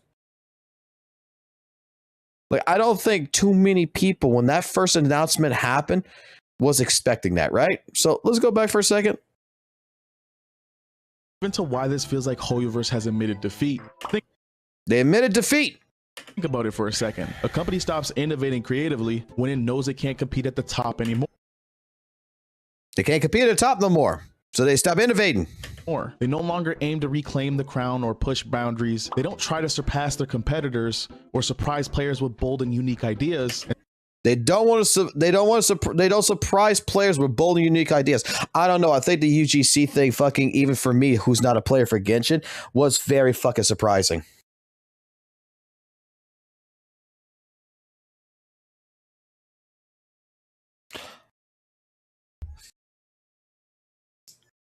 Like, just the idea that you can build your own games, and one of the best games that came out on it was Hazan's Dog Simulator. I mean, after that, you know, it shows creativity. Like, this is a unlimited end game. This is something that is not time gated. You're not time gated. You could go in there. You could spend the next 12 hours building a world, building something. There's a lot of creative people out there that wants to take their ideas and put a shit to the forefront. So that's why, like, straight up, I'm going to say, I think that surprised a lot of fucking players. I think that's a good idea. I think, okay, let's go on our own territory with ZZZ. We knew it was going to happen, but I think with the last couple patches, people kind of forgot about it. How many people here are surprised about 2.5 getting agent co-op mode and finally going ahead and getting what they've been wanting, which is to fight bosses together? I think that was pretty fucking surprising. How many people were surprised with the quality of life features and the features that they're adding in? I'm pretty sure if you've not been under a rock, you know what the fuck's coming in 2.5 with all the fucking changes coming in. That holy shit. It makes the rest of fucking 2.0 a forgotten memory. That we are super excited. We got new in-game mode. We're going to be getting the co-op mode. We're going to be getting the sub-stat selector and everything, not just the main stat selector for fucking ZZZ. There is going to be more working on the potential buffings for potential awakenings for new characters, different things like this that is being added in so that way older characters can still remain good. So that the fear of a character dropping off because of HP inflation, we have a counteraction to it. That at any fucking time, they can always add another part to it to fix it. Like, I don't know. I think as a ZZZ player who started in 1.7, I'm heavily surprised at the fucking progress that ZZZ has gone down and what 2.5 is introducing.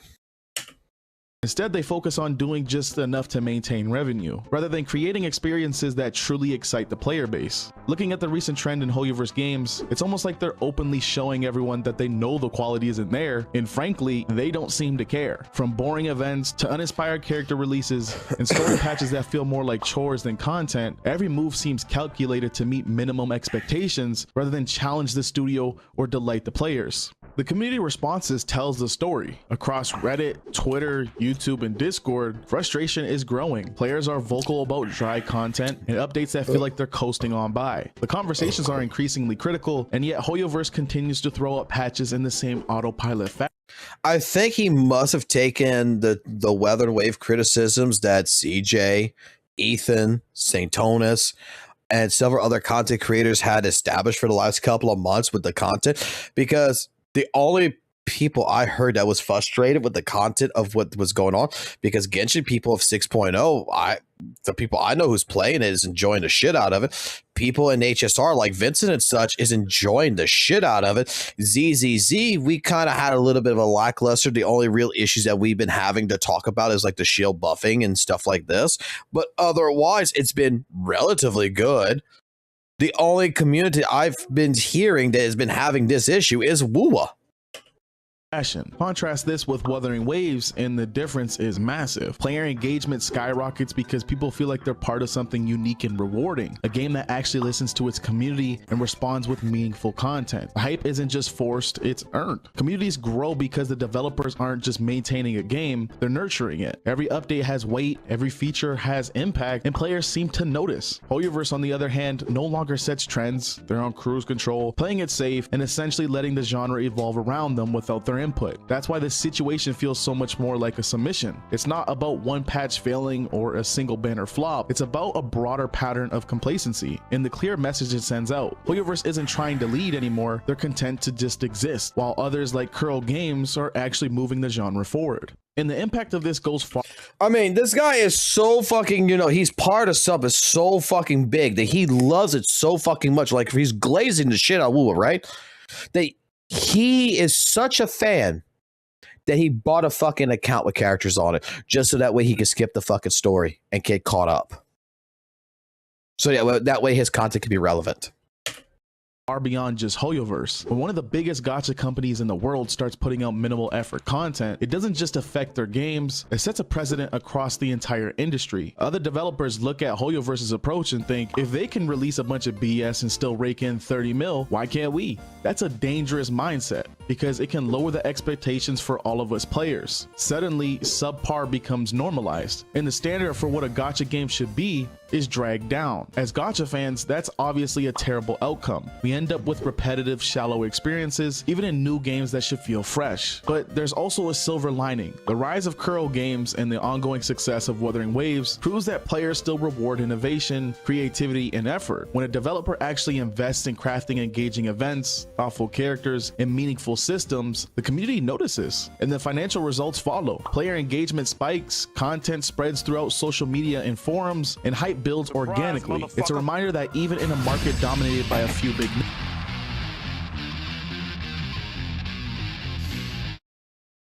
there is so much glaze. The cops want to eat it up. Thank you, Wing Shoe, for the $2 donation. But I mean, it's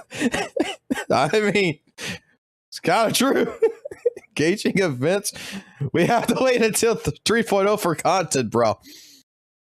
Like, I got a special treat for y'all after. Like, I got 2 more videos in particular that is a special treat after this. We're just getting through the fun shit right now.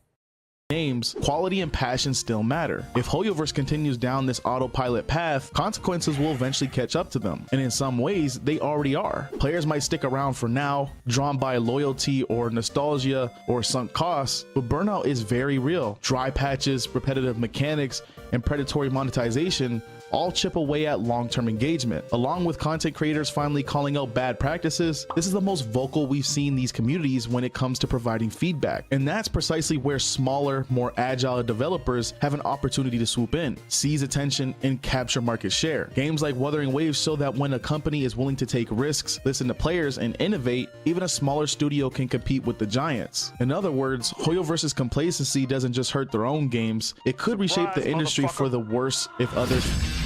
Oh, Jesus Christ. Here you go. I don't need the donations, but thank you. I don't even know what plane is, but thank you for the donation. Bro, like, I'm just listening to this, and he doesn't give no examples. And when we did a deep dive on SmackSand, we found out like this is a guy bought his fucking account. This is a guy that had a ZZZ account that we followed the ZZZ account. He only did Shiyu defense one time on the account. Never did Deadly Assault. Straight up. This is a person that is talking so heavily about Wuthering Waves, does not even know what the fuck the Infernal Rider was. I'm sure by now he does. And I'm pretty sure that when he's going to get back into content creation from his trip from China, he's supposed to play Dual Knight Abyss. I'm wondering if he already got that account bought and ready to go. But because straight up, there is criticisms that Hoyoverse deserves. Okay? The one I can mention that I can tell you right now, like we talked about earlier, because of this fucking bullshit that Wuthering Waves is doing by selling a fucking free-to-play fucking game, right? By copying what Honkai Star Rail fucking did, which was to sell a free-to-play fucking game. They sold a game on physical fucking media that is worthless. This practice is absolute bullshit for fucking Hoyoverse. Fucking Wuthering Waves copies the same fucking bullshit. This is fucking worthless. This is a scam. This is scummy. This is trash. But criticism I can give, this is trash as well. Instead of being better and not doing this shit, dare I say, from everything that Smacksand is saying right here, Wuthering Waves is being complacent itself, and it's just copying what the fuck the goddamn fucking what the competition's doing, because they're doing the same exact shit. It's the same thing. Oh, HSR got away with it, so can we. This ain't innovation. This needs to be called out just as much as this needed to be called out. Because if this is succeeding and this succeeds, what's going to stop a game like League of Legends from selling a physical fucking medium for a free-to-play game that you can download for fucking free?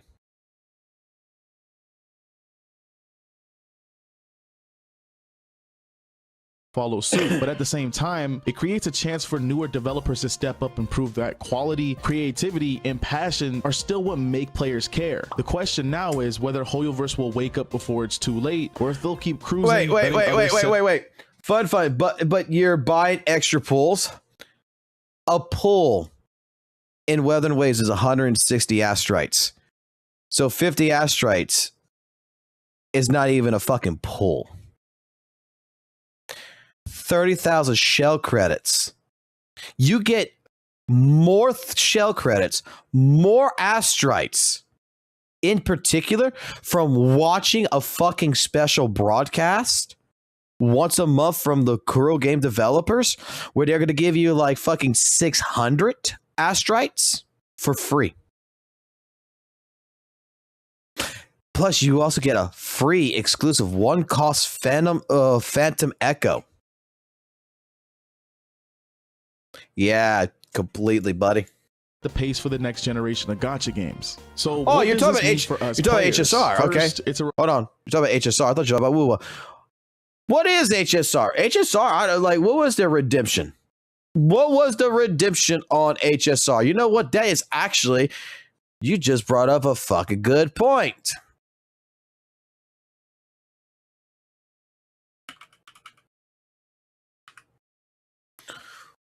What is in the redemption code? Maybe eBay will tell me. eBay. What was in it? I want someone who's got like a picture of it or whatever, like on the cover, like what's all included?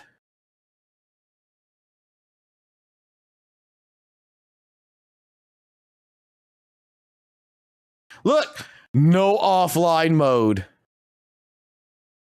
Like anyone's going to see that shit. Fucking useless.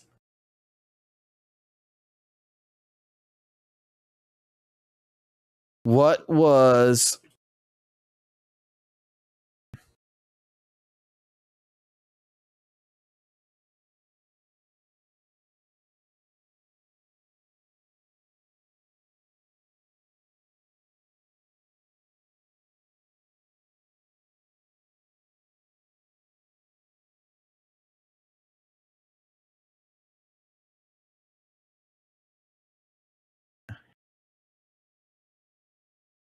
That was your rewards.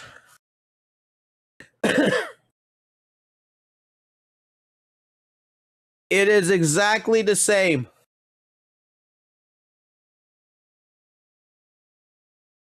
You'll get, when in use, becomes 4 technique points for the team. A special relic from the Crystal Temple Ruins, which is a game box.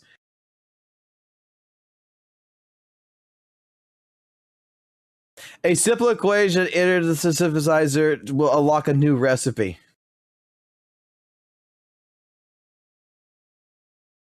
Wow.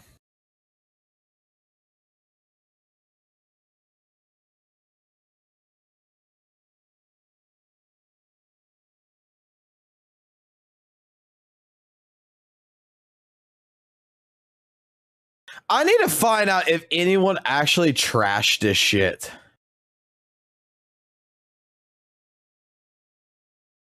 $40 for those rewards, a keychain, and like 9 cards. Very cool. That, you know, that's sarcastic as fuck. I also got, it feels very stingy considering the cost of $40. Keychains of cards thing, new consumable for $40. It's the Doom game of Star Rail. Do you think that would have got the Jades lower equal money if you spit on a physical copy? No, they slap you with 50 Jades for your dedicate. Like, I don't think people were happy with this.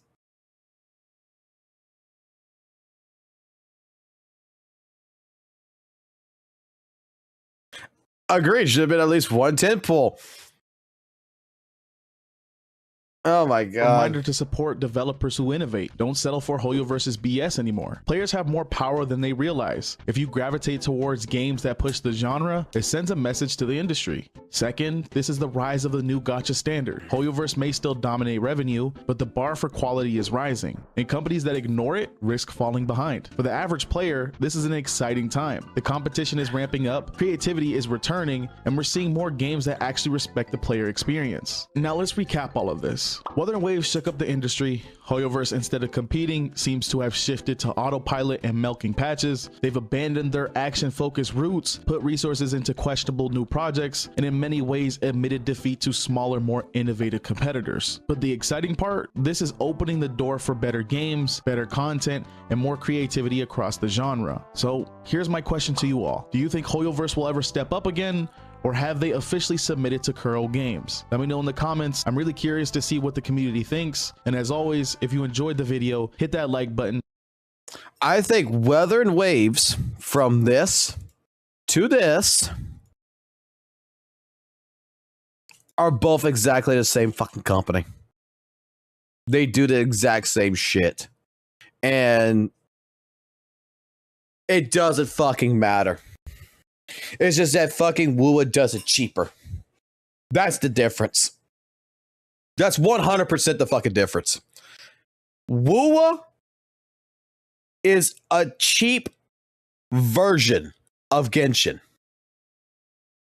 Your money actually... You want to be a whale in fucking Genshin or a whale in WUWA? You want to be a whale in fucking WUWA. Because it's going to cost you a hell of a lot less, and you can tell. Look, I just started playing ZZZ, right? In the last couple months. And my experience with ZZZ versus fucking Wuthering Waves is I can actually tell the difference of quality between the two games. While Wuthering Waves does look really fucking great, and it does look very good and all this other good stuff, and it does have great combat and everything else, there's just some things that Hoyoverse does in their games that I just appreciate more. I appreciate the daily fucking login crap where you go in and you got the 7 days of getting getting your polycrons for in there to where it's all premium currency. It's not mixed or matched with fucking, you know, 3 fucking premium and 4 standards. You know what I'm saying? It's not mixed. It is 7 days of the same exact currency that you can apply to any and all banners. It's beautiful. I like the fact that when it comes to Hoyoverse in that regards, that to me, the stories, the animation quality of the storytelling itself is much more straightforward of a process of what they're discussing. That I could follow it a lot easier. I like the fact that when it comes to Hoyoverse, that in general, that I know exactly what the fuck I'm getting involved in. That dry patch or not, there has been things to do. And there is still a lot of shit to do.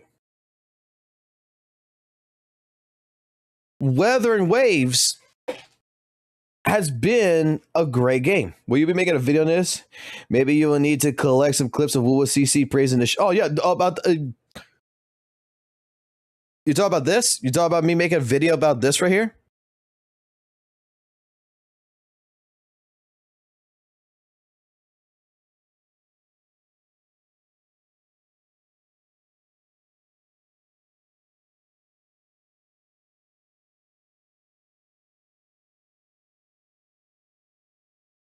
I mean, I'm not sure if you can see what I got right here. But thumbnail was already fucking made.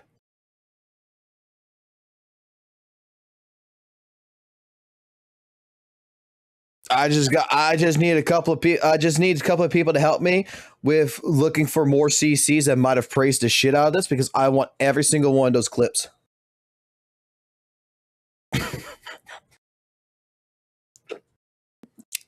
The thing is that WUWA is following the same tracks. Like, Gotcha Smack said this shit. And people were against him and everything. But the more WUWA is going, the more it's taking the same traits. It's just that I hate to say it like this because I was the guy who did WUWA content first. Who really liked WUWA. Who really got into WUWA.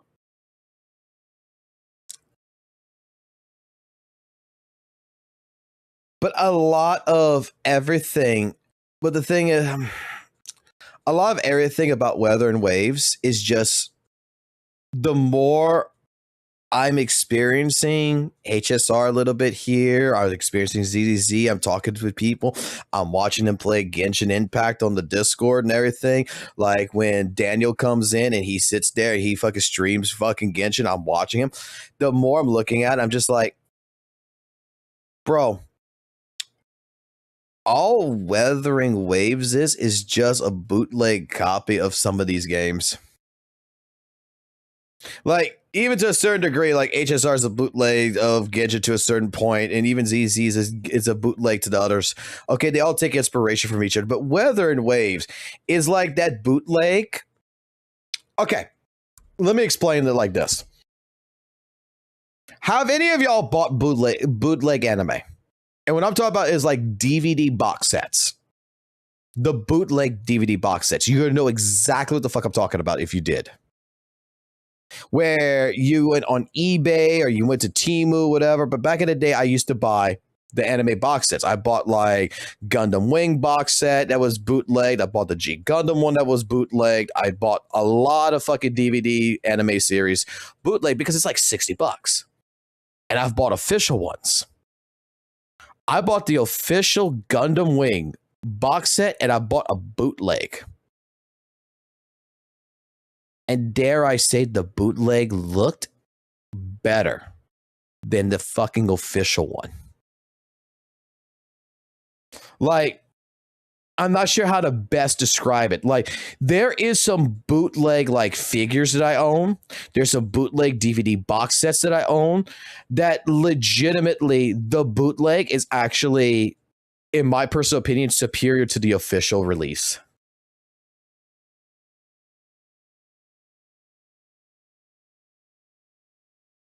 Like, dude, let me put it like this.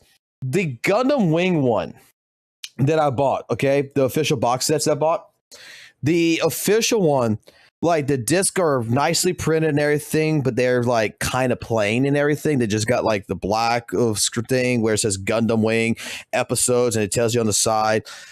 And I got this bootleg one where it's got like these holographic fucking CDs.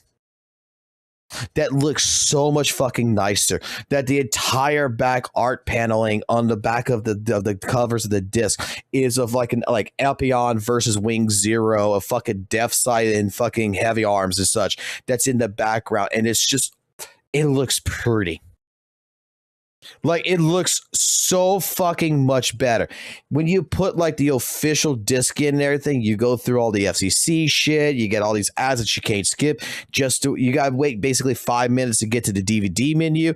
With the bootleg one, it just goes straight to the fucking DVD menu.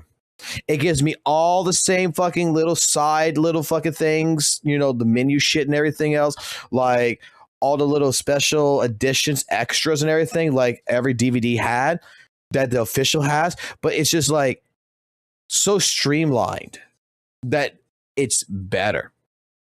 But the official product, when you actually look at it, you could tell the official product is a higher quality. It just doesn't look as good as the bootleg. The bootleg one, when I feel the casing of the actual core board or whatever around where the disc go in, you can feel it kind of feels a little flimsy. When you touch like the casing for the official one, it feels like metal. It feels really fucking good. But it looks plain as shit. That's where there's like a mixture. It like, just because the official one looks nice, it's also kind of stale, but you could tell there's quality behind it. The bootleg one looks absolutely fucking gorgeous, but kind of feels a little flimsy. There's pros and there's cons to things. This is why I don't side with Hoyoverse and I don't side with Kuro Games, because both games has their pros and both games have their cons. I think for damn sure Genshin needs a fucking goddamn skip button. It's long over fucking due. It is something that people have been demanding for. And you know what? Fuck the developers on this one. Give the fucking fans what they want. Give fucking Genshin a goddamn skip button. HSR fucking did it. Just fucking do it. Just fucking do it.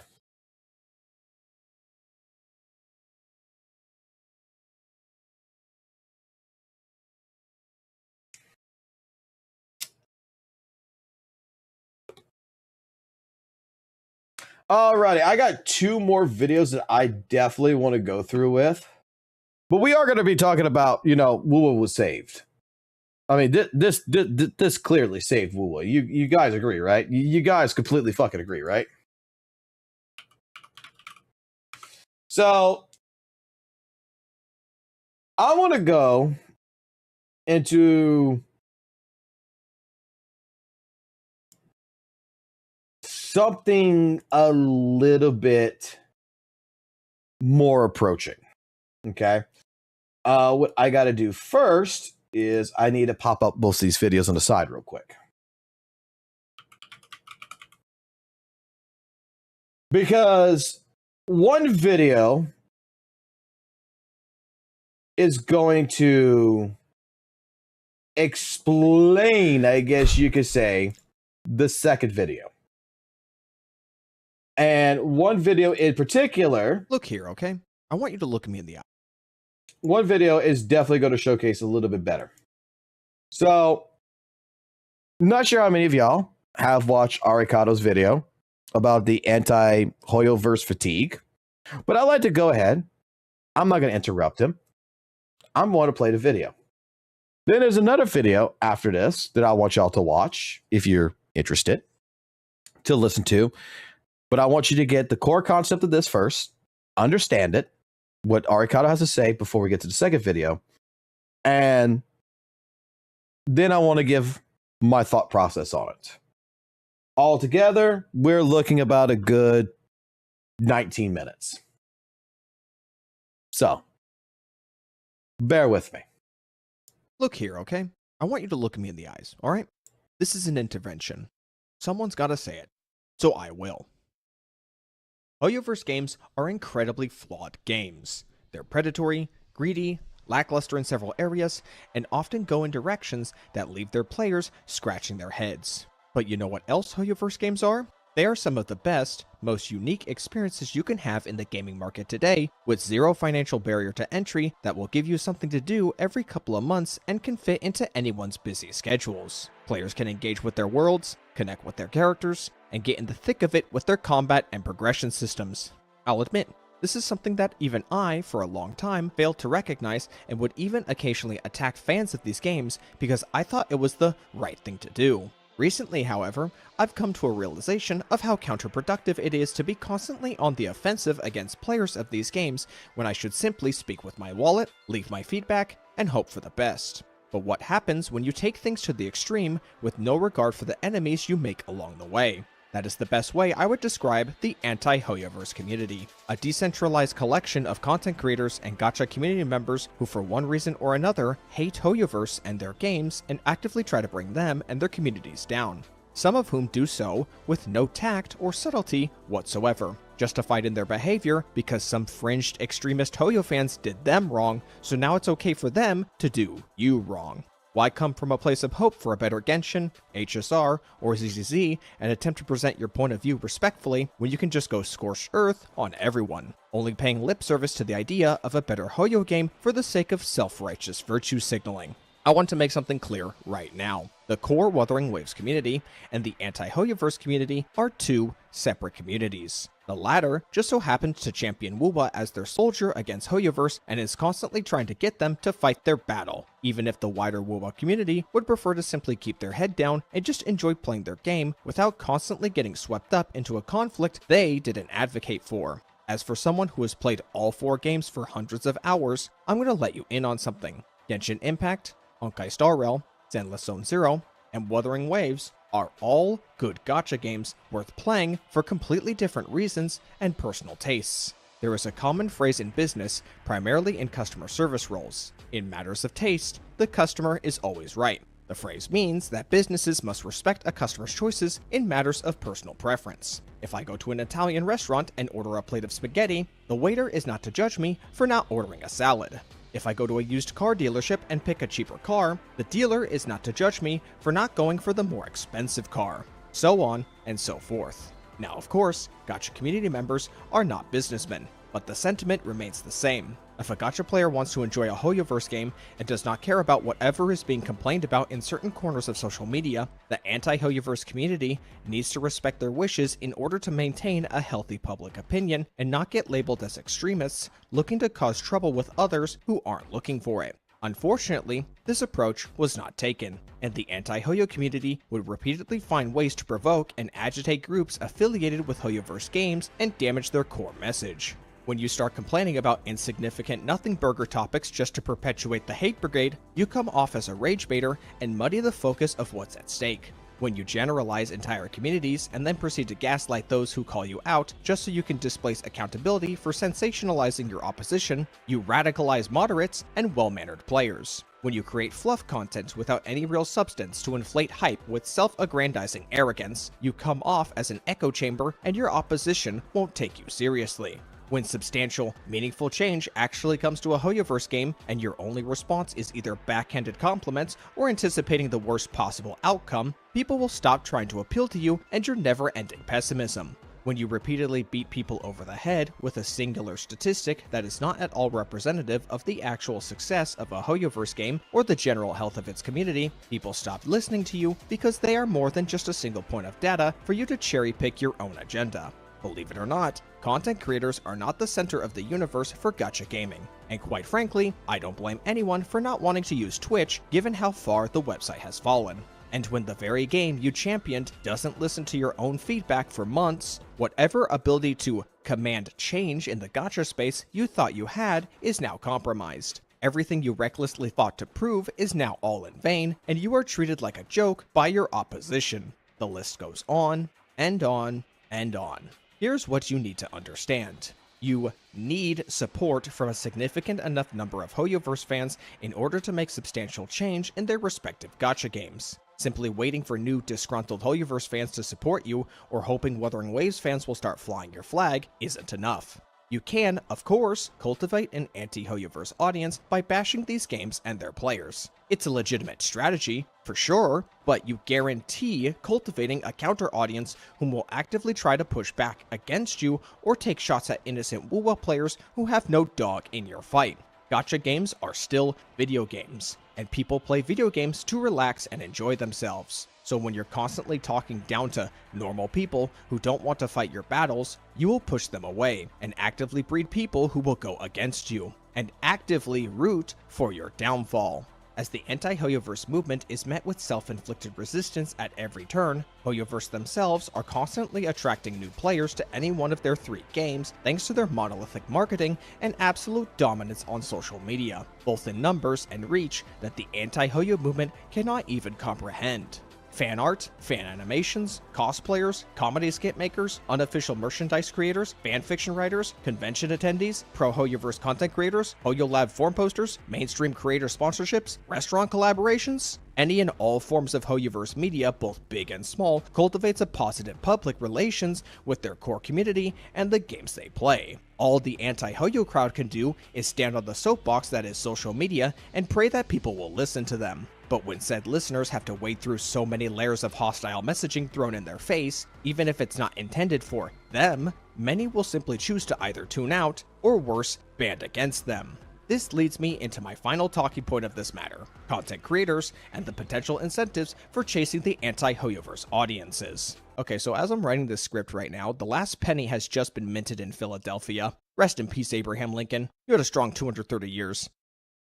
The nickel is probably shitting himself right now. While not as lucrative as becoming a pro-Hoyoverse creator, a niche demand for anti-Hoyoverse content has been steadily growing for years now, and it has inevitably gave way to your typical meta strategies to maximize engagement for anti-Hoyoverse content creators. Rage bait, inflammatory statements, exaggerations, gaslighting, pro-tribalistic rhetoric, all done in the name of drawing more eyes on an individual's content for self-fulfilling reasons that have zero regard for how it has a negative effect on the group they represent. There are of course those who act in moderation and uphold their integrity in an attempt to spread a message for better Hoyoverse games. But as with any social group, the individuals who can make the most noise will inevitably become the ones any social group will be remembered for. It's not the responsibility of the viewer to decipher if a creator's beliefs and viewpoints are genuine or if they're simply a clout-chasing grifter.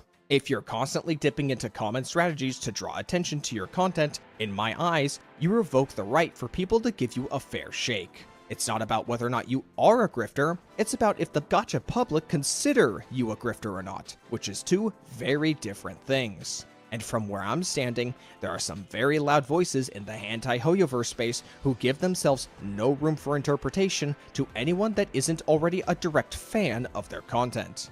And the only people left are fucking idiots. Vote for my team, by the way. No, I don't think I will. As someone who's been on both sides of the aisle and experienced what each group had to say in regards to their own opinions of Hoyoverse and their games, my stance hasn't really changed since I took up content creation. I'm all for improvements and player feedback for modern gacha gaming as we know it, but that's where my similarities with the anti-Hoyoverse movement ends. I want to see a better Genshin Impact. I want to see a better Honkai Star Rail. I want to see a better Zenless Zone Zero. And I want to see a better Wuthering Waves. But just because I want a better gacha game doesn't suddenly give me the right to talk down to everyone who won't dance to my tune. I'll reiterate what I said with the situation regarding Blue Panda and say it here. There will always be instances of pushback for any subject matter you discuss on the internet, gacha games included. However, you can directly control the degree to which you receive pushback based on what you cover and how you cover it. If all you do is continually attack fans of Hoyoverse games, then expect to never make any significant change within Hoyoverse games. And if your response is to simply remark how they started it all, or that they're much worse, then congratulations, you've got what you wanted. A never-ending, unproductive cycle of vitriol and hate that you are directly benefiting from. Because why end the gacha wars when the gacha wars are so profitable to you?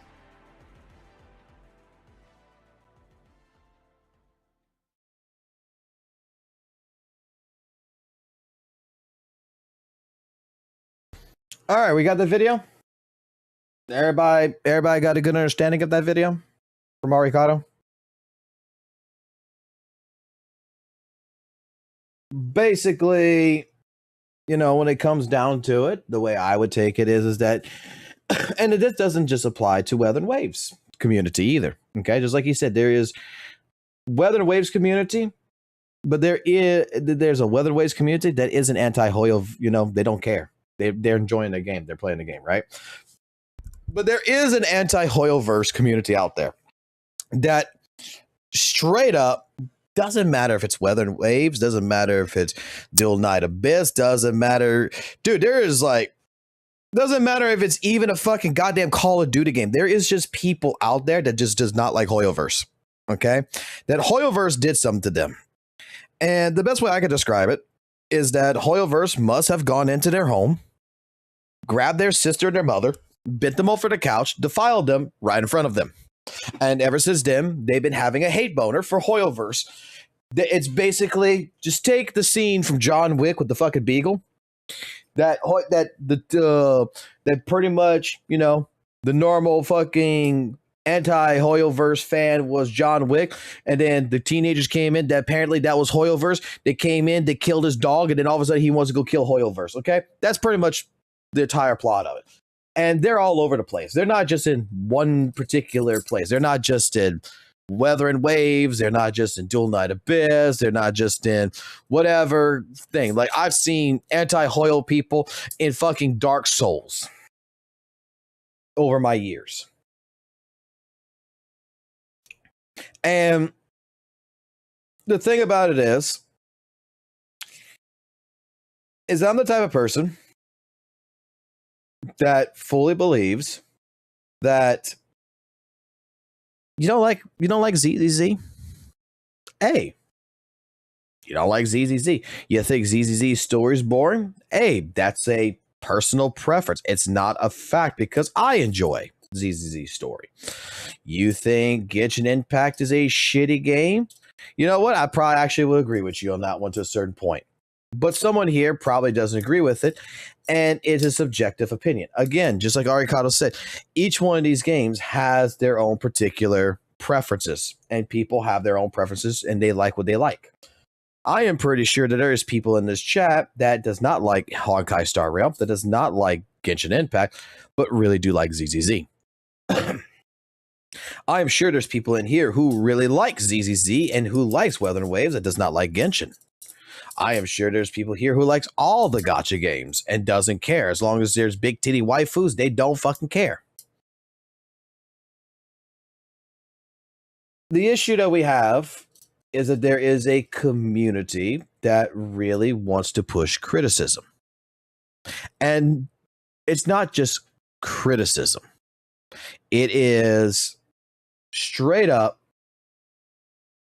an attack. That they want to go to the far end. They want to be the type of person that if you say, hey, man, they tell you that ZZZ's story is absolute dog shit and anyone who likes it's a fucking idiot. And you say, well, hey, I like ZZZ's story, but I also like Weather and Waves' story. You're still remarked as to this person, a complete fucking moron. And you're attacked for it. Even though, in all honesty, you like both. They don't care. The moment that you make some kind of a judgment of what you like, and quantitatively, you know, you have your own disagreements, you're considered public enemy number one. This is like the same scenario where in like Weather and Waves, you know, they're pretty much facing what the Hoyoverse community that they have attacked for so long with the words toxic positivity, that Hoyoverse is a toxic positivity community. A long time ago, I would have agreed with this because I had a friend who played the shit out of Genshin, and I saw the Genshin community. This was before HSR came out. This was before ZZ came out. This is well before when Weather and Waves came out. I watched him, and I saw that community, and I said, God damn, this community is retarded. And straight up, when I finally got into gacha games, and I played Weather and Waves and such, and you know what? that exact style of community ended up happening in Weathering Waves, where the moment you criticize something, the moment you say, hey, I don't particularly like this, you can spend 10 seconds on it and you move on. Someone out there just hates you for hating you. I got primary examples in Weathering Waves. I said, for example, with the shooting droid, that it's kind of useless to me. Like, it has, like, there's no point in it. But if someone likes it, hey, cool. That's for someone else, not for me. I got told that was a stupid take. I've told a story about that. I've told a story about like Encore story mission. I got told that I would cry on Encore's character quest. I played it for 3 hours, never skipped the story. And at the end of it, I said that this story kind of felt stupid. To which I had a few people unsuffer my channel because they were upset with my take on it when I said that, in all honesty, I never built a relationship up with Encore enough to actually get into the story enough to relatively say, hey, to make me feel anything. All I told is, this girl's mom's dead. This girl's mom's dead. And I'm just sitting there scratching myself, being like, okay, I feel bad for you, but I'm not going to cry. I got told I was an insensitive fucking asshole. I have stated that Weathering Waves is a very great game, but I felt like the story has pacing issues. I got told I was a complete moron who does not know what good story writing is. All this stuff I was met with last year with the Weathering Waves community. And it wasn't all of them, because there was actually some people in the WUWA community who played WUWA like me that agreed with me, that we sat there in Discords and talked. And we regard ourselves as people who just like the game for what it has, and we want to see improvements. I came into ZZZ after all of this because 2.3's WUWA was practically dead, and I said, fuck it, I'm going to give it a shot for the reasons that I'm hearing all these problems about it. And I haven't gone back really to WUWA except for a couple of times. But in general, my experience here has been very good, because I have criticized a couple of things in ZZZ, to which has been met with some disagreements, but not to the degree to where I have been attacked. That I've been told I'm a complete moron, that I am an asshole, that I am whatever. So my criticisms is, where the fuck is the disk loadout system? I got told we've been asking for that. Another criticism I have with it is when 2.0 came out, I said the story's kind of mid. I said 2.1, it's not really for me, but it's an okay story. People agreed with me. I have made statements that, when it came down to like HP inflation and such, that I said at the time that, I don't see right now HP inflation being an issue. Maybe in the future it will be, but I don't see it as an issue as of this point in time. I've been met with different types of criticisms on that side. But overall, relatively, I speak to each and every one of these people, and we can agree to disagree, or we can agree to agree. Doesn't matter, but we can still have some kind of an agreement. I have seen that there is Hoyoverse fans that are, where I would say, are very much extremists, that they're still trying to carry on the old way of how Genshin was. One of the primary examples for this is, if anyone remembers, the Yuzuha voice actor situation. A big nothing burger. Just because Yuzuha had a lesbian flag behind her on a GIF and all this other shit that happened wasn't a big fucking deal, but you had people on social media that attacked her. That, dare I say, that a lot of us who were here, a lot of people in several different content creator communities who are players of ZZ, all stated that we don't, that's not us. That is not a representation of our community. Like, this is people who are completely going far beyond the realm of understanding that we don't even understand. We have seen in this last year several different things like this. And I have seen a lot of different Hoyoverse content creators, mainly for ZZZ, but with HSR, with Genshin as well, that has made criticisms in their videos to certain things. They have given these games their praises as well as their negative feedback. And relatively, you go through the comment section, you see these videos, they have 10K, if not higher, plus video views behind them, and they're all relatively well received,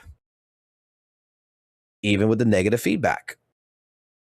So, one thing I've noticed is that in the last few years, the Hoyoverse community I have recognized back when back in 2020 and early 2021 is much different now than it was back then. Back then, it was a shit show. Right now, I feel like the Hoyoverse community, when it comes to the games they represent, each and every one of them has chilled out. That I feel like the bad apples of the group, if you would call it that, has particularly left. That it's not tolerated in certain communities and it's moved on. And people have started understanding that we relatively have the mindset that we can agree to disagree if necessary. This is what I have noticed since playing ZZZ, is that I can actually have a conversation with several people in a chat that at the end of the day, we'll still talk tomorrow. Now, there's few exceptions to this when it comes to some content creators, because like there's content creators that's going to talk about like the Defiler and say it's the worst boss design. And I'm going to be the person that's going to make a video and sit down here and say it to them when they're in my stream that I disagree. Like, if that's how you feel, that's how you feel. But I disagree that I actually like the style of how the Defiler plays and how it works and everything else. I like the mechanics. I like the way it works. And I see the reason behind the development changes. To a person who I made those remarks to, doesn't seem to consider me, quote unquote, a reliable friend anymore. I guess mostly to the effect that I'm not having their back. Regardless, we're all different. Me and Argos had, for example, Scars in the chat. Me and Scars has had different conversations in Discord to where we agree on a lot of different topics, and there's some topics that we completely disagree on, but he's still here. We're still having conversation, and we're not dumbass idiots that's going to go to the extreme to try to hurt the other person just because they disagree with us. So I wanted to watch the Arikado video. I wanted to make those points because when I'm about to go ahead and play the second video, and in this particular second video, I will be pausing through it because there's a couple of things in here I disagree with. But this is a response video to the Arikado video. Because I think what Arikado, like I said, what Arikado did 2 days ago with this video in particular, I feel was very well done, very well handled, and practically, dare I say, kind of showcases that the Hoyoverse community has tamed down a considerable amount. Because, I mean, look, I'm going to be honest with you. When I first started playing ZZ, I was waiting for the quote-unquote elitist to come into my chat and come call me shit. And relatively speaking, everybody I've met so far is absolutely down to earth and really fucking nice. So we have Blazon, who made a response to this video with Arikado. And I like to go through it with you guys. Because if you took what Arikado said, and I'll say it like this, my best explanation to this is when we first saw this video. After watching it, I said it like this. If you take this video, you put it right after Arikado's video, or you watch this video, do you watch Arikado's video right after? I feel like he proves what Arikado is saying is true. So, let's hear it out. I made a 50-minute video reacting to Arikado. Hold on real quick. Shogun's newest video. I want to make a note here that I think Blazon is a smart guy. Okay. But straight up, this is Keith Urban.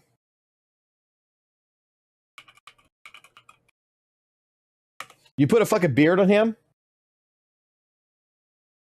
Is it Keith Urban? Carl Urban. It's Carl Urban. This is fucking Carl Urban.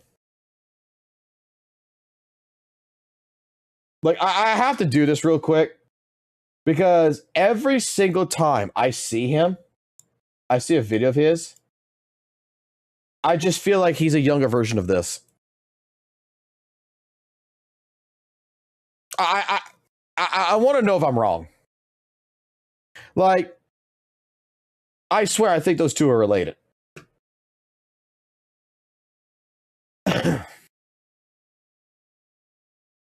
It's the face. I like literally it looks like to me Blazon is just Carl younger.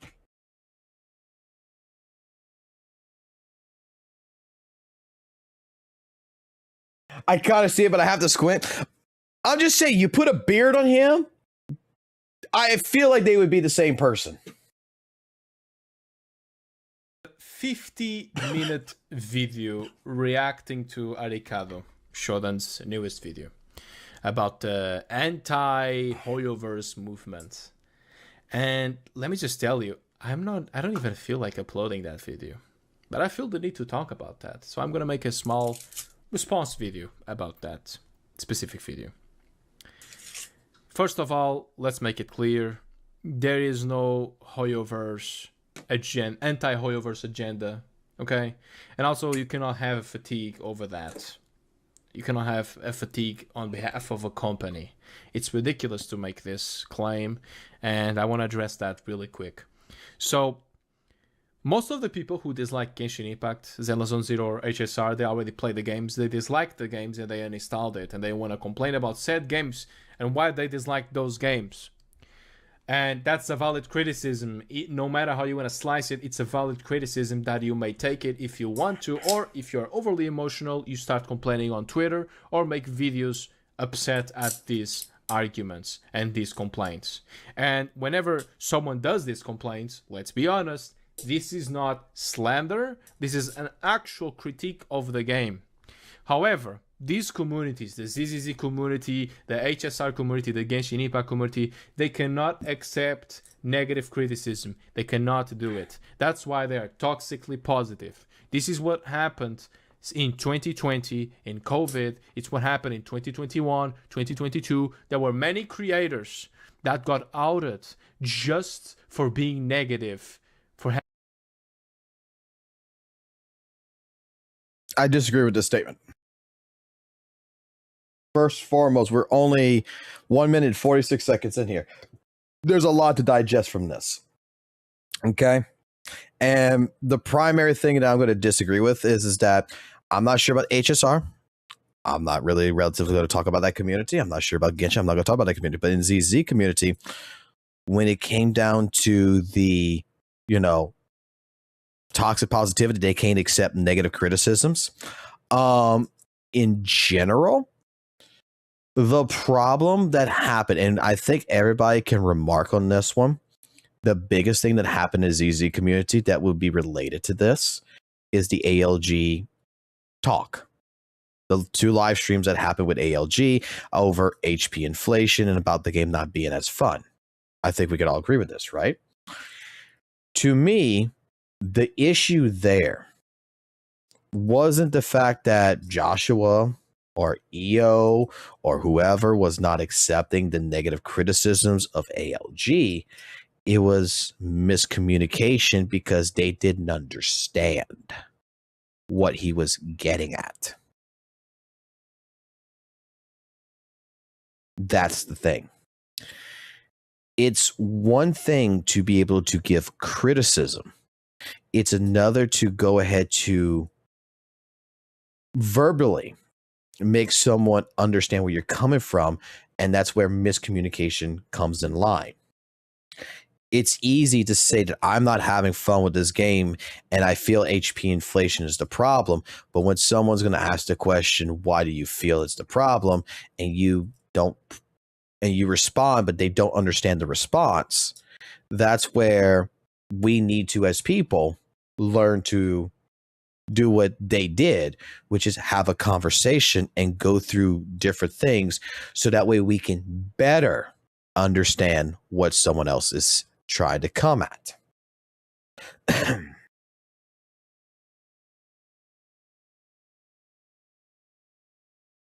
Okay.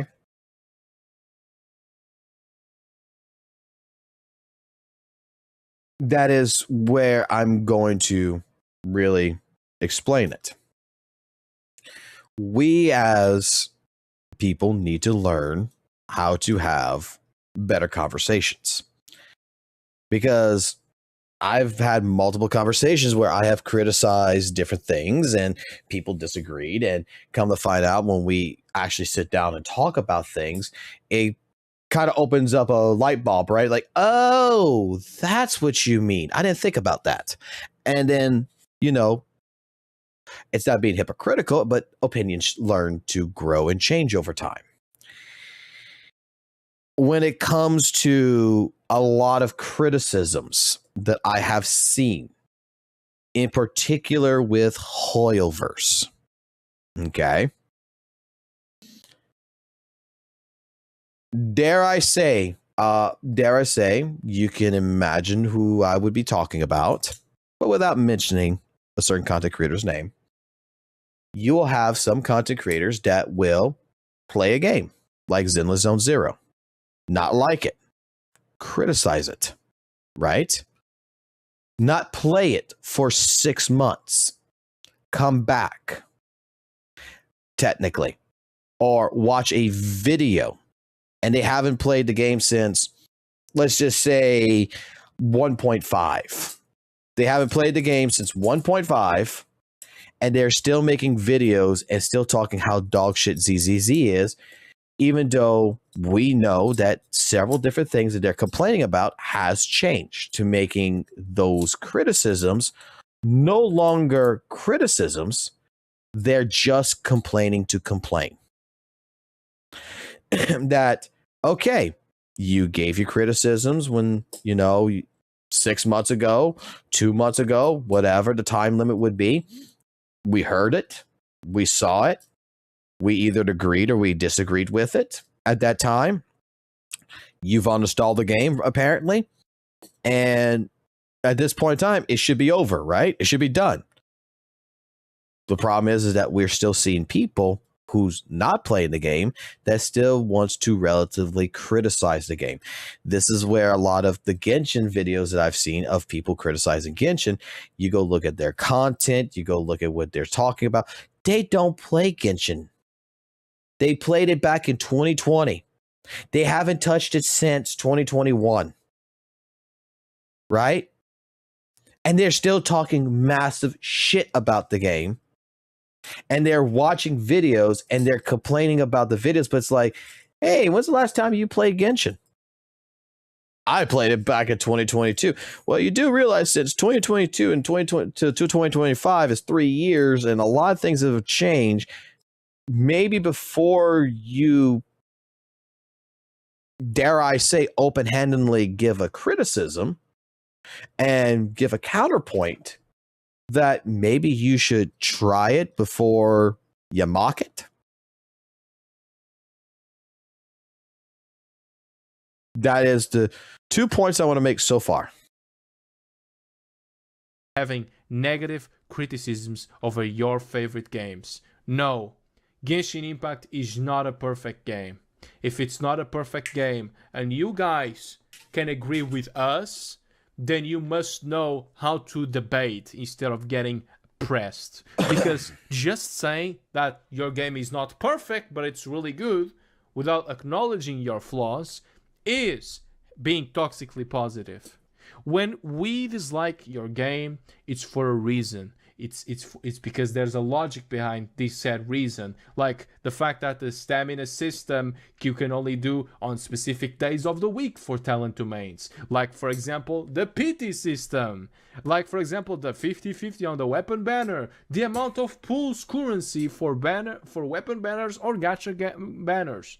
Or the fact that there's so much power creep that old units feel like slop garbage compared to the newest units.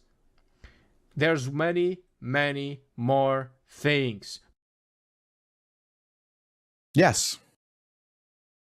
All of what he stated right here could potentially be valid criticisms. Right? But if you already stated it once, you already stated it twice, 3, 4, 5 times, regurgitating the same criticism that pretty much over and over doesn't lead to anything but just being a complaint. It's met with less than, it's met with less than just a negative feel to it. Like it's more like, meh, I've heard this 100 times. I don't feel this way. Or, you're just saying the same thing that these other people are saying, and you're just repeating it. How many times have you watched a channel like St. Tonus talk about Genshin, HSR, or ZZZ, and is regurgitating the same exact arguments, the same exact complaints? HP inflation is a problem. HP inflation is a problem. Miasma shield, you need a rupture agent. It's a problem. It's a problem. Blah, blah, blah. And then people come in, and dare I say, you had people like Kete, you had people in the ZZ community who took what the argument of St. Tonus had and was very relatively nice, and like Hako and everything, saying, oh no, you're missing that. Like, we're looking at HP inflation. We're just saying that right now, for what the characters are doing and everything else, that it's not an issue right now. If you have an invested account, you have invested time into it, you've been building. This is back a couple months ago. Like, HP inflation is not an issue right now. We should be looking at it because maybe over the road in the future, it could get out of hand. But as of the present day, it's not an issue. At least that's how we feel. And here is the data that we have. Or like Miasma Shield, when you have someone who is in the creator server that goes play it and showcases with several different teams as that, hey, look, it's just a gimmick. When you're the type of person that, they're providing information, they're providing you with proof, they're providing you with data. The issue that I have here in particular is the moment you don't watch the video and you just on a live stream or you on a content, you just close the video out and say it's too sweaty for me. You're no longer part of the conversation. You have taken yourself out of the conversation. if you've already made your complaints, you've already made your comments, you've already expressed how you feel, you've uninstalled the game, does that still give you the right to produce a criticism over and over and over and over and over again? I don't think so.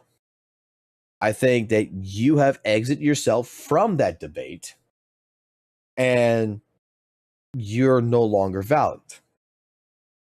Now, to the new players who are experiencing issues, if they are experiencing issues like this, when they provide these criticisms, their criticisms are 100% valid, and we should talk to them. We should hear them out because, again, there might be information that they're missing that, dare I say it, maybe you're playing a game like ZZZ, you're not enjoying it, but you're playing it, dare I say, wrong. Maybe you're the type of person who's got a 3 support fucking team. You got 3 characters on your roster that is all supports. You got Astra Yao, you got Jufufu as a stunner, and you got you got Astra Yao, you got Lucia, and you got Nicole all on a team, and you're trying to complete end game, and you're having a bad fucking time. And you don't know what you're doing, and they're all M0 with no signatures.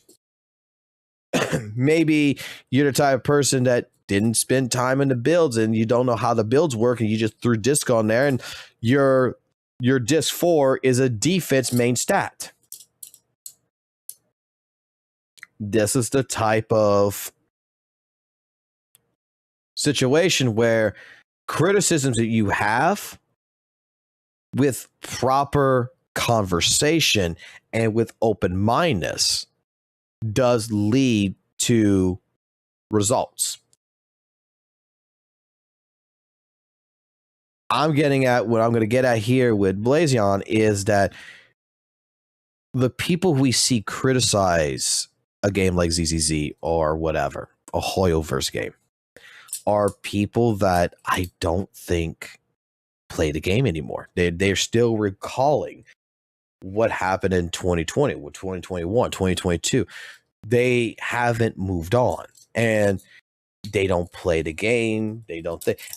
I can use SmackSan as an example. SmackSan apparently must have had so many issues with ZZ's in game and thought that, you know what, he was going to go to Weather Waves because he was only able to complete 1 Shiyu defense. He never was able to complete Deadly Assault. And if you look at his builds, you can see why.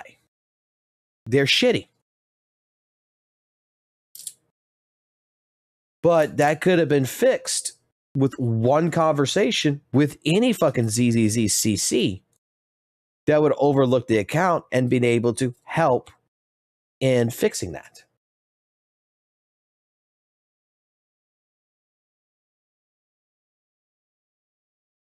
Again, if this was back in 2021, 2020, like I stated this during the Arikado video, I saw that community of rabid dogs that when you criticize something, oh, you're fucking wrong. You need to look at the spreadsheet. This character is the best character there is in the game or whatever. When someone said, I just don't like how this character plays.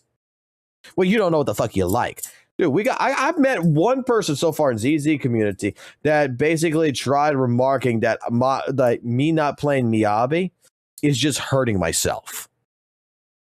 That Miyabi, if you don't own a Miyabi on your account, you're bricking your account. Your account's cooked. You're not going to be able to complete in-game content without Miyabi. That I've met one person who judges everybody if they have a Miyabi or not. And if they don't, they're not on his level. Okay? But this is not a person that I could talk to. There's a person that I've tried talking to that doesn't want to have a conversation. Just wants to say what he wants to say, and that's it. And so then at that point in time, I can't take him seriously. Because if you don't want to have that conversation, you're just complaining to complain. The loadout system, the storytelling, the quests, the fucking character designs, or even the fact that your game hasn't changed its combat mechanics since 2020. In before the people who start talking about the fact that it's complex or it has any depth, it doesn't. It's a color mix game. It's just that. The complexity is understanding how the element work, but then you start realize that there's only one particular reaction you're trying to focus on every single team on field, and there's only one specific rotation you want to do it, and that's it. Everything else, you're just making a preparation before you make your next rotation. So no, that game has no depth and no combat depth. Anyways, moving on from that, just because we criticize these things doesn't mean this is an agenda. Just because you get upset when we criticize these things, because we like WUWA, for example, that doesn't make it an agenda as well. You are toxic positive, and you want to defend people that are toxic positive from a toxic positive community. Most of the time, when you talk about WUWA... Hold on. Let me rewind this for a second. He's talking about toxic positivity now. Okay? I'm not gonna touch the combat with Genshin because I can't particularly give an opinion whether it has death or not to Genshin because I don't play Genshin. I'll let you guys in the chat make that decision yourselves, and y'all can talk that all about yourselves. But I want you to hear something he's about to say here, and I'm about to counter this argument here. And I'll be willing to go, and I would say to like the Blazon. I have nothing against Blazon. I'm more willing to go in a debate with this. And you want to defend people that are toxic positive from a toxic positive community. Most of the time, when you talk about WUWA, there are people in WUWA that complain about WUWA. Shocker, right? The Zani situation, for example. Most of the characters who get Doom posted, and sometimes I even wonder if they're still astroturfers from the Genshin community space, because you know that is a thing, because it exists, and it was a thing that happened in the past, in the live streams, in the release of WUWA, release of other games that are not even WUWA, like TOF, or even Infinity Nike's website getting hacked, telling people to off themselves, or go play Genshin Impact instead, or even Where Winds Meet, a non-gacha game that gets comments saying Genshin is the best or this game sucks compared to Genshin. Like, these people really think that nobody sees these things. These people really want to say that it's just a WUWA community issue or a content creator that panders to WUWA but at the same time is anti-Hoyo. Really quickly, first counter argument I'm going to make here is that I know exactly what you're talking about. He's completely correct that I have seen in Call of fucking Duty Genshin fucking better. Fucking Call of Duty sucks. I've seen it in fucking different games. I've seen it in the live streams with Weather and Waves. But you know what's fucking hilarious? In the course of a year, I have seen in Genshin live streams, I have seen in different other places that represent is WUWA is also doing the same thing to where WUWA is better. I have seen this. I have seen the toxic positivity that Genshin has, that he's quoting right here, and I've seen the same exact toxic positivity in the WUWA space, doing the same thing that the Genshin does. In regards to me, I don't consider either one of these types of people who do this really part of the community. I see these more as trolls trying to stir shit up because all they want to see is a fight getting started. That I honestly don't even think there's astroturfers when it comes to Genshin. I just think it's some dude who randomly knows, right, that gacha games are some of the most emotional games that is out there that people emotionally attach themselves to because of how much money they put into it. That some dude from Call of Duty is with his buddies getting drunk and say, you know what? I want to start some shit. And they go into a fucking goddamn Weather and Waves live streams fucking channel and start talking shit about WUWA, and they don't even play fucking WUWA, and saying Genshin's fucking better because Genshin's a household fucking name, and the Genshin community is getting a bad rap because some random outsider wanted to start some shit. Because the reason why I say this is because I was one of those people who would instigate like that back when I was younger with other games. That would say fucking, I was one of those people that would be like, you know, fucking, I'm watching different streamers play different games that basically have two different rivalries, and I'm just like, they're both rivals. I'm just going to go throw a pebble at one of them, and I'm just going to be like, hey, this guy did it over here, and I'm just going to sit back, and I'm going to eat some popcorn. I'm going to watch a chat go at each other. I used to do it when I was younger, and I feel like that still happens to this day. That a lot of things can be explained, that there's some people out there who just do it just for fun, and they're just dicks, but it's funny to them. I want him to continue, though, because I know there's something he's going to say here. Are we really going to be speaking on behalf of Hoyoverse? The same community that makes CEO death threats, bomb threats, kills cats because they dislike the fact that a specific character looks like a cat and he's getting attention by girls. We're going into the stream this now. I don't know what else. Oh yeah, the first anniversary, the compensation and its anniversary sucked so much to the point of only having one banner, aka Kokomi. Oh, the same Kokomi voice actress in China that also got harassed and death threats. That was also so. First point, when we come to toxic community and Weather and Waves, we have seen the toxic community and Weather and Waves. Before I get to the extremist talk that he's getting here, we have seen the toxic positivity in WUWA, because how many of you guys have seen in the last 2 months that there's been CCs that's been making some criticisms about Weather Waves, including St. Tonas, that has been met with people saying you're wrong, that you're a shitty fucking CC. If you don't like the game, get the fuck off of it. They have good riddance without you. I've seen CJ go ahead and make criticisms about, you know, no combat events. Tired of the color puzzle match games. That was met with hate. I've seen Ethan make his videos and talks, and that's been met with hate. I've seen St. Tonas crashing out and being met with hate. That these are people who defended, who were glazing and was all over the place with Weather and Waves.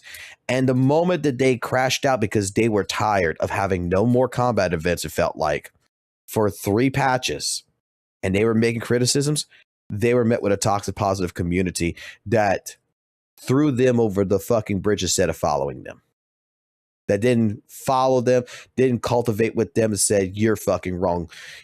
Because they're just what it is. It's being toxic positive. They regard WUWA as being the best. Now, the talks here that he's bringing up about like the CEO death threats, the cat, even like the Yuzuha shit. I mean, Weather Waves has recently did some shit with the female rover CV in China, where I'm not going to go through it again. I have a whole entire live stream about this that we spent fucking 2 live streams doing this shit and going through every single text message, going through every single time log and putting it all to fuck together. But we had a fucking WUWA community that attacked the fucking the CV, the female rover actress, for basically defending herself, number one, for trying to help a supposed victim that was doxxed, that was never fucking doxxed, offering to pay and do things, that added XJJ members to her fucking Billy to basically straight up beg them to leave this person, quote unquote, alone. And she was met with, well, you voiced on Genshin. You got Genshin fans. At that fucking point in time, you lied to the WUWA community. Even though all she did was, since the beginning days before she was even a voice actress for Weather and Waves, she made remarks that she was streaming MC. And when WUWA came out, she said she was streaming MC, which for 2 years she's been doing this. And every time she did it, she was playing Minecraft. And she always abbreviated it as MC. But because some WUWA fans in China were pissed the fuck off and said that she was tricking them when she didn't mean to, she wasn't. She was doing exactly what she was going to do, what all her normal fans know of, which is play Minecraft. They attacked her. When she was paid to basically go ahead and play in another gacha game that she voices in, she did it. People got mad because, well, you don't do Weather and Waves. And to be quite honest with you, she's not really that interested in Weather and Waves. She voice acts in it, but she's not that interested in it. Because she's a girl that likes the Dynasty Warrior age, and that's what she is into, is Dynasty Warrior style games. This is a girl that straight up told the supposed victim, do not talk to the Hoyo fans. I have 60,000 fucking rabbit fans that will dox you, that will hurt you. Leave them alone. Let them hate me, and please protect yourself. And then after all this is done, we find out that the quote-unquote victim didn't get doxxed.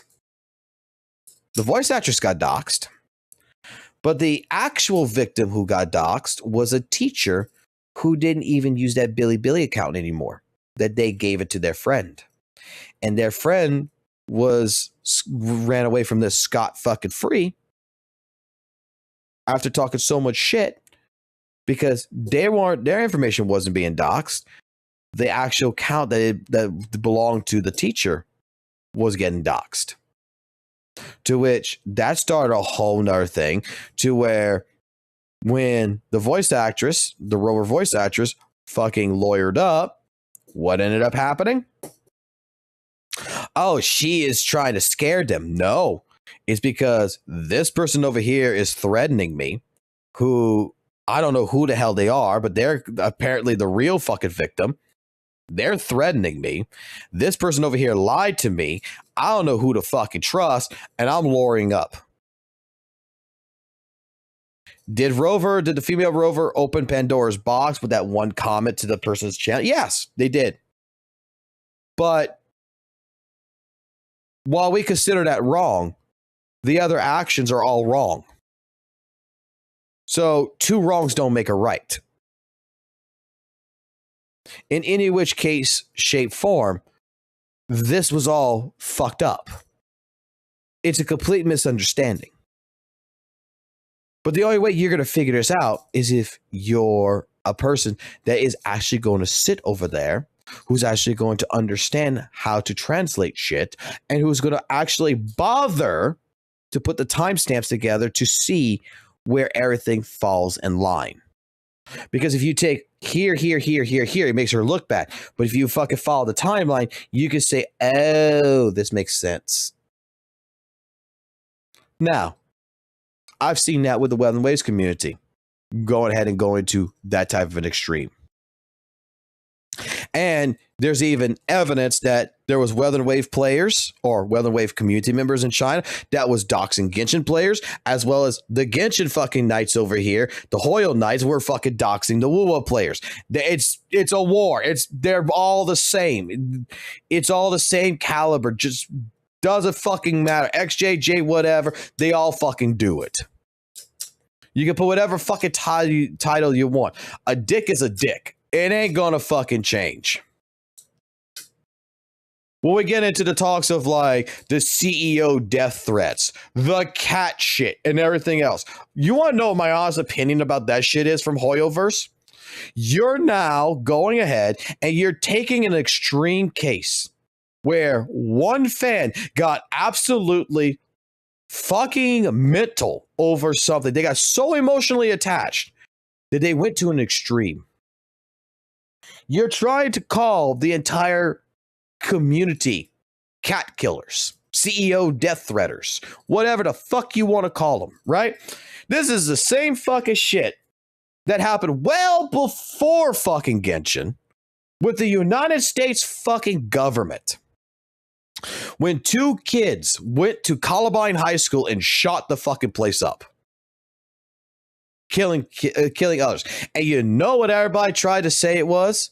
It was because of the video game Doom that caused it.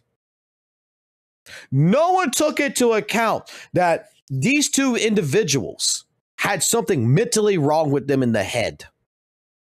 That they did this. No, it's because they played a game called Doom and made them go ahead and go kill.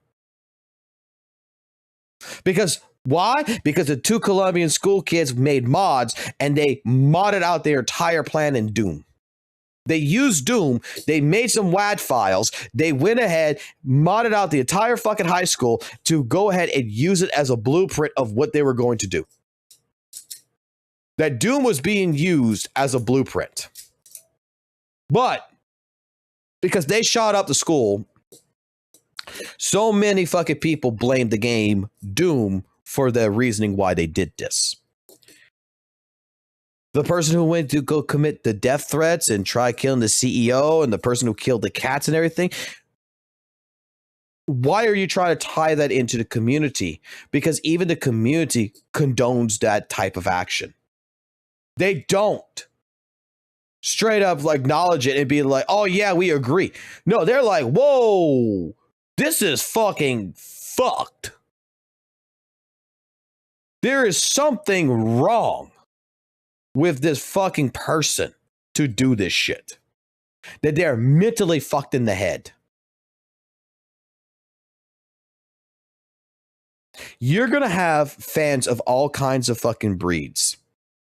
But just because, so if this is the case of what like Blazion is trying to use as an example, so I guess I should take it that if we find out later down the road that maybe some WUWA player got upset because Zanny's fucking new costume or new skirt or whatever doesn't show enough skin, that they're upset and they go ahead and go all the way to fucking China to try to kill Solon Lee over there because he is hurting his waifu.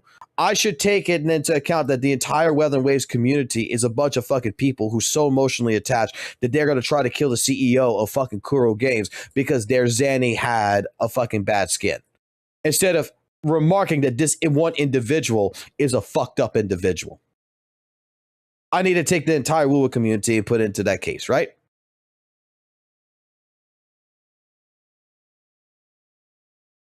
Just because the actions of one fucking person, what you're trying to do is you're trying to make an entire community guilty by association.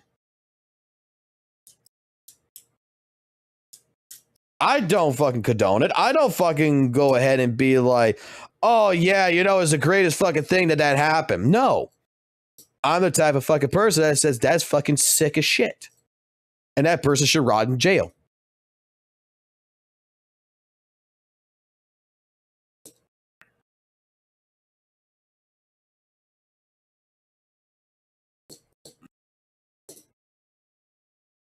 Like,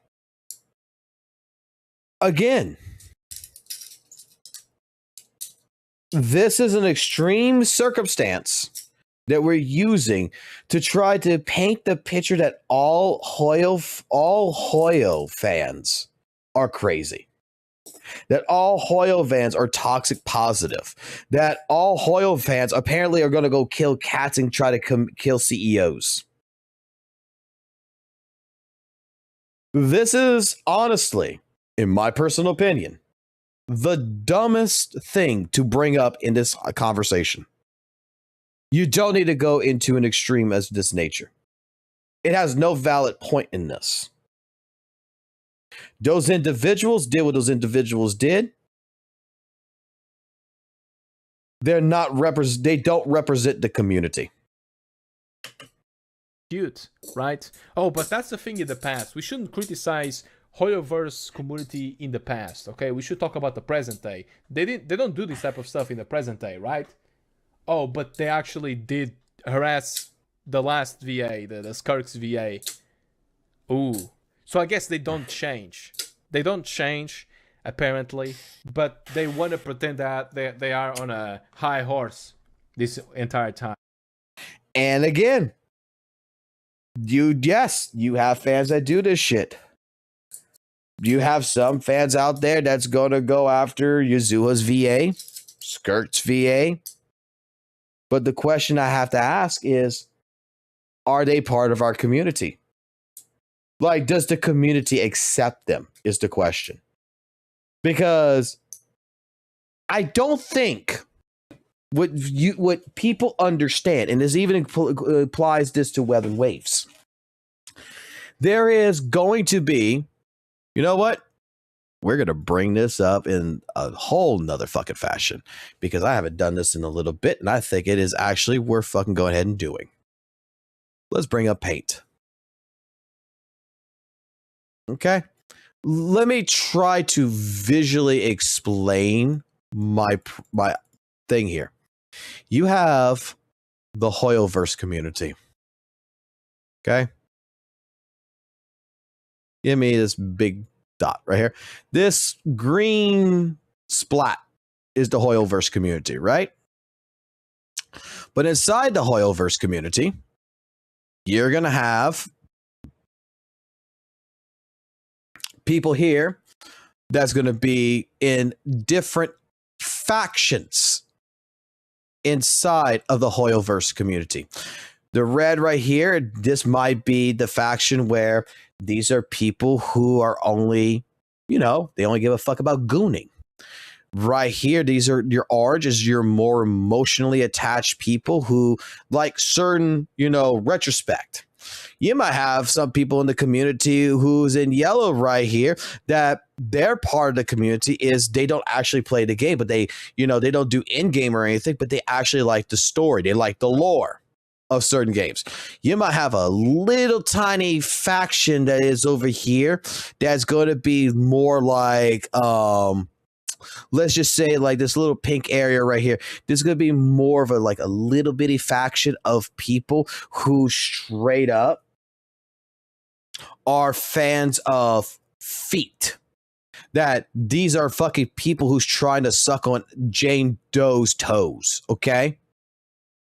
What I'm getting at here is that a community is not a community. A community is different factions that all come into one big faction that is separated into different departments.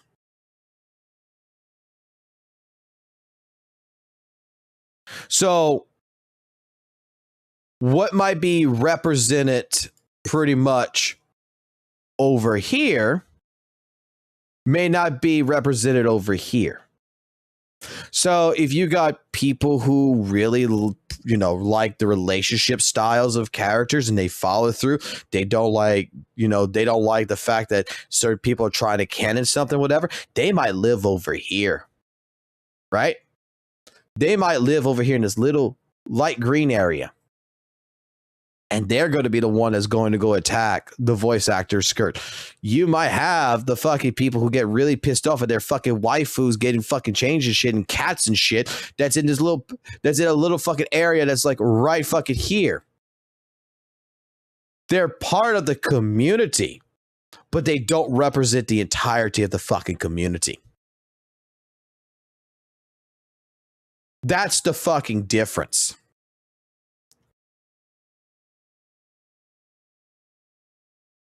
Again, I have stated this. You got people who might like Genshin, who do not like Honkai Star Rail and do not like ZZZ. You might have people that like ZZZ, Honkai Star Rail, but do not like fucking Genshin.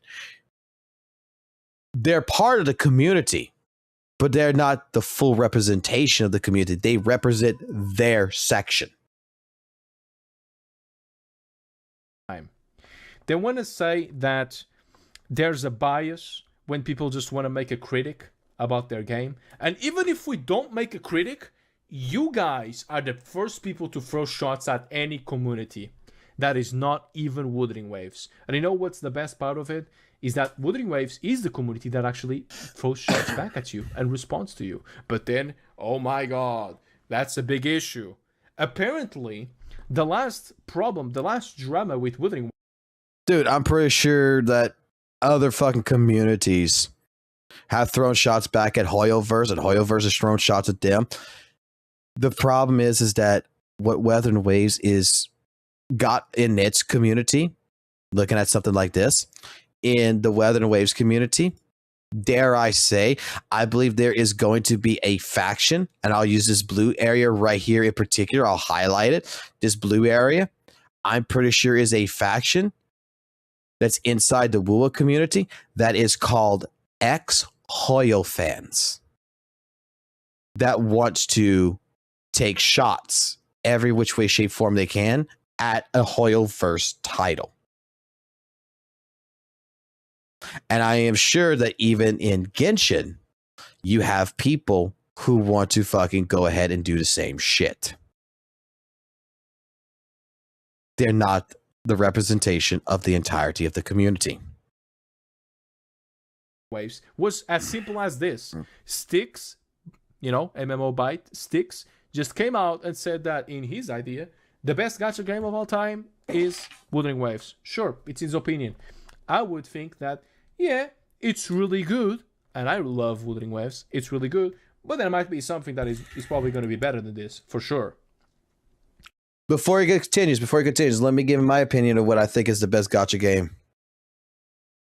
It depends on what you're looking for. But Wuthering Waves, if you're brand new to gacha, let's say you've never touched a gacha game before in your life, Wuthering Waves, hands down, is the #1 gacha game I would recommend to anybody who is getting into gacha. It is the cheapest. It is the easiest of all the gacha games to really get involved in. That you're not met with as much hurdles and problems as you would be with a game like Genshin, Honkai Star Rail, or even ZZZ. That I would say that if you want to try gacha, try Wuthering Waves first. See how you like it, and then branch off and see what else there is to offer. If you're a person who's been playing gacha games for so fucking long and everything else, I'm pretty sure that Genshin, Wuthering Waves, ZZZ, and Honkai Star Rail, none of these games are the best fucking gacha games. That the only fucking gacha game that I will say, because of the longest lifespan that it fucking has, and it's probably even something longer than that, but the only two that I can say is in competition to being the best gacha game of all fucking time would either be Blaze Blue, because I've heard about this game for the fucking longest goddamn fucking time, or Fate. Because these games should be EOS'd a long fucking time ago, and they're still going. And if they're still going, that means they're doing something fucking right. Right? Not Blaze Blue. Who? I'm sorry, not Blaze Blue. Grand Blue. Would get upset about this, about a specific statement made by someone who just said their own opinion of their own tastes. Oh, only the Genshin community got upset about this because it's WUWA. So don't say it's us making up things or creating problems compared to the Genshin community. No, it's not the case. It's never going to be the case. Everyone knows how shitty the Hoyoverse community is. And you know what's the best part? Dude, I've been in the Hoyoverse community since 1.7. And I haven't met a shitty community. Maybe I just lucked out. Maybe the community that I landed in, the part of the community faction that I've landed in, that I talked to so many people and everything else, is just the good side. And I just never seen the dark side because I don't adapt it to that side. I just got lucky that I met the right people. But again, Weathered Waves has a shitty fucking side of its community as well. Genshin, I believe every fucking community, whether it's anime, whether it's a AAA title fucking game, even Devil May Cry, Call of Duty, fucking League of Legends, fucking Genshin Impact, Honkai Star Rail, ZZZ, I think every fucking goddamn video game, every fucking media source there is, has a toxic waste pit of a fucking community in it somewhere. And if that's all you're looking for, then at that point in time, you're not looking at the good side of the community. This was my point back to Arikado back with a 6-hour call. Is that back then, my demonstration, my discussion with him was to recognize, hey, bro, I'm just going to say it like this. You could agree to disagree with me all you want, but every community is going to have a toxic foundation to it. But if that's all you're going to focus on looking for, that's all you're going to find. If you don't looking for the positives. I mean, pretty much, you look for what you look for. Me, I started playing Zenless Zone Zero. I'm expecting fucking getting yelled at, fucking getting trash talked and everything else every fucking day that I would live stream. No, I was met with a fucking community of people that wanted to help, that sat there, that respected my wishes, and just had conversation.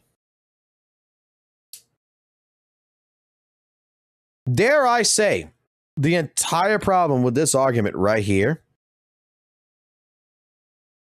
is you're only seeing what you want to see. Because you're not trying to find the good side. You're looking for the negative side. Of this, in this same video that Arikado Shoda made, he talked about us losing potential viewers. Guess what? It's logical that there's going to be way more Genshin fans, Hoyo fans, basically, ZZZ, HSR, Hoyo fans, that play those games. There's also a lot more addicted people who play those games, who think that revenue, aka the games that have the most addicted people, basically, a revenue chart is an indicative of the game being better than other games. Yeah, there's people who think this way. Those same people, if they are toxic positive people who cannot accept negative criticism about miasma, who cannot accept negative criticism about the lunar reactions or any other mechanics in Genshin Impact or H. Okay, what's the negative criticisms about miasma? Because the negative criticism we got with miasma is you need a rupture agent to clear it, when multiple people have used A-rank agents with AW engines in Shiyu defense and cleared it, and in fucking Deadly Assault and cleared it for multiple months now, to prove a fact that miasma, I don't know about the rest of the stuff, but I'll just say about miasma, is not a factual criticism. That the factor there is if you're not clearing it, and I'm clearing it, and you're not, and I got an M0 character, or I got only A-rank agents, then there's something clearly wrong with your account, that there's an investment issue. There's a build issue. There's a character deficit issue. There's a lack of knowledge issue.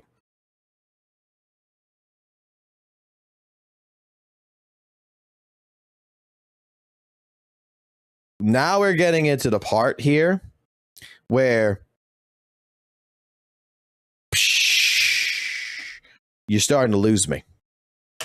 HSR, why would I be making content? Why would I be making content to people who cannot accept criticism? Tell me that, Ricardo. It doesn't make sense, the logic applied in the video in the first place. I'm going to take criticism. because- Whoa, hold on. I offer it to this guy. I'm going to take criticism. Set a date at a time. Let's work it out and let's have a debate. Let's have a conversation. We can go through different games. We could talk about Genshin. We could talk about HSR. We could talk about ZZZ. We could talk about WUWA. You can present your facts. I'll present my facts. I will even present people, if you want, representatives who I damn well know can provide calculations and different sources of information that would be more than willing to join into the conversation, that can have a better, more intellectual conversation with you on numbers, lore, and different things as well. You want to have this debate? You want to have this, and you want to be able to provide criticisms to people who's willing to debate it and is willing to accept criticisms when criticisms are necessarily need to take because you can't find them. The offer's on the table. To lose a potential viewer is to pander to specific viewer, specifically those viewers that you're talking about. I would prefer to have a channel that has almost no views, 100 views, 200 views, 300 views of people who actually talk, who actually comment on the videos, who say they disagree or they agree with me, than having a channel that, you know, I get a lot of views. I get a lot of views, that's for sure. Even if my subscriptions aren't much, I still get a lot of views of people who are just liking me just because I'm saying Genshin good or Hoyo good, or in this case Anti-Hoyo bad. You're pandering. Your entire video, Ricardo, is just pandering to the Hoyoverse community. It's ridiculous that one is gonna throw rocks from a glass house because that same community that you think that people like saying Tontas, me, Cabinets, Ethan, whoever else could be that mentioned for that trashes on Hoyoverse. You say that we lose potential viewers, right? What I say is that you lose potential viewers in the long run because those people are there not because of you, but because you're being toxically positive. Because the people who started doing other types of content or stopped pandering to those people lost so many subscribers, like Brand Online, who was getting harassed, Braxophone as well when he stopped making HSR guides, or even Gacha Smack. All of those people got so much hate because they stopped pandering to the Genshin, Hoyo, HSR, ZZZ sphere. So yeah, keep pandering to those people. Keep pandering to them. They definitely are a good audience, specifically when all... Okay. Let me counteract this really quickly, a little bit more on this one. So if you're a channel that primarily only plays HSR, and that's how you start off, and for like several years, that's all you did was play HSR and you're burnt out on it, right? And you just don't want to play it no more. And you say, hey, look, I don't want to play this no more. I have problems with this game, stuff like this, and you explain it. If the people who's watching you from older to newer viewers don't feel the same way you feel, and you change your game over, and let's say you start playing a real game. Let's say you start playing Elden Ring, right? They may come in, watch you, but that's not what they're interested in. Why would they watch you? Because, dare I say, it's like television. If I want to watch Dragon Ball Z, I watch Dragon Ball Z. But if right then and there's no more Dragon Ball Z on fucking Cartoon Network, but Dragon Ball Z moved to Nickelodeon, why the fuck would I watch Cartoon Network? I'll be watching fucking Nickelodeon. people have different interests. That's why with YouTube, Let's Play channels are dead. Because typically someone finds you, if you were a person that only did horror-based games, and stuff like this, that's what they recognize you for. They recognize you as a certain individual for a certain thing. And if you're no longer that individual for it, you moved on, well, it should be expected that those people move on. It's not a bad, this happens even outside of gacha. Primary example of this. I have a friend who practically his channel's dying. Technically, it's fucking dead. It is fucking dead, and it never used to be. And I'm going to go ahead and I'm going to expose this because I've explained this to him multiple times. I told him what to do when this all came down, and he did not listen to me.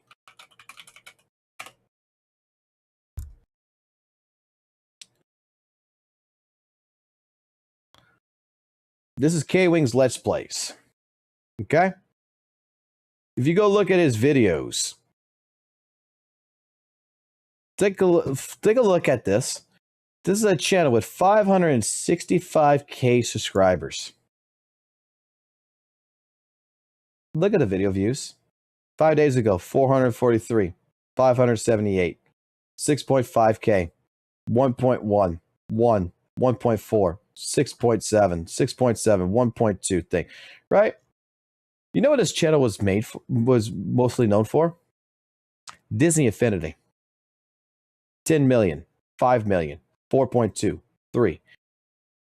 His channel was more recognized for Disney Affinity until the day Disney Affinity EOS'd. This was the majority of his content, was playing Disney Affinity. And I told him, because he wanted to go back to the way he was used to do things like all the old YouTubers, which is make generalized Let's Play content. Like, it could be whatever. It could be Batman. It could be the multiverse. It could be Zelda. And like I tried to explain to him is that doesn't work no more. This isn't the dawn of the age of YouTube gaming. Everybody and their brother nowadays, back in the fucking day when YouTube first started, before Elgatos were accessible to everybody, it was very rare to find gamer-based channels because the equipment cost so much, that the recordings cost so much, and that these people who were Let's Players dominated to where they could play whatever fucking video game there is. They got the best of the best equipment. They could put 1080p before 4K was the big thing on here. And over time, it became more and more accessible to where you go Best Buy, go buy an Elgato right now, and you can start fucking doing your own fucking content, put it up on YouTube to where it came oversaturated.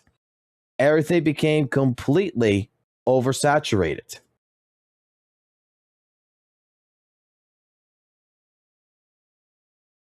And that's why it's like I try to explain to him is when Disney Affinity, his most popular series, was going to die. And it's not like he didn't get a fucking notice on this, like it died the next day. He got a 3-month notice. I said, it's time for you to branch off of Disney Affinity, look at something else, and start focusing on niching your community that you can retain, and start collecting the new one, so that way your channel will grow with that, because people are only coming to your fucking channel for fucking Disney Affinity. They don't give a fuck about the other shit.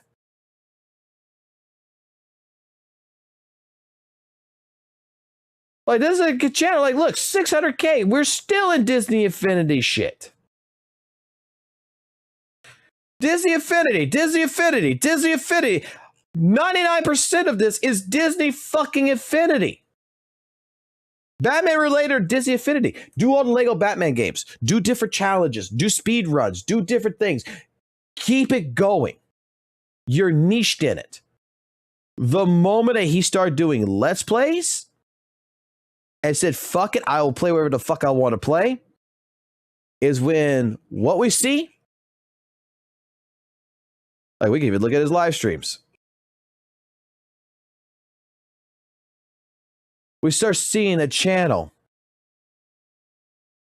that gets only 453 video views on a fucking live stream. Because they're not branched out enough to be able to do whatever the fuck they want to do. They're not a channel that can retain. Because the moment because kids grow up, adults grow up, interest changes all the fucking time. I don't expect half of you guys in the next 6 months to be watching me. You're going to move on to other things. You may get tired of fucking gacha games. You may get tired of fucking ZZZ. Quit ZZZ and go play a whole new fucking game. Something new comes out, that's what you're interested in, and that's what you're going to want to play. And because I'm not playing it and I'm not interested in it, guess what? I'm no longer the topic of interest. Has nothing to do. Like, this is a fucking situation that has nothing to do with gacha. But I guarantee you, I make a bet. Someone like Saint Tonus, for every day, would play fucking a whole new game like League of Legends. He would play League of Legends tomorrow. He would play fucking Dual Knight Abyss here. He would go play Lego Marvel over here. He'd go play some fucking other fucking game over there. And he'd just be a random variety fucking streamer.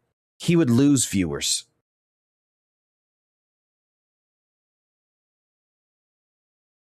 He will lose them. He won't gain.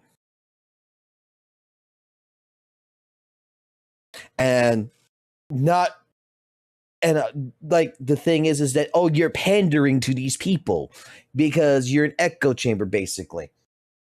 Motherfucker. If someone's interested in ZZZ, they're going to go look at ZZZ content. If that's what their interest is now, they might stay, they might not stay. They may come, they may go.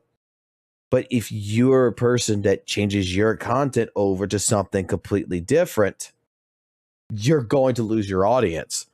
Because the audience you've built wants this. Have we not seen it with someone like Saint Tonus that, you know, if he does Weather Waves, he gets over 1,000 people watching him. But the moment he does variety, switches over to another game that's not Weather Waves, that 1,000 drops down to 400.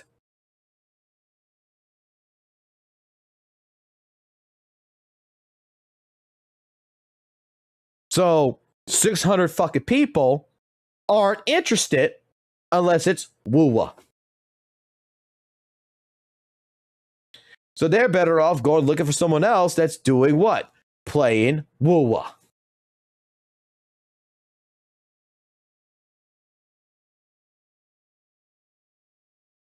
That's just how it is. All they can do There's is exceptions defend to their it, but that's own mostly how game it is. and not realize the negative flaws in their favorite games.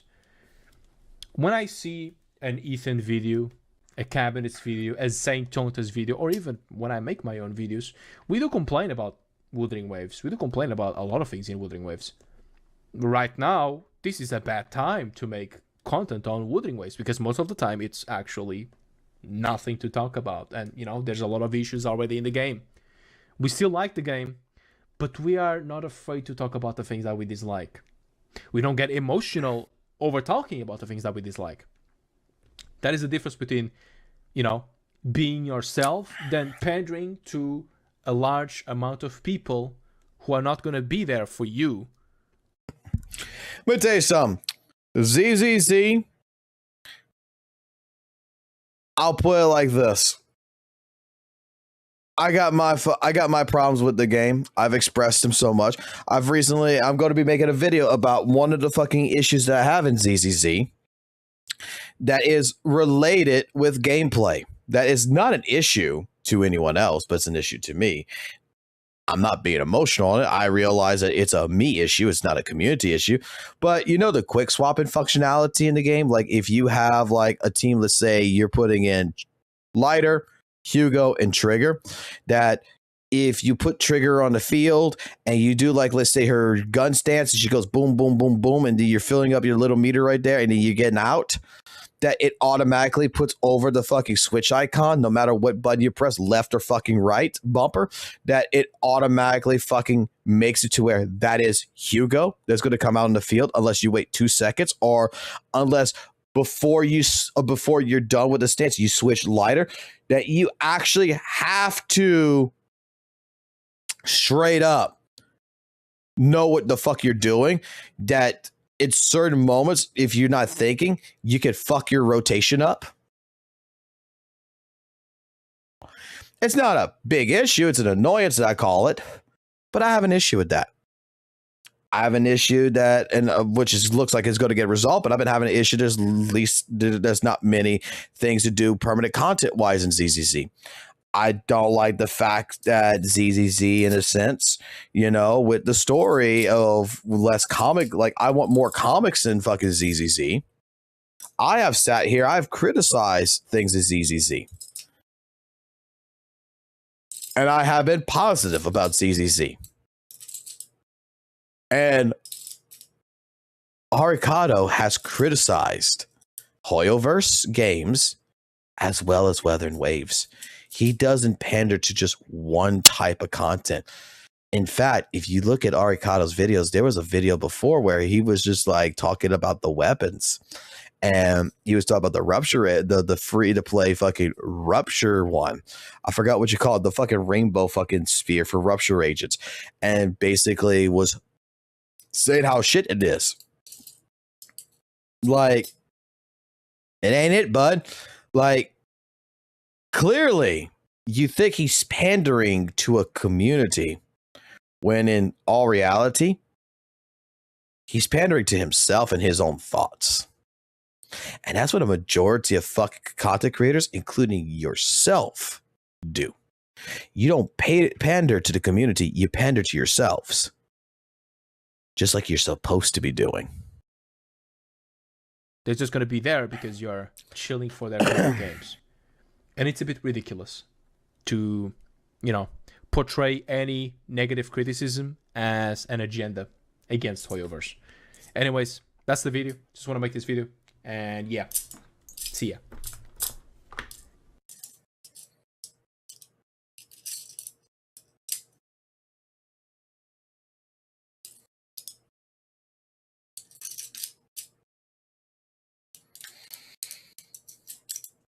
Like, let me go show y'all what I'm talking about when I'm saying, like, I want to make a video on this in particular, and I know it's going to be probably met with some fucking, like, bullshit, right?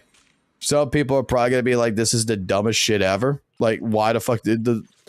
I agree. I'm 100%, I'm going to say, like, I'm a person that understands that this is my problem. This is not a community problem, all right?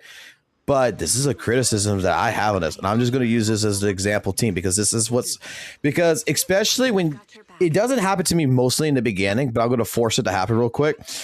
This happens when you get into clutch moments, and like the 4 days of me playing this team, playing against Defiler. This is one of the biggest problems that I had to overcome relatively in a short time frame. Is because I didn't put the agents in their correct order. But this is the way I feel most comfortable with putting the characters, right? This is how I feel about putting them. You see this stance right here? Is what I'm talking about. I can switch to fucking lighter, right? Now let me do it again. That's not lighter. That's Hugo. That's not lighter. That's trigger when I got hit, right? But in particular, I understand the hit part is going to do the next function. But this right here, when you're doing like something like this, I want to not go to particularly... I don't want to go to Hugo. I want to go to lighter. And in critical moments is what I call it, right? And I know it's, like I said, it's not a big issue. It's really not. It's just an annoyance. My thing about it is that sometimes you forget about, I forget, because I'm in the heat of the battle, I forget that if I do all of this, that Hugo is going to be the quick select, right? That either A, I need to make sure that, and I had to train myself to memorize this, because if I'm going to keep the team order as it is, because this is how I feel comfortable with it, that I need to, before doing anything, I need to swap lighter here. This is when I need to swap lighter in. So that way I could just go ahead and play like normal. But in case I fuck up, I got to realize that that icon's there for 2 seconds. And I got to wait it out, which loses me basically 2 seconds on the clock to switch the character. To which all I stated, and I know some people are going to disagree with it, but all I stated is I wish that there was a functionality of either one or two things. Okay, and I agree with like Brad and them when they suggested the second one. The first thing I thought of is, can I not just have an option? Like leave it, but can I not just have like an options here under controller to where I could just turn it off? To where no matter what, no matter whatever it is, that there's no quick swap in that regards. Like Astriel is a different case scenario. That's part of her kit. Leave that there. But in general, if I'm just a character like this doing this shit here, that as soon as I get out of it, that just leave it so I can do like that. No problems. Don't force me to fucking put Hugo in. Right? Make it a toggle switch. Or in a case scenario to where this is how I like my team structure, I agree with Brad, there should be possibly an option that's on the character select portion of the screen where, let's just go to it really quickly. There should be they should maybe even consider this, and I would consider it a quality of life update, that when I'm selecting characters that has this type of featuring to it, like Trigger, right? That there is another little option that shows up, like maybe like right under her or something. Like they could put like a little thing, like pick the character that you will quick swap to automatically. So I say lighter instead of Hugo. So that means that every time she gets out of her stance, she's going to put in lighter and not Hugo.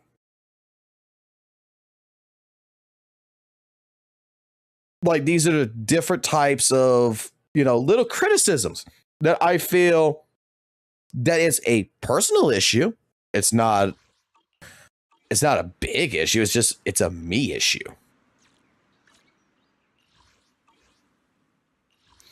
And I just find it's a little fucking annoying. And it's only annoying when I'm at a clutch situation where like I'm playing against Defiler with Hugo and it's at the tail end. I'm at like 17k points. I got 30 seconds left on the clock and I just fucked up my rotation. And so at that point in time, because I fucked up my rotation, I just lost like 300 damage. Because I was not properly paying attention. I was more worried about dodging. I was more worried about doing something else in general than remembering at that critical point in time that, oh, fuck, I need to do this correctly to make sure that lighter comes on the field instead of Hugo. Where if I had a toggle switch, that wouldn't have happened. If I had an automatic fucking thing where, she would automatically pick lighter regardless of her positioning over any other character, hey, it solves the problem. Like, it's a video that I'm thinking about making. What's this for here? Yeah. It's a video I'm thinking about making and discussing it because it's not a big deal. I'm just saying it's a little bit of a fucking annoyance. And I don't see an issue with putting a toggle switch of some sort to fix the problem for people like myself to where is resolved. Because look, I don't have the fucking problem. I don't have that goddamn problem when it comes into regards like I'm playing a fucking team that I know I'm gonna get 30k no matter how many times I fuck up. I don't have a problem. It works. Like Trigger and Lighter and Hugo, oh man, that would fucking work perfectly fine if I knew that fucking team was just gonna clear. It's just like I said, it's for those moments for people who they're playing and they're not exactly clearing comfortably, that they just need to not fuck up. Like, hey, just disable it. Let me disable it, or let me do something here that benefits me in the long run. Just for those moments.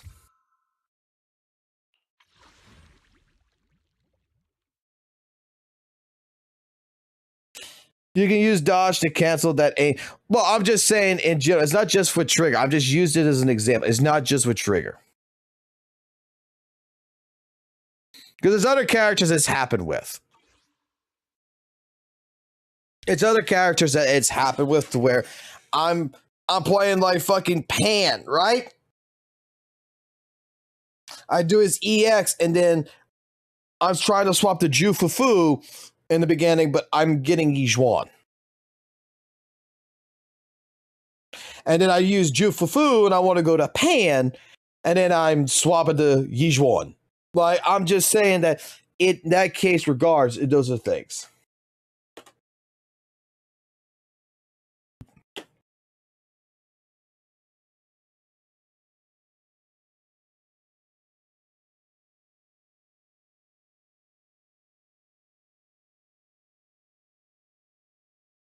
Right, but when I'm...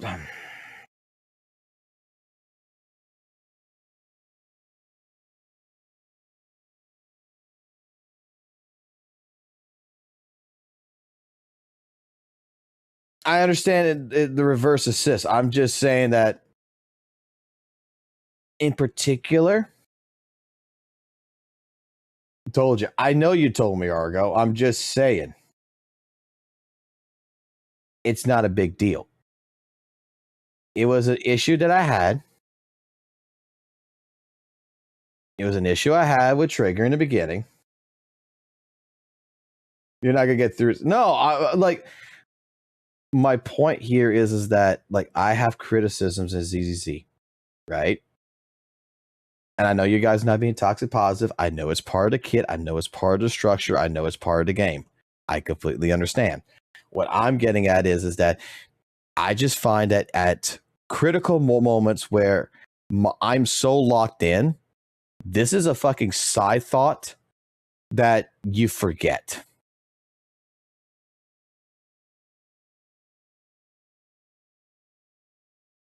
It's a side thought that you just, it comes in.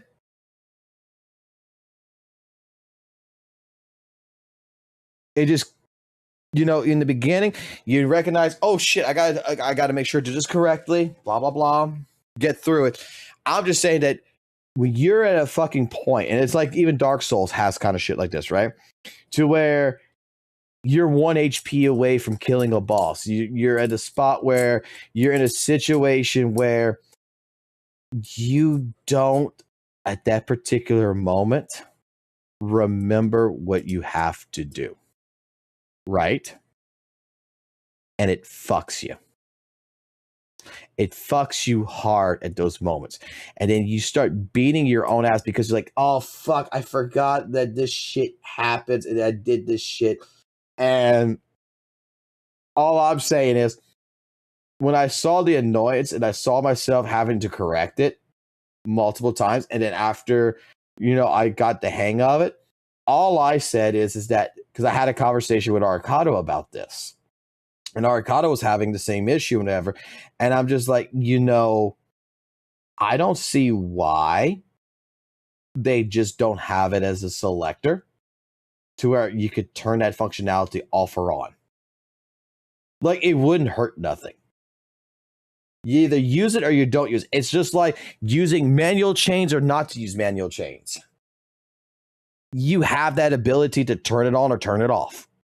So I don't see why it's not an ability, why it's not a functionality that you could turn it off or turn it on. That's all I'm saying.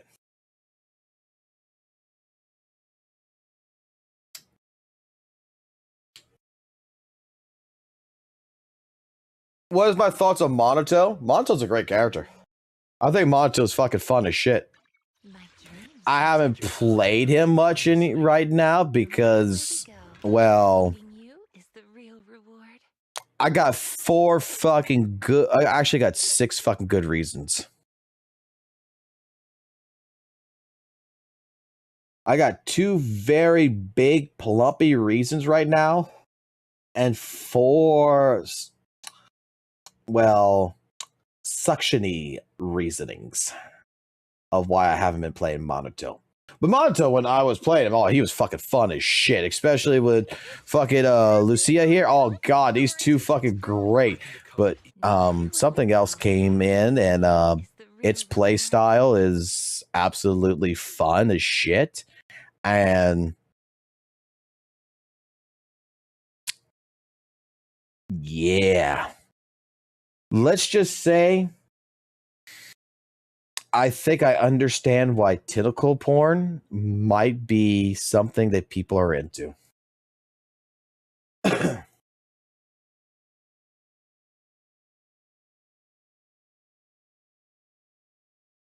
Fake bro, switch for titties. Like, hey. I can become even stronger. Monoto's always gonna be my bro.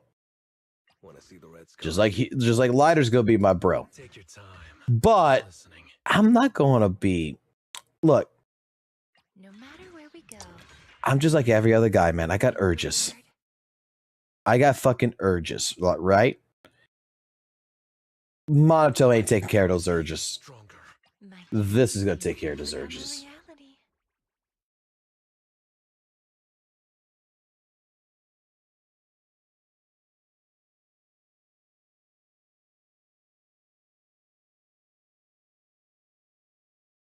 Bro, what?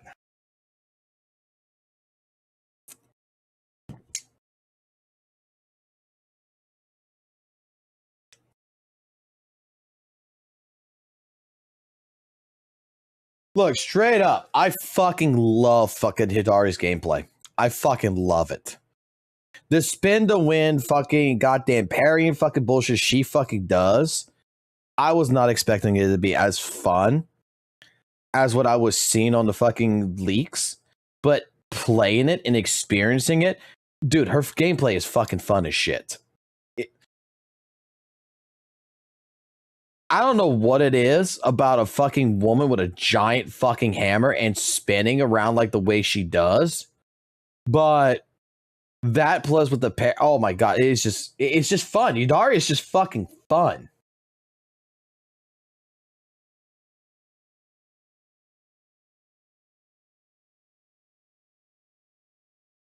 Bro, you always get the fucking goon license here. I don't give a fuck. You can talk about all the fucking titties you want in here. Like, look, Argo is a fucking person that can tell you straight up, I don't give a fuck. You can talk about all the titties and everything else you fucking want in life. What's this?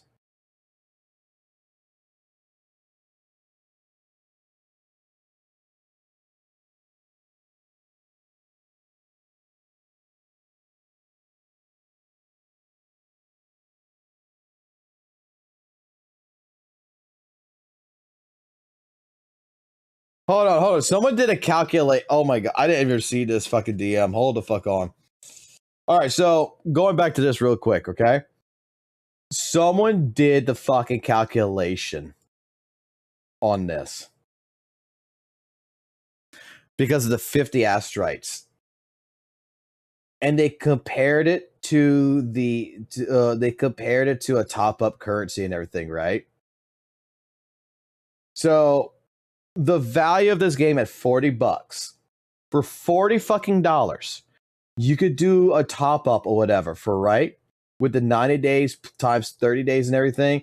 That equals 8 months. For $40 for the next 8 months, you could get over 2,400 astrites for $40 using the top up servicing and the monthly pass and shit. The monthly pass top up currency where it gives you like the 90 fucking currency thing in fucking 8 months.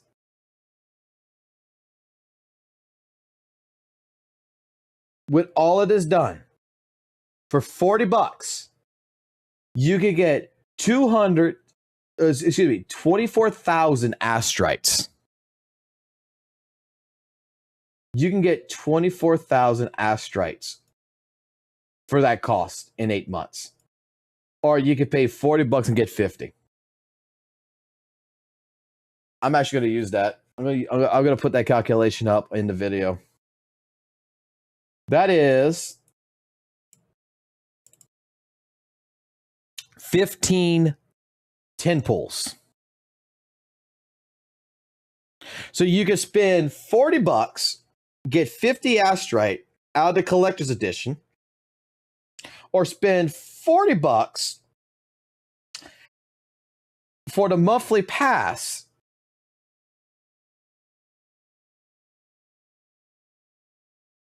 with 2,400 top-up currency.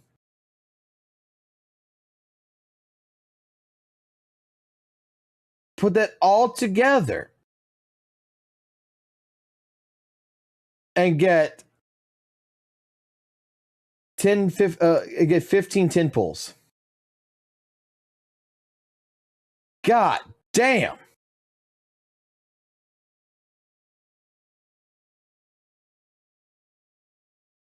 No, you know what I want? You know what they should have done? You know what they should have done with this? I said it in the Discord chat and it was a joke, but you know what they should have done? It would have been so hilarious. They should have said the PS5 Deluxe Collector's Edition, give you this game and call it Weathered Waves and the Lost Combat Events. And all it is just the combat events of 2.5, 2.6, and 2.7 that was never added into the game.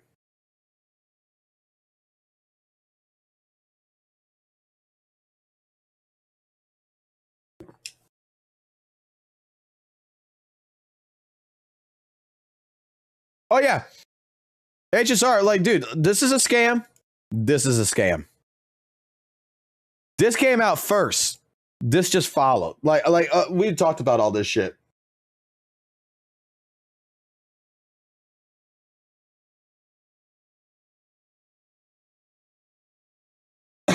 But, I gotta get ready to get going.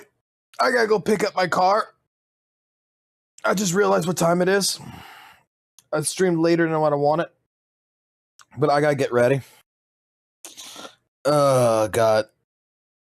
I got a 4-hour trip, and then I gotta go bring my son to Walmart down where we're going at to go get the last toy that he needs. So I should be back this afternoon, and I should have some videos out too at the same time. Pay for a free game is just a scam. No fucking shit. This is a scam and a half. This is a scam, and this was a scam. Like, doesn't fucking matter which way you look at it. Either way, they're both wrong. Getting ready to get off? Getting ready to get off?